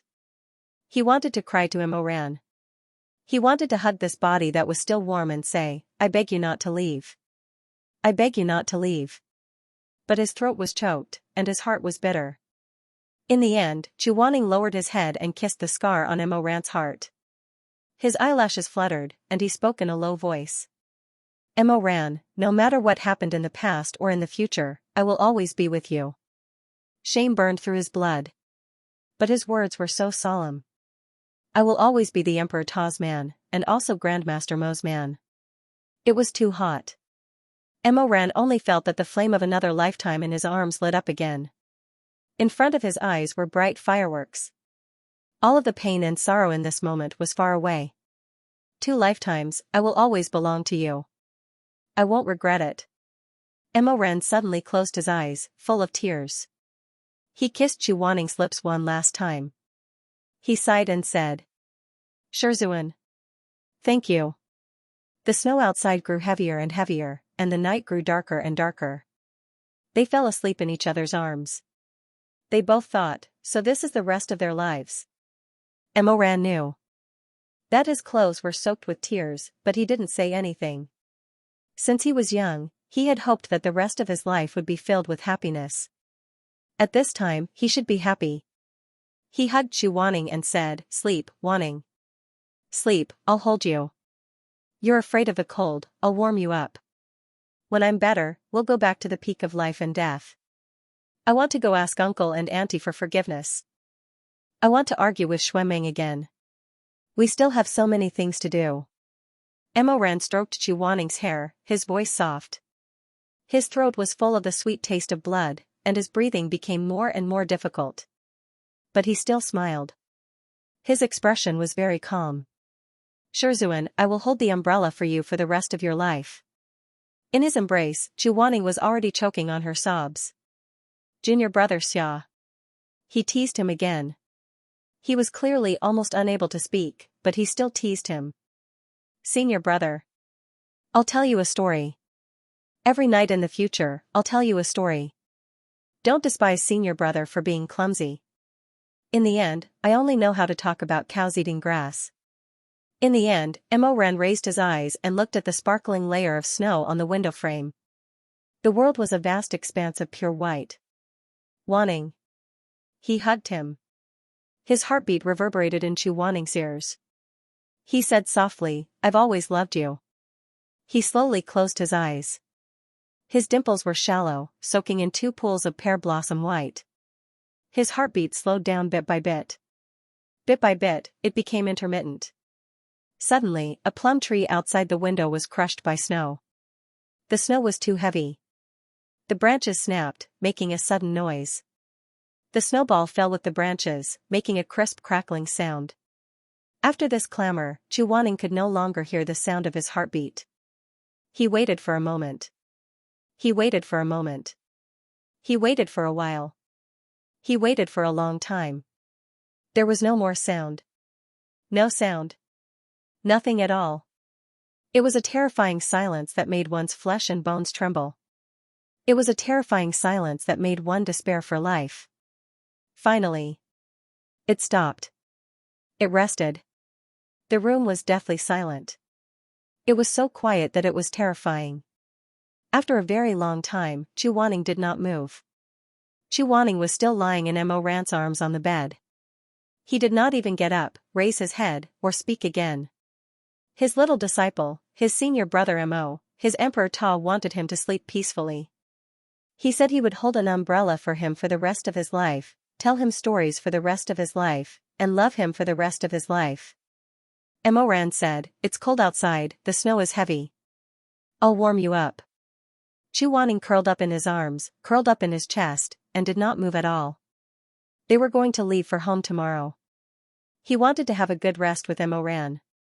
Chuaning reached out and wrapped his arms around Mo Ran's waist. In the dark night, he said, Okay, I'll listen to you. I'll sleep. But tomorrow, when I call you, you have to remember to wake up. He leaned against the chest that was no longer rising and falling. His tears soaked and warmed Mo Ran's clothes. Don't stay in bed. Good night, Mo Ran. It's a long night, but I'll be with you. I hope you have good dreams. There's fire, there's light. And home. The next morning, the sun shone through the window. Xianxia opened his eyes. The bedding was warm. The temperature of one person could warm the bodies of two people. He quietly looked at Emoran's face. In his eyes, this was the most handsome person in the world. He was the best person. He didn't move. He was thinking, what kind of porridge should he cook today? Yesterday's porridge had been finished. Emoran ate 4 bowls like a reincarnated hungry ghost. There wasn't a single bit left. He kissed Emoran's cheek and asked, I'll make some more for you, okay? The man was in deep sleep. His dark eyelashes were as gentle as 2 rolls of cattail leaves. He was so gentle that it seemed like he would open his eyes in the next moment. He pulled him over with a smile and said, I'm hungry. Wanting, go cook a bowl of porridge for me. He also seemed to tell him affectionately, whatever Shizun does is good. I'll like it. The corpse had long been cold. The cheek was cold when he kissed it. There was no warmth at all. Xianxia didn't cry. He got up and covered Emoran with a blanket. Then he went to the courtyard to collect firewood to start a fire. He cooked seriously and cooked properly. The water boiled and the mist filled the air. The porridge bubbled and bubbled. He used a slotted spoon to remove the foam. He added some salt and covered the porridge with a wooden lid to cook. A person who had been reborn once couldn't be saved a second time by the art of rebirth. Xianxia stood by the stove in a daze. There was a moment of clarity in his consciousness. This moment of clarity almost took his life. He hurriedly stopped the trembling of his fingertips and raised his hand to open the lid. When the porridge was cooked, someone would drink it. He now had fragmented memories of Emoran. When Emoran was a child, he was very poor. He didn't have enough to eat. Just a steaming hot biscuit was something that could make him happy for a whole day. Emoran wouldn't waste it, so he would wake up sooner or later. When the porridge was ready, he went to the courtyard to clean up the snow. Afterwards, he broke off a new branch of wintersweet and brought it back. He cut off the branch and soaked it in a small clay bottle to raise it. The fragrance of the plum blossoms spread for 10 miles. With this, Emoran could still smell the human world as he walked. No, his mind was in chaos again. What walking on the road, what smelling the human world. Emoran was clearly still lying there, exactly the same as yesterday, the day before, and a few days ago, except that his face was thinner and paler. He would wake up again. It had been 2 lifetimes. No matter if it was hatred or hate, love or pity, ever since they met, Emoran had never taken the initiative to leave her. So gradually, Emoran soaked into his life. He became the wind, the hour, the spring that flowed through his fingers, the light that draped over his long hair. He was his day and night, his morning and evening, his lifetime of mortal affairs. Xianxia strolled in the world of mortals. In this mortal world, the snow would still fall, the cicadas would still sing, the autumn lotus would still die, and the summer flowers would still be born. Everything was the same as before. So how could Emoran leave? He was willing to guard him and accompany him, day after day, waiting for him to wake up. Just like in the previous life, Emoran had made a contract with Xianxia's corpse. In this life, the yin and yang were reversed. Xianxia also did the same thing as the Emperor Ta. You will only leave on the day I leave. Once, standing in the Red Lotus Pavilion, Emoran, dressed in a black robe, said this to the sleeping Xianxia. Stay with me. Now, in the deep valley of Namping, Xianxia, dressed in white, actually overlapped with the Emperor of the past. He stretched out his hand and touched Emoran's bloodless face. Stay with me. With a golden light, his spiritual energy flowed into the corpse. From then on, even if it was in heaven or on earth, as long as Xianxia was still in the world, Emoran's corpse would not decay. Only many years later, when Xianxia passed away and the flow of spiritual energy stopped, would they die together. Turning into ashes, scattering into fine powder, scattering into mud, and crushing into dust. He left together with him. The charcoal fire in the Divine Sound Pavilion's sacred hall burned fiercely, casting flickering shadows on the walls. Mu Yanli stood alone in the center of the hall with her hands clasped behind her back and her eyes closed. Suddenly, the hall door opened, and a person walked in. Mu Yanli did not turn around. She said lightly, "You're here?" "I'm here." That person took off the hood of his cloak, revealing a devastatingly beautiful face. It was Shirmei. "Sister Mu, aren't you going to the back hall to take a look?" "There's nothing to see," Mu Yanli said. "It's just something where you cut open people's chests and brains. The smell of blood is too strong, I can't stand it." "What can I do?" "The path of medicine has always been like this." Shirmei smiled. "Even if it's Xianxia on a moonlit night, the room won't be filled with the smell of blood when I cut open a dead person." Mu Yanli frowned. She didn't want to talk to him about dissecting a corpse, so she asked, "Speaking of which, you have been using this technique for a few days. When will the Celestial Emperor treading Celestial be completely reborn?" "It can't be considered rebirth. There's only a piece of soul in his body. At most, he's a living dead." Mu Yanli looked at him and said, "What we want is a living dead. The more obedient, the better." "What about the fragments of the spiritual nucleus? Are they still useful?" "More or less. Although they're not complete, they're still terrifyingly powerful," Shirmei said. "Mo Ran is indeed worthy of being the cultivator with the greatest talent. He's enough to open the way for us." Mu Yanli sighed. "I hope there won't be any accidents this time." "It's hard to say whether there will be any accidents." Shirmei said, "I'm currently using the technique to restore the spiritual nucleus in the Emperor Ta's body. It'll take at least 10 days. In these 10 days, I hope Sister Mu can do 2 things for me." "Tell me." "First, when the Emperor Ta is completely restored, we'll have to do that big thing.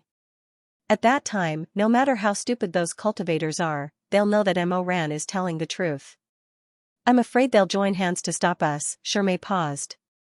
"Although small fries and crab generals aren't a problem, it's always a headache if there are too many people." "So?" "Although the upper cultivation world is strong, they don't have enough experience.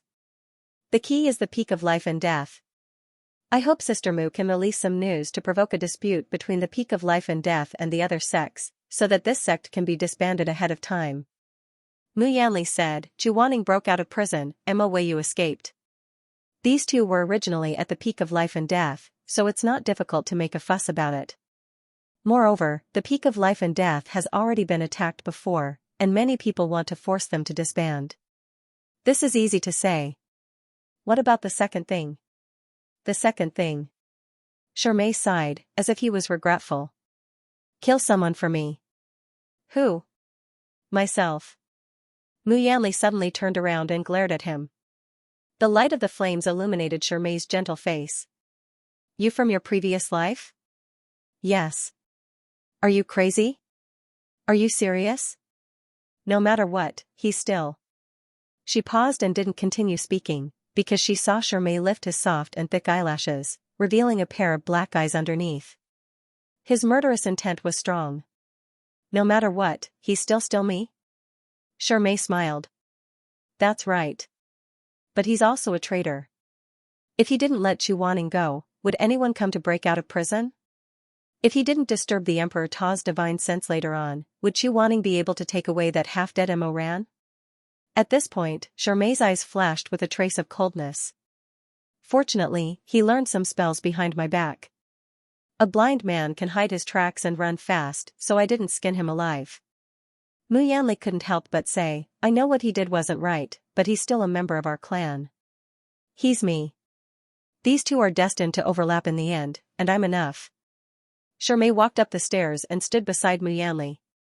"Just like you, in your previous life, you died of illness. But with the help of the current Sister Mu, it's the same. But you don't have to kill him. Our clan has suffered enough." Mu Yanli anxiously stared into Shirmei's eyes. "Nan, we swore that as long as we're from the same clan, we should help and support each other. We can't kill each other." Shirmei turned his gaze away. He didn't say anything and just looked at the dancing flames. After a while, he said, "That's what I thought when I was on Jiao Mountain. I was suspicious of everyone, but not him. That's why I gave him a chance in the end. In the end, he's already different from me." "I'm still Hua Bainan and Sherming Jing," Shirmei said indifferently. Finally, he closed his eyes and sighed. But what about him? He only remembers that he's Sherming Jing. He doesn't remember who Hua Bainan is. The flames crackled and orange sparks splashed out. Mu Yanli finally shook her head. I can't do the second thing you said. He's already lost his eyes because of us. Now, we can't accept him anymore. Chu Wanning and the others won't accept him either. He can't go anywhere and can't do anything. Why are you in such a hurry to kill him? Just because he betrayed you? Just because he chose a different path from you? Shermay didn't say anything. After a long time, he smiled. You've always been decisive. Why are you suddenly so soft-hearted? Mu Yanli suddenly raised her head. Her eyes flashed with pain. Because he's also my brother. He's also you. Because of the emotions in this secular world, her face finally became less cold. She no longer looked like a stone statue or an ice sculpture. Nan, whether it's the previous life or this life, no matter what you've become, I can't do anything to you. I can't do it. The flames in the charcoal pot rose faintly and danced like intertwining red silk. Shermay sighed. Forget it.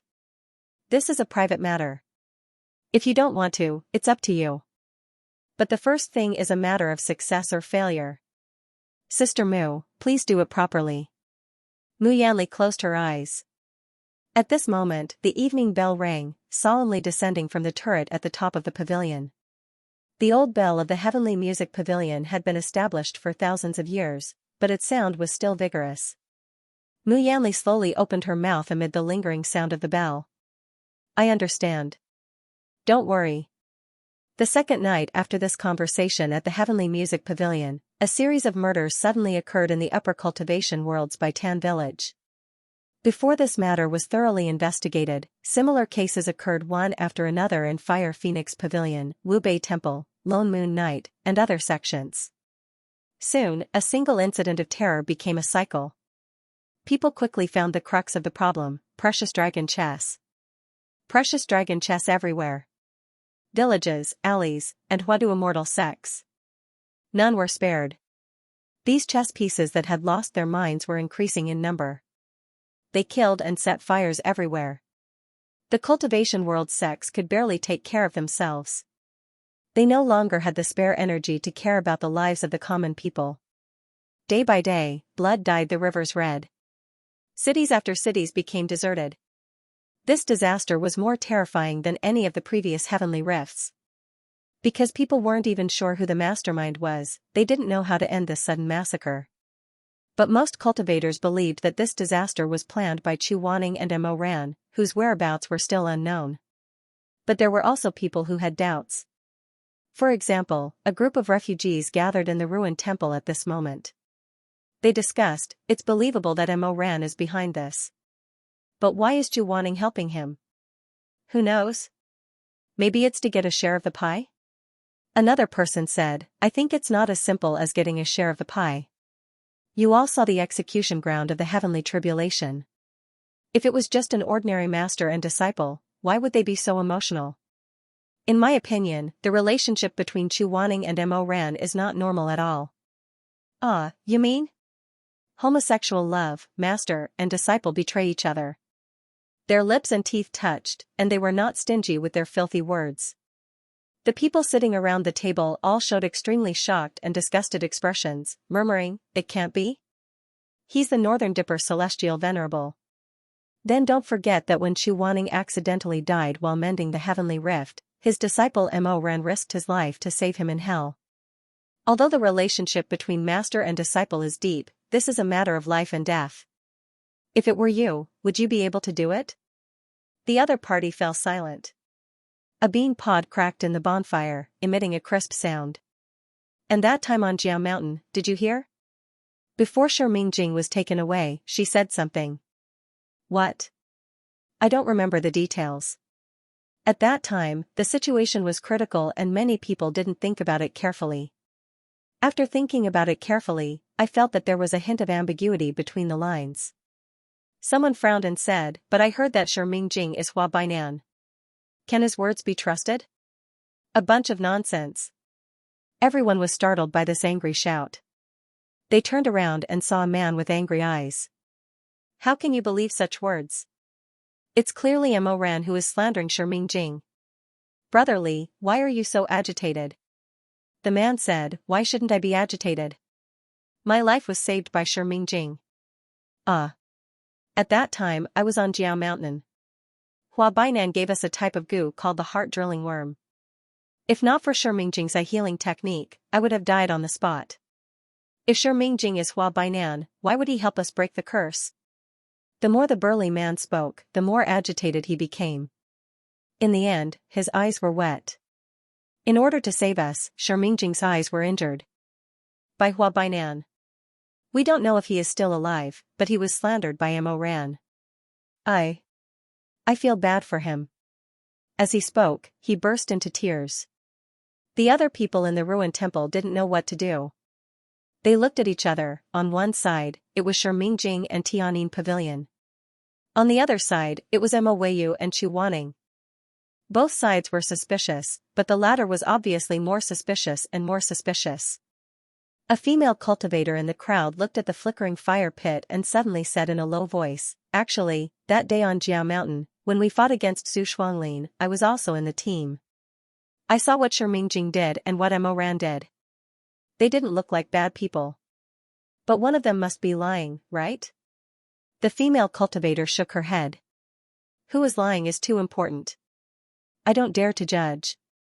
But I want to tell you something I saw with my own eyes. Seeing that everyone was looking at her, she was a little embarrassed. She coughed lightly and said, at that time everyone was injured. Mo Ran and Chu Wanning were also not in good condition. They were sitting by the side to rest. I accidentally saw Mo Ran secretly reach out his hand to touch Chu Wanning's face. End of chapter 280. Don't forget to subscribe, like, and share the video to support the channel.